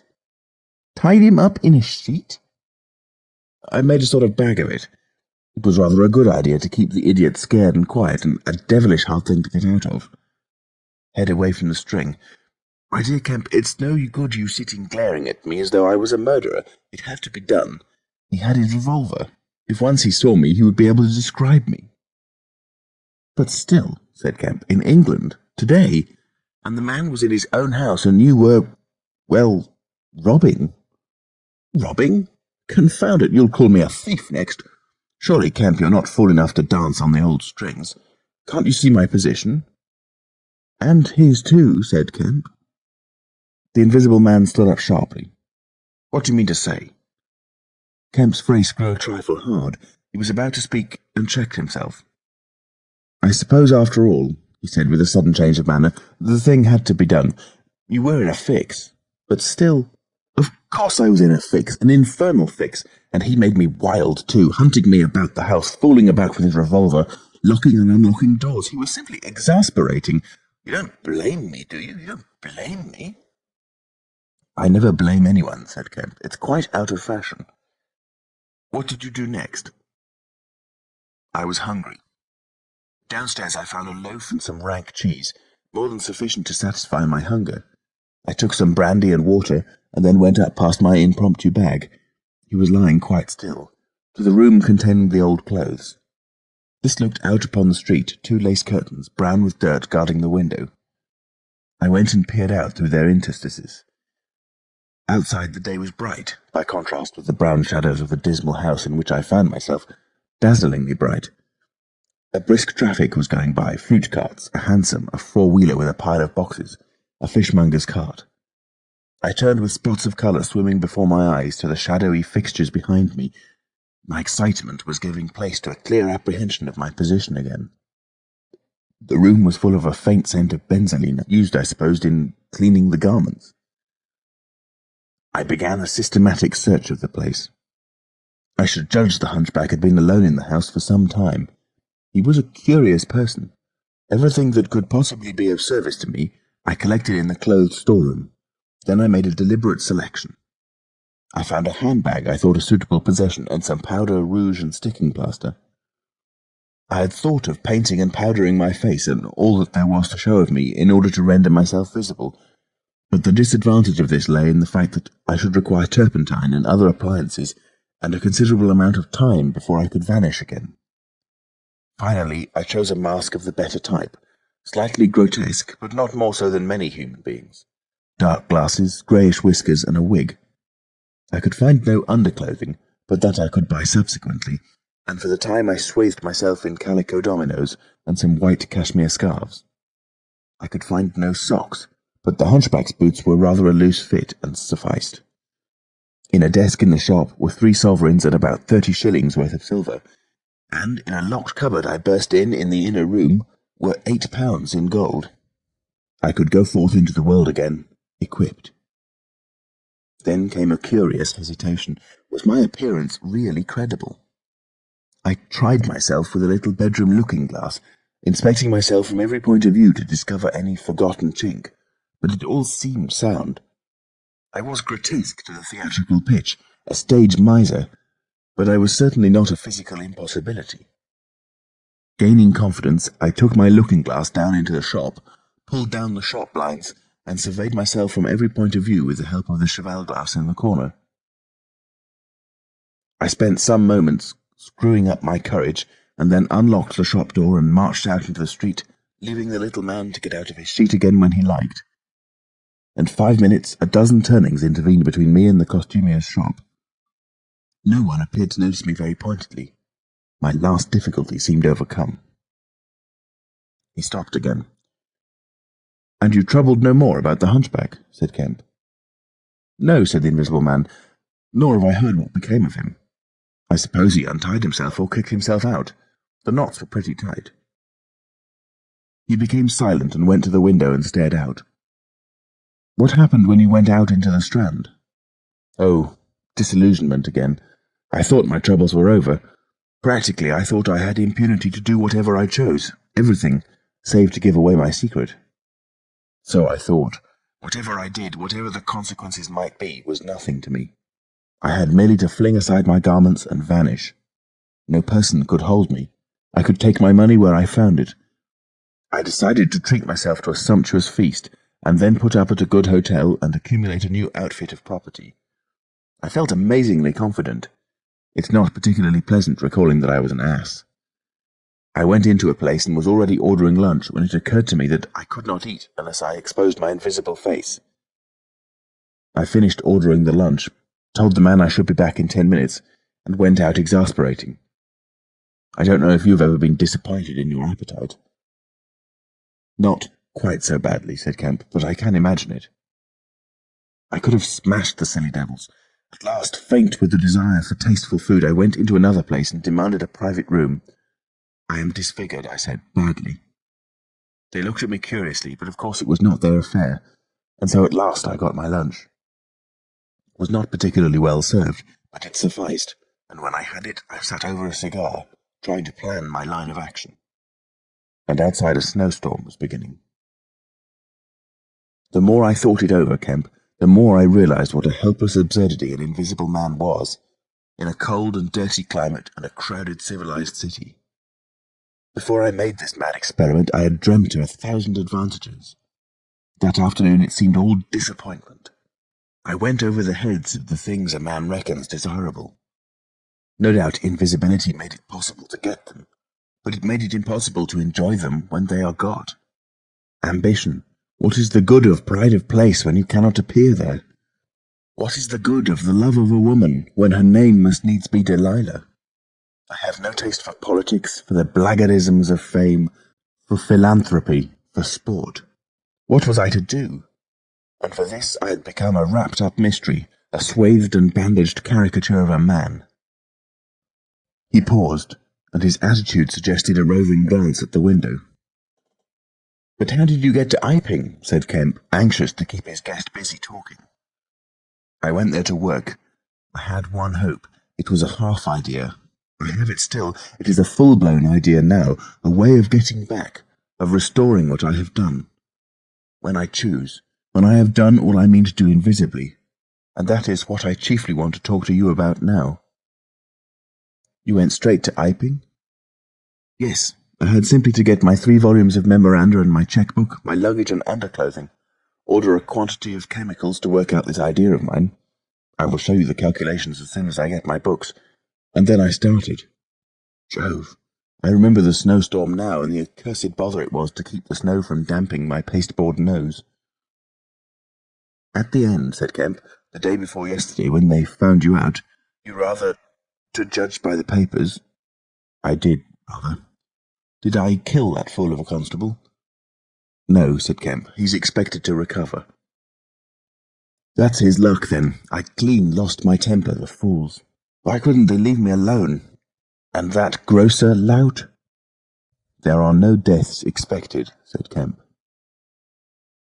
"I don't know about that tramp of mine," said the Invisible Man with an unpleasant laugh. "By heaven, Kemp, you don't know what rage is. To have worked for years, to have planned and plotted, and then to get some fumbling, purblind idiot messing across your course. Every conceivable sort of silly creature that has ever been created has been sent to cross me. If I have much more of it, I shall go wild. I shall stop mowing 'em. As it is, they've made things 1,000 times more difficult." "No doubt it's exasperating," said Kemp dryly. End of Chapter 23. Chapter 24. The Plan That Failed. "But now," said Kemp with a side glance out of the window, "what are we to do?" He moved near his guest as he spoke in such a manner as to prevent the possibility of a sudden glimpse of the 3 men who were advancing up the hill road. With an intolerable slowness, it seemed to Kemp. "What were you planning to do when you were heading for Port Burdock? Had you any plan?" "I was going to clear out of the country. But I have altered that plan rather since seeing you. I thought it would be wise, now that the weather is hot and invisibility possible, to make for the south, especially as my secret was known and everybody would be on the lookout for a masked and muffled man. You have a line of steamers from here to France. My idea was to get aboard one and run the risks of the passage. Thence I could go by train into Spain or else go to Algiers. It would not be difficult. There a man might always be invisible, and yet live, and do things. I was using that tramp as a money box and luggage carrier. until I decided how to get my books and things sent over to meet me. That's clear. And then the filthy brute must needs try to rob me. He has hidden my books, Kemp, hidden my books. If I can lay my hands on him. Best plan to get the books out of him first. But where is he, do you know? He's in the town police station, locked up, by his own request, in the strongest cell in the place. Grr, said the Invisible Man. But that hangs up your plans a little. We must get those books. Those books are vital. Certainly, said Kemp, a little nervously, wondering if he heard footsteps outside. Certainly we must get those books. But that won't be difficult if he doesn't know they're for you. No, said the Invisible Man, and thought. Kemp tried to think of something to keep the talk going, but the Invisible Man resumed of his own accord. Blundering into your house, Kemp, changes all my plans. For you are a man that can understand. In spite of all that has happened, in spite of this publicity, of the loss of my books, of what I have suffered, there still remain great possibilities, huge possibilities. You have told no one that I'm here? He asked abruptly. Kemp hesitated. That was implied, he said.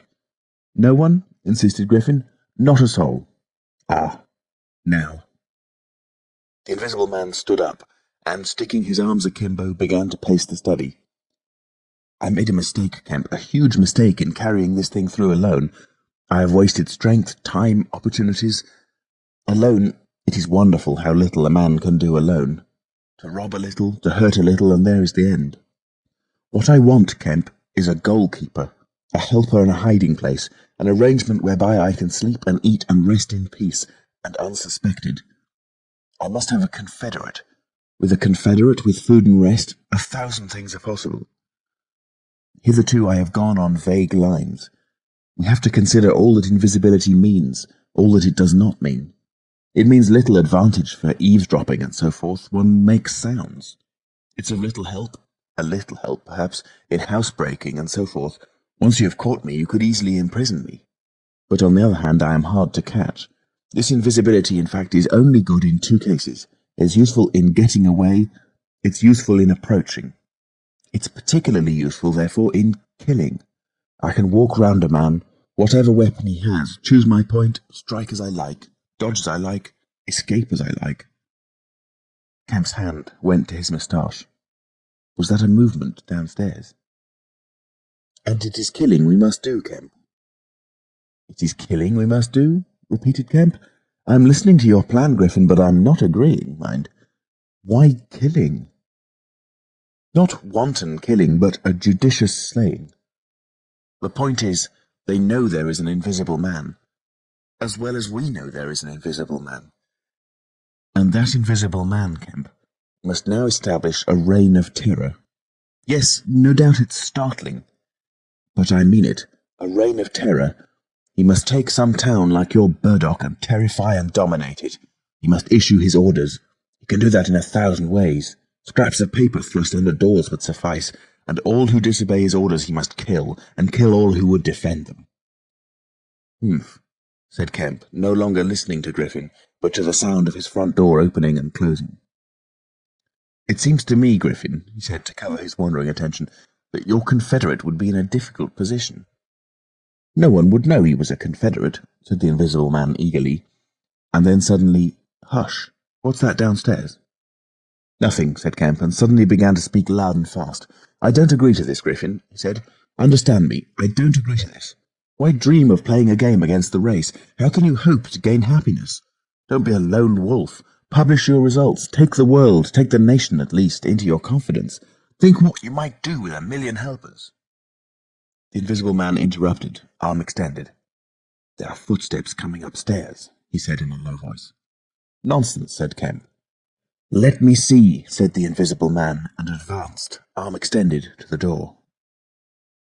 And then things happened very swiftly. Kemp hesitated for a second, and then moved to intercept him. The Invisible Man started and stood still.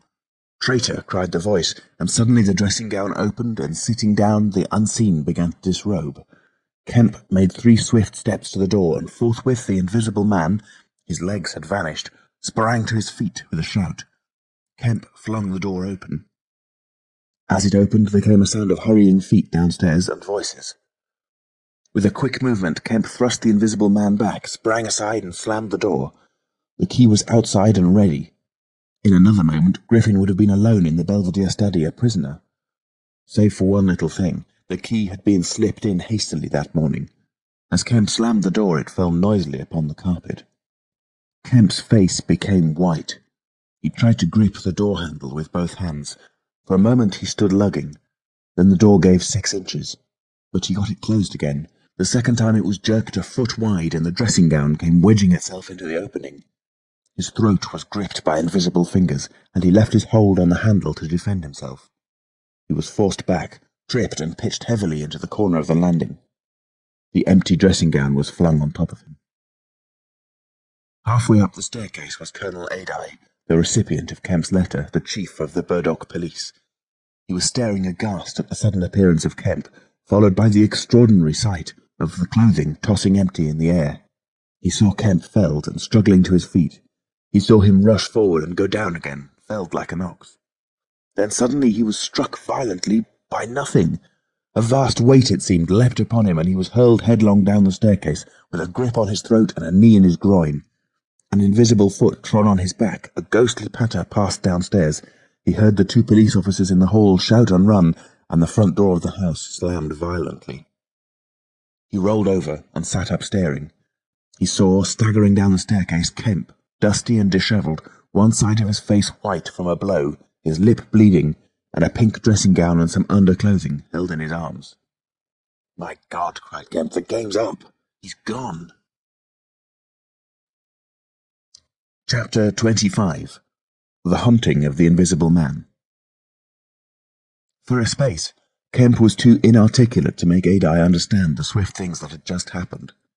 They stood on the landing, Kemp speaking swiftly, the grotesque swathings of Griffin still on his arm. But presently Adai began to grip something of the situation. "He is mad," said Kemp, "inhuman. He is pure selfishness. He thinks of nothing but his own advantage, his own safety. I have listened to such a story this morning of brutal self-seeking. He has wounded men. He will kill them unless we can prevent him. He will create a panic. Nothing can stop him. He is going out now, furious." "He must be caught," said Adai. "That is certain." "But how?" cried Kemp, and suddenly became full of ideas. "You must begin at once. You must set every available man to work. You must prevent his leaving this district. Once he gets away, he may go through the countryside as he wills, killing and maiming. He dreams of a reign of terror, I tell you. You must set a watch on trains and roads and shipping. The garrison must help. You must wire for help. The only thing that may keep him here is the thought of recovering some books of notes he counts of value. I will tell you of that. There is a man in your police station, Marvel." "I know," said Adai, "I know. These books, yes, but the tramp." "He says he hasn't got his books, but he thinks the tramp has. And you must prevent him from eating or sleeping. Day and night the country must be astir for him. Food must be locked up and secured, all food, so that he will have to break his way to it. The houses everywhere must be barred against him. Heaven send us cold nights and rain. The whole countryside must begin hunting and keep hunting. I tell you, Adai, he is a danger, a disaster. Unless he is pinned and secured, it is frightful to think of the things that may happen." "What else can we do?" said Adai. "I must go down at once and begin organizing." "But why not come? Yes, you come too. Come, and we must hold a sort of council of war. Get Hops to help, and the railway managers. By Jove, it's urgent. Come along. Tell me as we go, what else is there we can do? Put that stuff down." In another moment, Adai was leading the way downstairs. They found the front door open and the policeman standing outside staring at empty air. "He's got away, sir," said one. "We must go to the central station at once," said Adai. "One of you go on down and get a cab to come up and meet us, quickly. And now, Kemp, what else?" "Dogs," said Kemp. "Get dogs. They don't see him, but they wind him. Get dogs." "Good," said Adai. "It's not generally known, but the prison officials over at Halstead know a man with bloodhounds. Dogs. What else?" "Bear in mind," said Kemp, "his food shows. After eating, his food shows until it is assimilated, so that he has to hide after eating. You must keep on beating, every thicket, every quiet corner, and put all weapons, all implements that might be weapons, away. He can't carry such things for long. and what he can snatch up and strike men with must be hidden away." "Good again," said Adye. "We shall have him yet." "And on the roads?" said Kemp, and hesitated. "Yes," said Adye. "Powdered glass," said Kemp. "It's cruel, I know, but think of what he may do." Adye drew the breath in sharply between his teeth. "It's unsportsmanlike.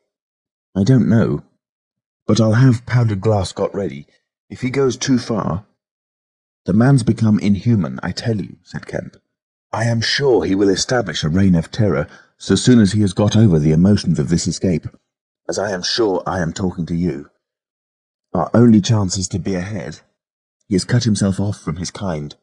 His blood be upon his own head." Chapter 26. The Wicksteed Murder. The Invisible Man seems to have rushed out of Kemp's house in a state of blind fury. A little child playing near Kemp's gateway was violently caught up and thrown aside, so that its ankle was broken, and thereafter for some hours the Invisible Man passed out of human perceptions.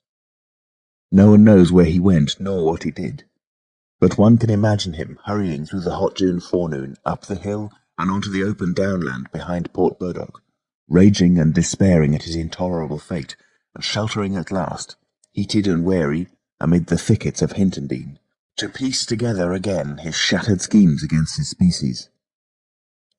That seems the most probable refuge for him, for there it was he reasserted himself in a grimly tragical manner about 2 in the afternoon. One wonders what his state of mind may have been during that time, and what plans he devised.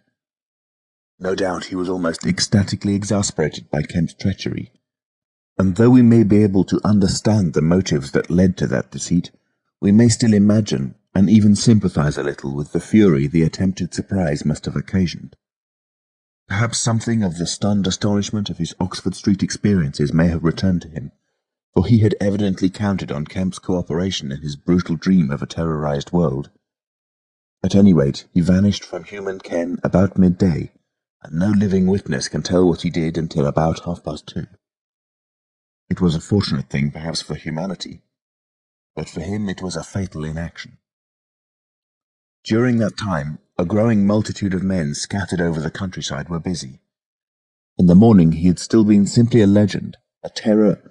In the afternoon, by virtue chiefly of Kemp's dryly worded proclamation, he was presented as a tangible antagonist, to be wounded, captured, or overcome, and the countryside began organizing itself with inconceivable rapidity. By 2 o'clock, even he might still have removed himself out of the district by getting aboard a train, but after 2 that became impossible.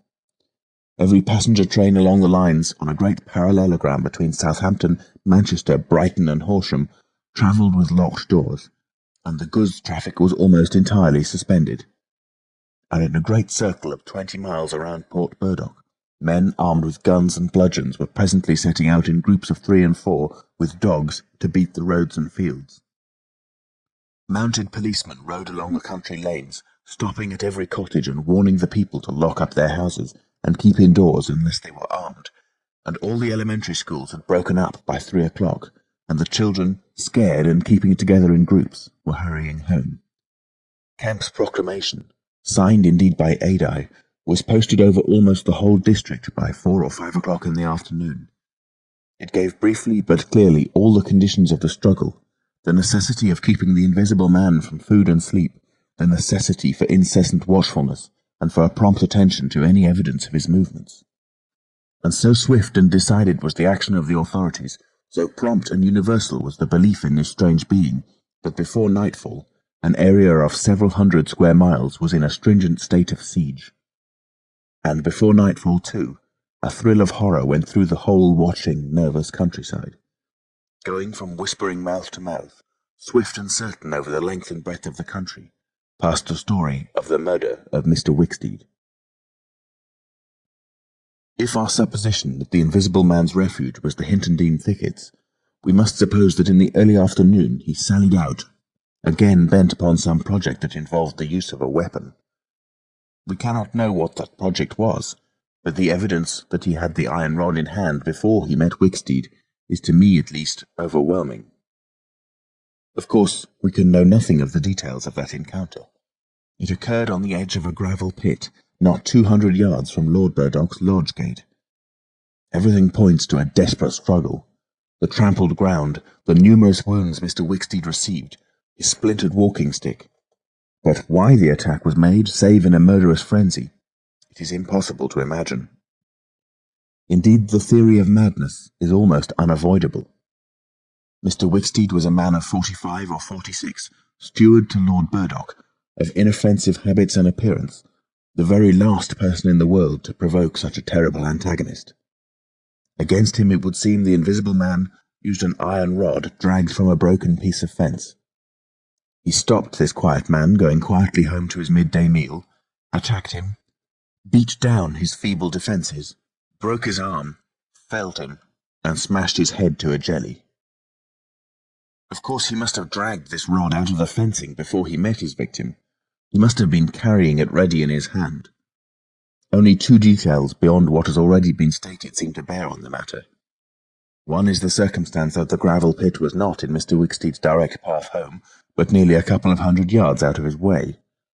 The other is the assertion of a little girl to that effect that, going to her afternoon school, she saw the murdered man trotting in a peculiar manner across a field towards the gravel pit.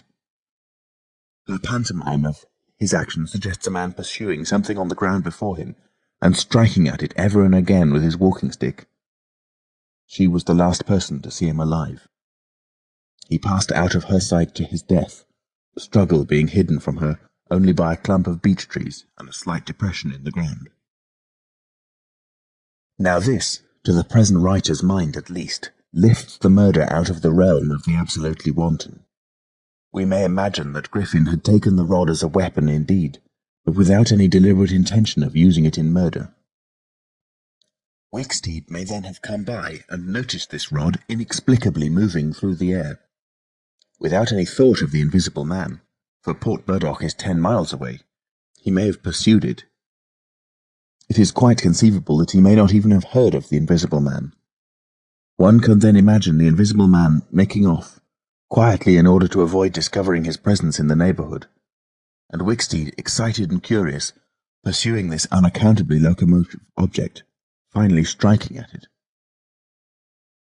No doubt the Invisible Man could easily have distanced his middle-aged pursuer under ordinary circumstances, but the position in which Wicksteed's body was found suggests that he had had the ill luck to drive his quarry into a corner between a drift of stinging nettles and the gravel pit. To those who appreciate the extraordinary irascibility of the Invisible Man, the rest of the account will be easy to imagine. But this is pure hypothesis. The only undeniable facts, for stories of children are often unreliable, are the discovery of Wicksteed's body, done to death, and of the blood-stained iron rod flung among the nettles.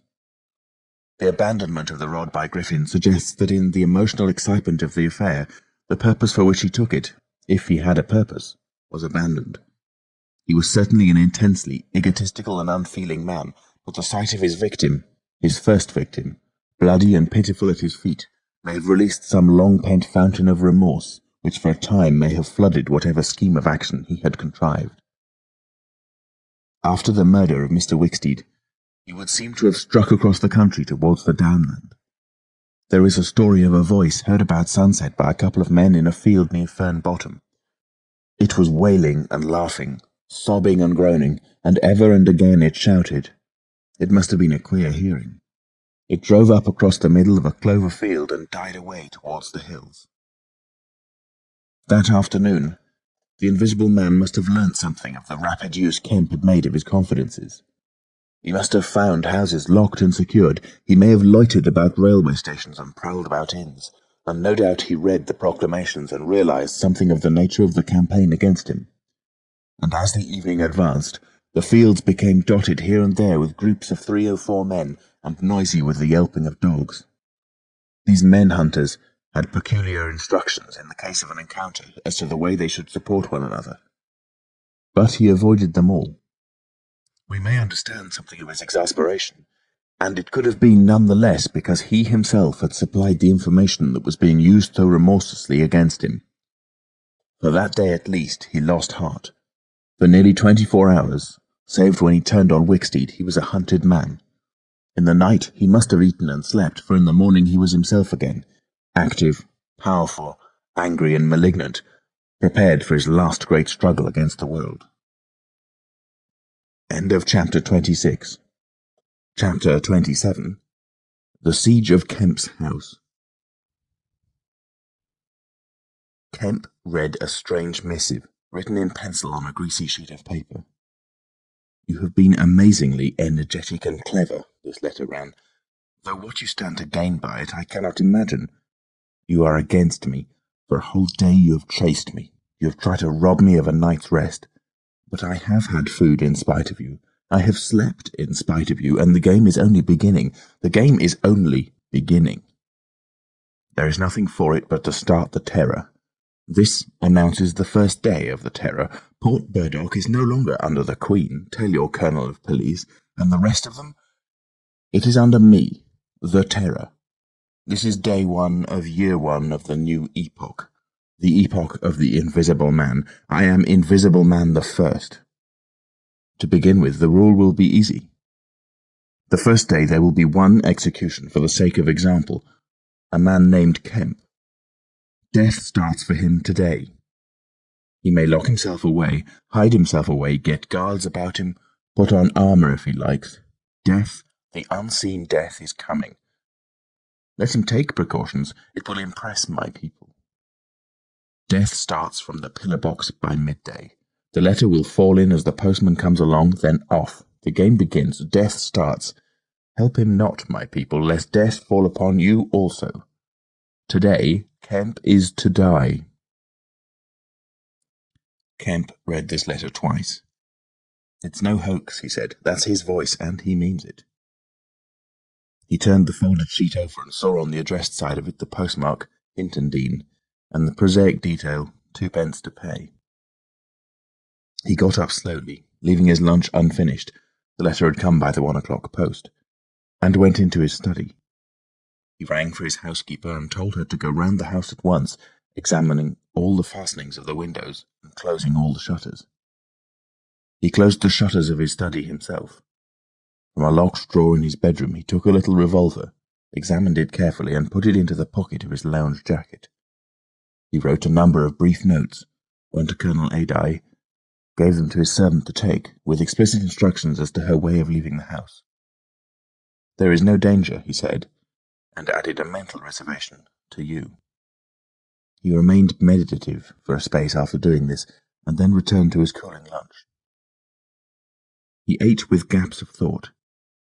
Finally he struck the table sharply. "We will have him," he said, "and I am the bait. He will come too far." He went up to the Belvedere, carefully shutting every door after him. "It's a game," he said, "an odd game, but the chances are all for me, Mr. Griffin, in spite of your invisibility." Griffin contra mundum, with a vengeance. He stood at the window, staring at the hot hillside. He must get food every day, and I don't envy him. Did he really sleep last night? Out in the open somewhere, secure from collisions. I wish we could get some good, cold, wet weather instead of the heat. He may be watching me now. He went to close the window. Something rapped smartly against the brickwork over the frame and made him start violently back. "I'm getting nervous," said Kemp. But it was 5 minutes before he went to the window again. "It must have been a sparrow," he said. Presently he heard the front doorbell ringing and hurried downstairs. He unbolted and unlocked the door, examined the chain, put it up, and opened cautiously without showing himself. A familiar voice hailed him. It was Adye. "Your servant's been assaulted, Kemp," he said round the door. "What?" exclaimed Kemp. "Had that note of yours taken away from her." "He's close about here. Let me in." Kemp released the chain, and Adye entered through as narrow an opening as possible. He stood in the hall, looking with infinite relief at Kemp refastening the door. Note was snatched out of her hand, scared her horribly. "She's down at the station. Hysterics. He's close here. What was it about?" Kemp swore. "What a fool I was," said Kemp. "I might have known. It's not an hour's walk from Hintondean." "Already?" "What's up?" said Adye. "Look here," said Kemp, and led the way into his study. He handed Adai the Invisible Man's letter. Adai read it and whistled softly. "And you?" said Adai. "Proposed a trap, like a fool," said Kemp, "and sent my proposal out by a maidservant. To him." Adai followed Kemp's profanity. "He'll clear out," said Adai. "Not he," said Kemp. A resounding smash of glass came from upstairs. Adai had a silvery glimpse of a little revolver half out of Kemp's pocket. "It's a window upstairs," said Kemp, and led the way up. There came a second smash while they were still on the staircase.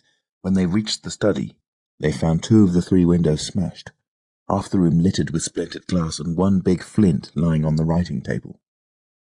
The 2 men stopped in the doorway, contemplating the wreckage.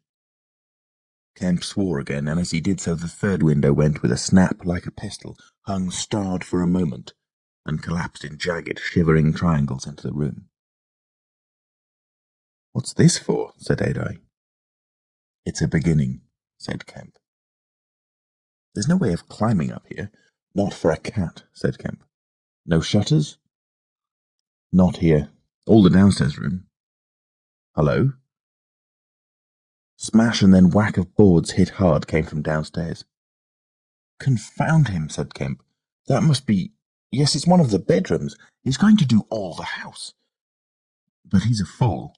The shutters are up, and the glass will fall outside. He'll cut his feet." Another window proclaimed its destruction. The 2 men stood on the landing, perplexed. "I have it," said Adai. "Let me have a stick or something.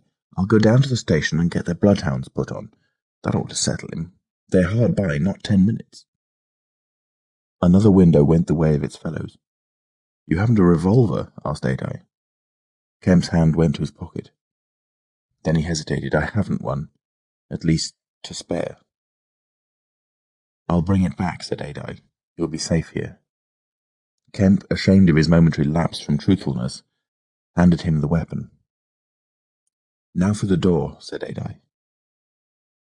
As they stood hesitating in the hall, they heard one of the first-floor bedroom windows crack and clash. Kemp went to the door and began to slip the bolts as silently as possible. His face was a little paler than usual. "You must step straight out," said Kemp. In another moment, Adai was on the doorstep and the bolts were dropping back into the staples. He hesitated for a moment, feeling more comfortable with his back against the door. Then he marched, upright and square, down the steps. He crossed the lawn and approached the gate. A little breeze seemed to ripple over the grass. Something moved near him. "Stop a bit," said a voice. And Adai stopped dead and his hand tightened on the revolver. "Well?" said Adai, white and grim and every nerve tense. "Oblige me by going back to the house," said the voice, as tense and grim as Adai's. "Sorry," said Adai a little hoarsely, and moistened his lips with his tongue. The voice was on his left front, he thought. Suppose he were to take his luck with a shot. "What are you going for?" said the voice. And there was a quick movement of the 2, and a flash of sunlight from the open lip of Adai's pocket. Adai desisted and thought. "Where I go," he said slowly, "is my own business." The words were still on his lips when an arm came round his neck. His back felt a knee, and he was sprawling backward. He drew clumsily and fired absurdly, and in another moment he was struck in the mouth, and the revolver wrested from his grip. He made a vain clutch at a slippery limb, tried to struggle up, and fell back. "Damn," said Adai. The voice laughed. "I'd kill you now if it wasn't the waste of a bullet," he said. He saw the revolver in mid-air, 6 feet off, covering him. "Well?" said Adai, sitting up. "Get up," said the voice. Adai stood up. "Attention," said the voice, and then fiercely, "Don't try any games. Remember, I can see your face, if you can't see mine. You've got to go back to the house." "He won't let me in," said Adai. "That's a pity," said the Invisible Man. "I've got no quarrel with you." Adai moistened his lips again. He glanced away from the barrel of the revolver and saw the sea far off, very blue and dark under the midday sun, the smooth green down, the white cliff of the head and the multitudinous town, and suddenly he knew that life was very sweet. His eyes came back to this little metal thing hanging between heaven and earth 6 yards away. "What am I to do?" he said sullenly. "What am I to do?" asked the Invisible Man. "You will get help. The only thing is for you to go back."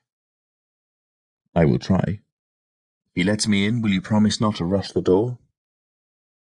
"I've got no quarrel with you," said the voice. Kemp had hurried upstairs after letting Adai out, and now, crouching among the broken glass and peering cautiously over the edge of the study windowsill, he saw Adai stand parleying with the unseen. "Why doesn't he fire?" whispered Kemp to himself. Then the revolver moved a little, and the glint of the sunlight flashed in Kemp's eyes.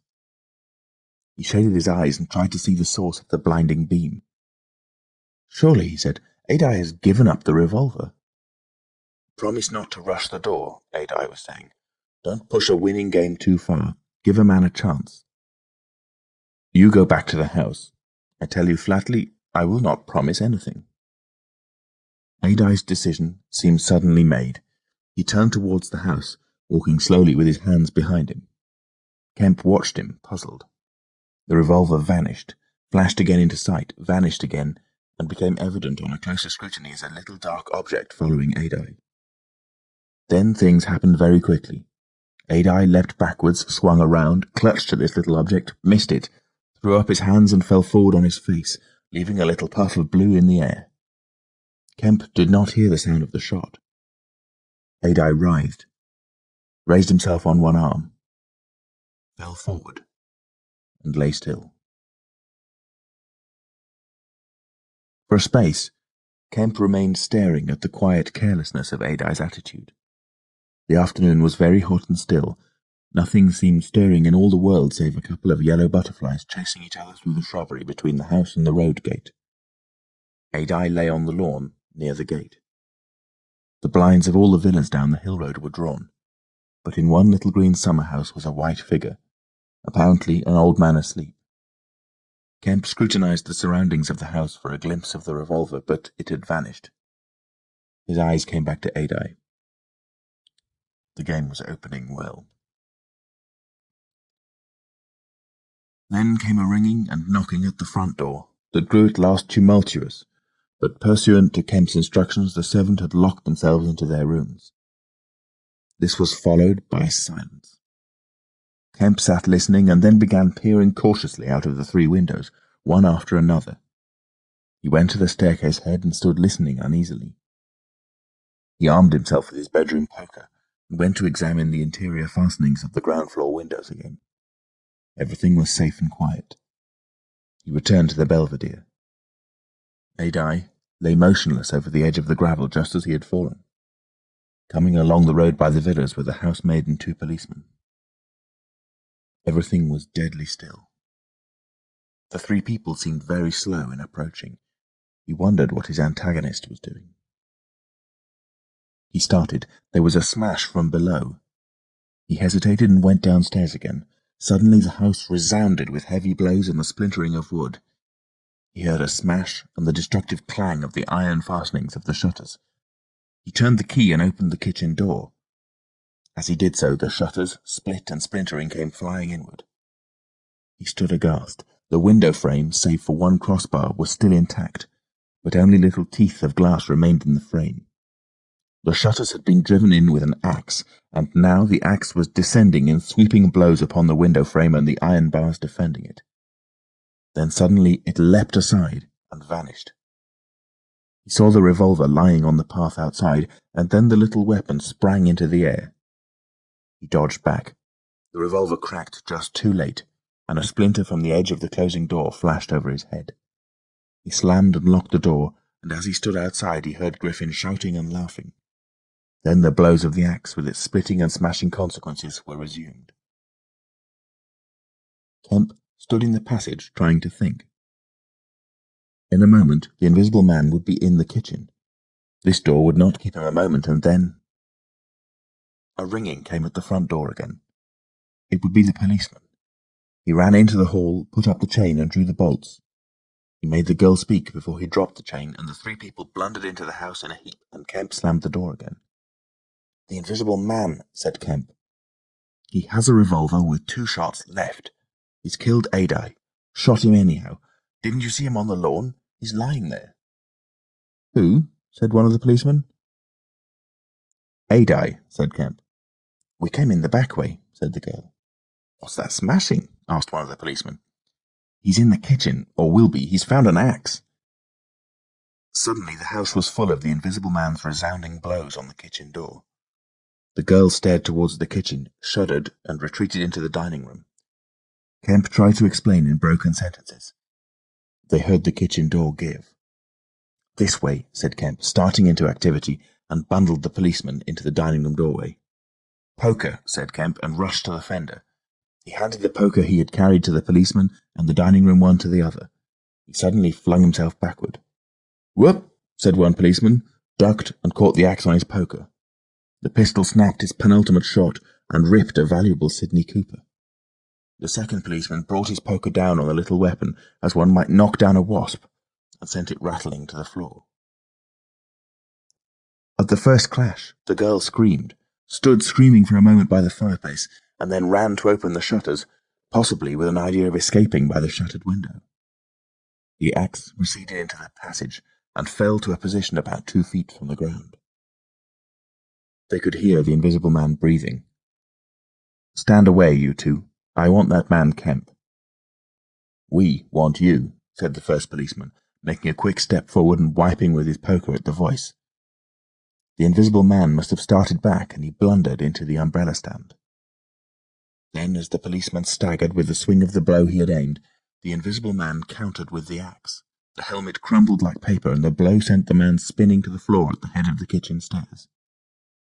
But the second policeman, aiming behind the axe with his poker, hit something soft that snapped. There was a sharp exclamation of pain, and then the axe fell to the ground. The policeman wiped again at vacancy and hit nothing. He put his foot on the axe and struck again. Then he stood, poker clubbed, listening intent for the slightest movement.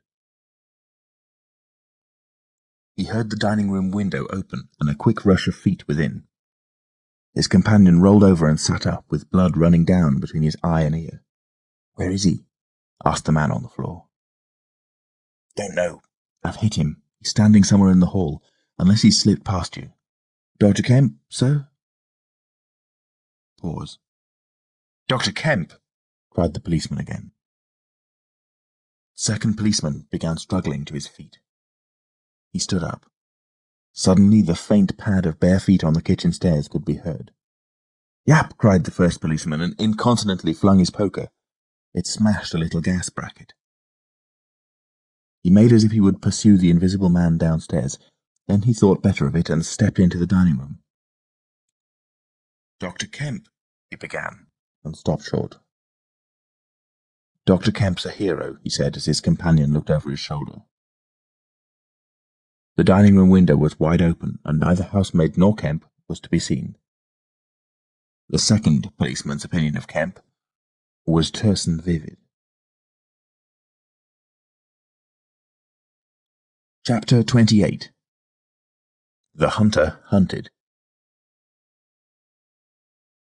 Mr. Helas, Mr. Kemp's nearest neighbour among the villa holders, was asleep in his summer house when the siege of Kemp's house began. Mr. Helas was one of the sturdy minority who refused to believe in all this nonsense about an invisible man. His wife, however, as he was subsequently to be reminded, did. He insisted on walking about his garden just as if nothing was the matter, and he went to sleep in the afternoon in accordance with the custom of years. He slept through the smashing of the windows, and then woke up suddenly with a curious persuasion of something wrong. He looked across at Kemp's house, rubbed his eyes, and looked again. Then he put his feet to the ground and sat listening. He said he was damned, but still the strange thing was visible. The house looked as though it had been deserted for weeks after a violent riot. Every window was broken, and every window, save those of the Belvedere study, was blinded by the internal shutters. "I could have sworn it was all right." He looked at his watch. 20 minutes ago. He became aware of a measured concussion and the clash of glass far away in the distance. And then as he sat open-mouthed came a still more wonderful thing. The shutters of the drawing-room window were flung open violently, and the housemaid, in her outdoor hat and garments, appeared struggling in a frantic manner to throw up the sash. Suddenly a man appeared beside her, helping her. Dr. Kemp. In another moment the window was open, and the housemaid was struggling out. She pitched forward and vanished among the shrubs. Mr. Heelas stood up, exclaiming vaguely and vehemently at all these wonderful things. He saw Kemp stand on the sill, spring from the window, and reappear almost instantaneously, running along a path in the shrubbery and stooping as he ran, like a man who evades observation. He vanished behind a laburnum and appeared again clambering over a fence that abutted on the open down. In a second he had tumbled over and was running at tremendous pace down the slope towards Mr. Heelas. "Lord!" cried Mr. Heelas, struck with an idea. "It's the invisible man brute. It's right after all." With Mr. Heelas, to think things like that was to act, and his cook, watching him from the top window, was amazed to see him come pelting towards the house at a good 9 miles an hour. There was a slamming of doors, a ringing of bells, and the voice of Mr. Heelas bellowing like a bull. "Shut the doors! Shut the windows! Shut everything! The invisible man is coming!" Instantly the house was full of screams and directions and scurrying feet. He ran himself to shut the French windows that opened on the veranda. As he did so, Kemp's head and shoulders and knee appeared over the edge of the garden fence. In another moment, Kemp had ploughed through the asparagus and was running across the tennis lawn to the house.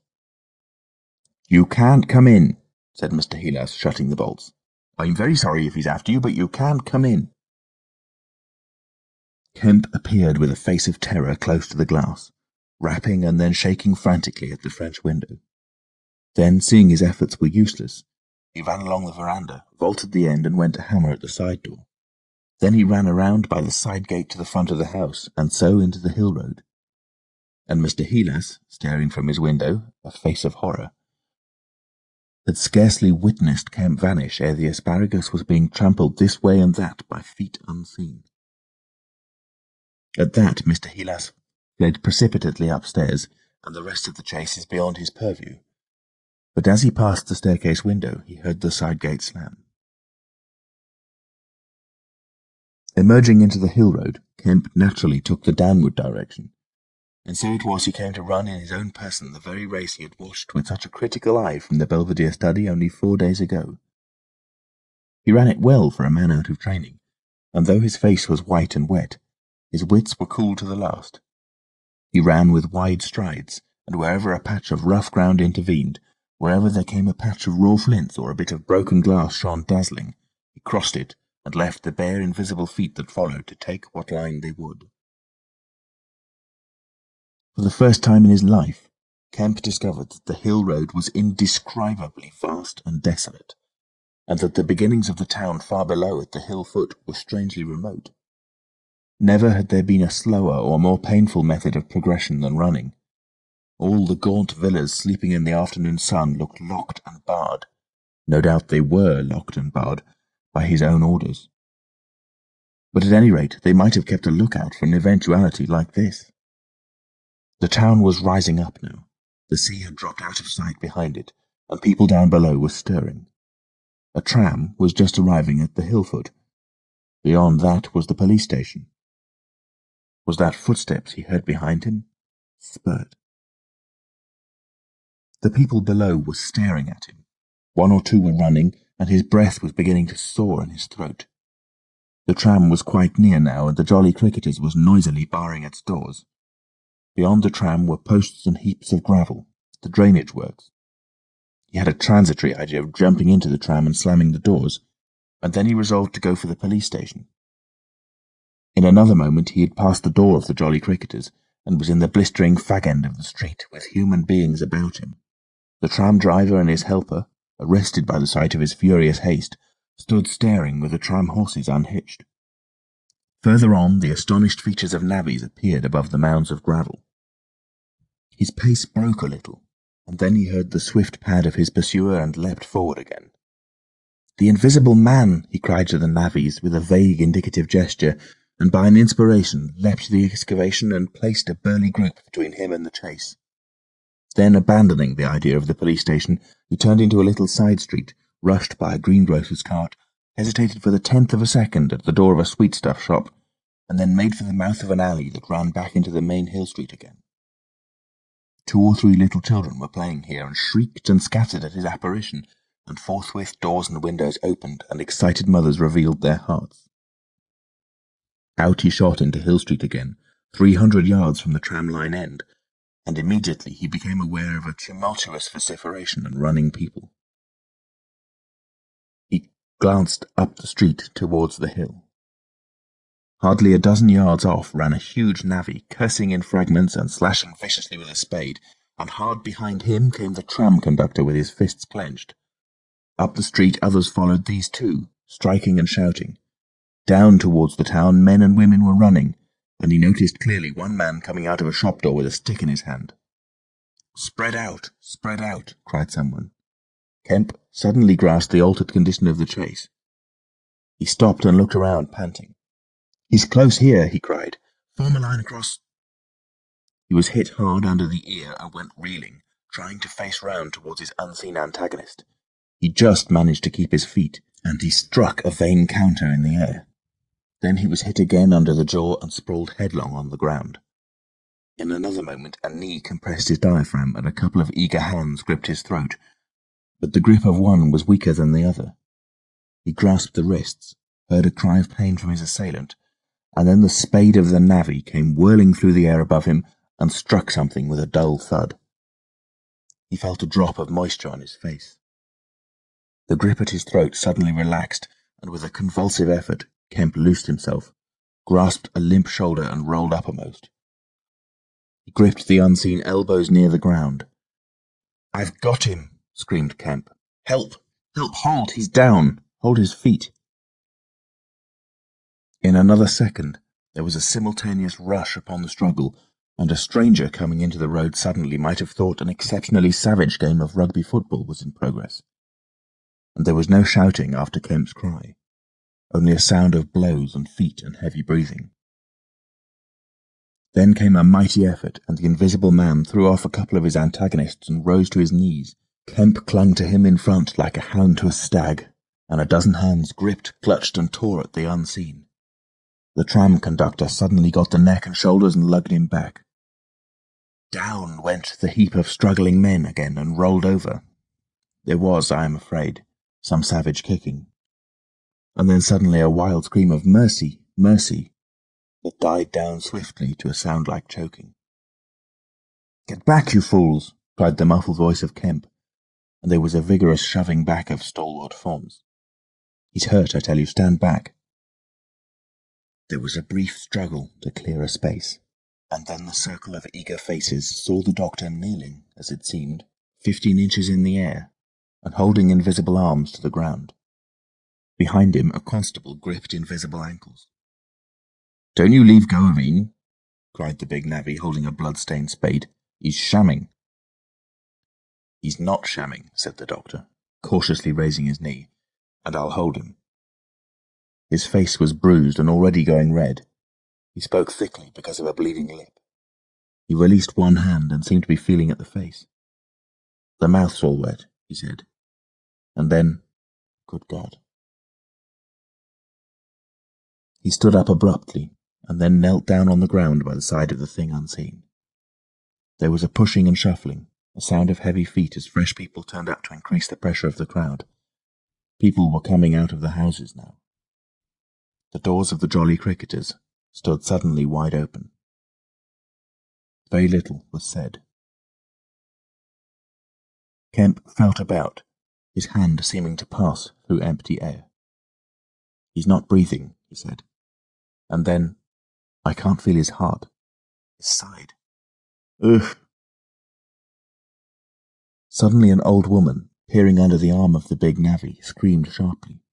"Looky there," she said, and thrust out a wrinkled finger. And looking where she pointed, everyone saw, faint and transparent as though it were made of glass, so that veins and arteries and bones and nerves could be distinguished, the outline of a hand. a hand limp and prone. It grew clouded and opaque, even as they stared. "Hullo," cried the constable, "here's his feet are showing."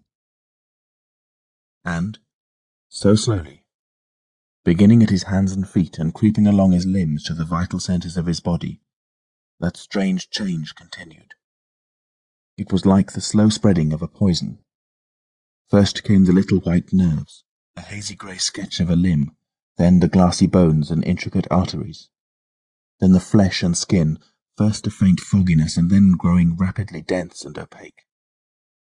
Presently they could see his crushed chest and his shoulders, and the dim outline of his drawn and battered features. When at last the crowd made way for Kemp to stand erect, there lay, naked and pitiful on the ground, the bruised and broken body of a young man about 30. His hair and brow were white, not grey with age, but white with the whiteness of albinism, and his eyes were like garnets. His hands were clenched, his eyes wide open, and his expression was one of anger and dismay. "Cover his face," said a man. "For God's sake, cover that face." And 3 little children, pushing forward through the crowd, were suddenly twisted round and sent packing off again. Someone brought a sheet from the Jolly Cricketers, and having covered him, they carried him into the house. And there it was, on a shabby bed in a tawdry, ill-lighted bedroom, surrounded by a crowd of ignorant and excited people, broken and wounded, betrayed and unpitied, that Griffin, the first of all men to make himself invisible, Griffin, the most gifted physicist the world has ever seen, ended in infinite disaster his strange and terrible career.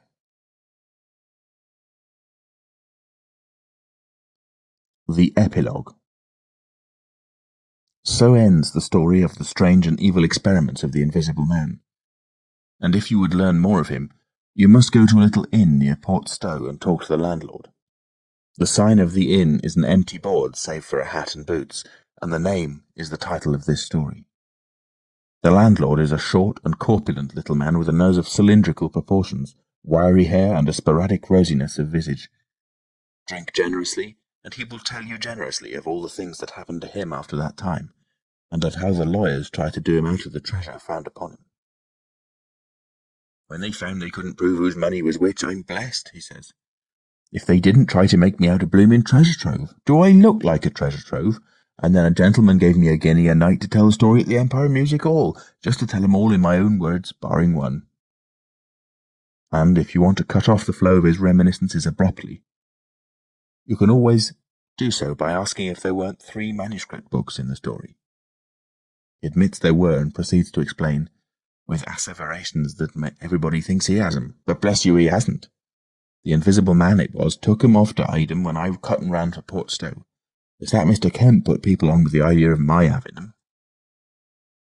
And then he subsides into a pensive state, watches you furtively, bustles nervously with glasses, and presently leaves to bow. He is a bachelor man. His tastes were ever bachelor, and there are no women folk in the house. Outwardly he buttons, it is expected of him, but in his more vital privacies, in the matter of braces, for example, he still turns to string. He conducts his house without enterprise, but with eminent decorum. His movements are slow, and he is a great thinker, but he has a reputation for wisdom and for a respectable parsimony in the village, and his knowledge of the roads of the south of England would beat Cobbett. And on Sunday mornings, every Sunday morning, all the year round, while he is closed to the outer world, and every night after 10, he goes into his bar parlour, bearing a glass of gin faintly tinged with water, and having placed this down, he locks the door and examines the blinds, and even looks under the table. And then, being satisfied of his solitude, he unlocks the cupboard and a box in the cupboard and a drawer in that box, and produces 3 volumes bound in brown leather, and places them solemnly in the middle of the table. The covers are weather-worn, and tinged with an algal green, for once they sojourned in a ditch, and some of the pages have been washed blank by dirty water. The landlord sits down in an armchair, fills a long clay pipe slowly, gloating over the books the while. Then he pulls one towards him and opens it, and begins to study it, turning over the leaves backwards and forwards.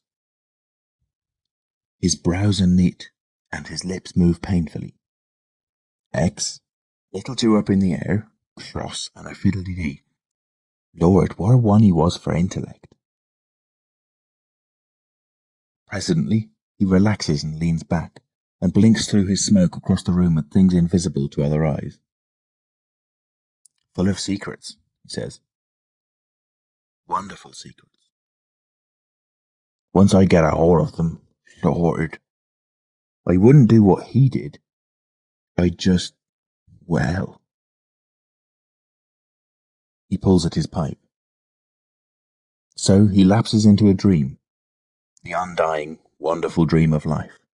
And, though Kemp has fished unceasingly, no human being save the landlord knows those books are there, with the subtle secret of invisibility, and a dozen other strange secrets written therein. And none other will know of them until he dies. End of The Invisible Man by H. G. Wells.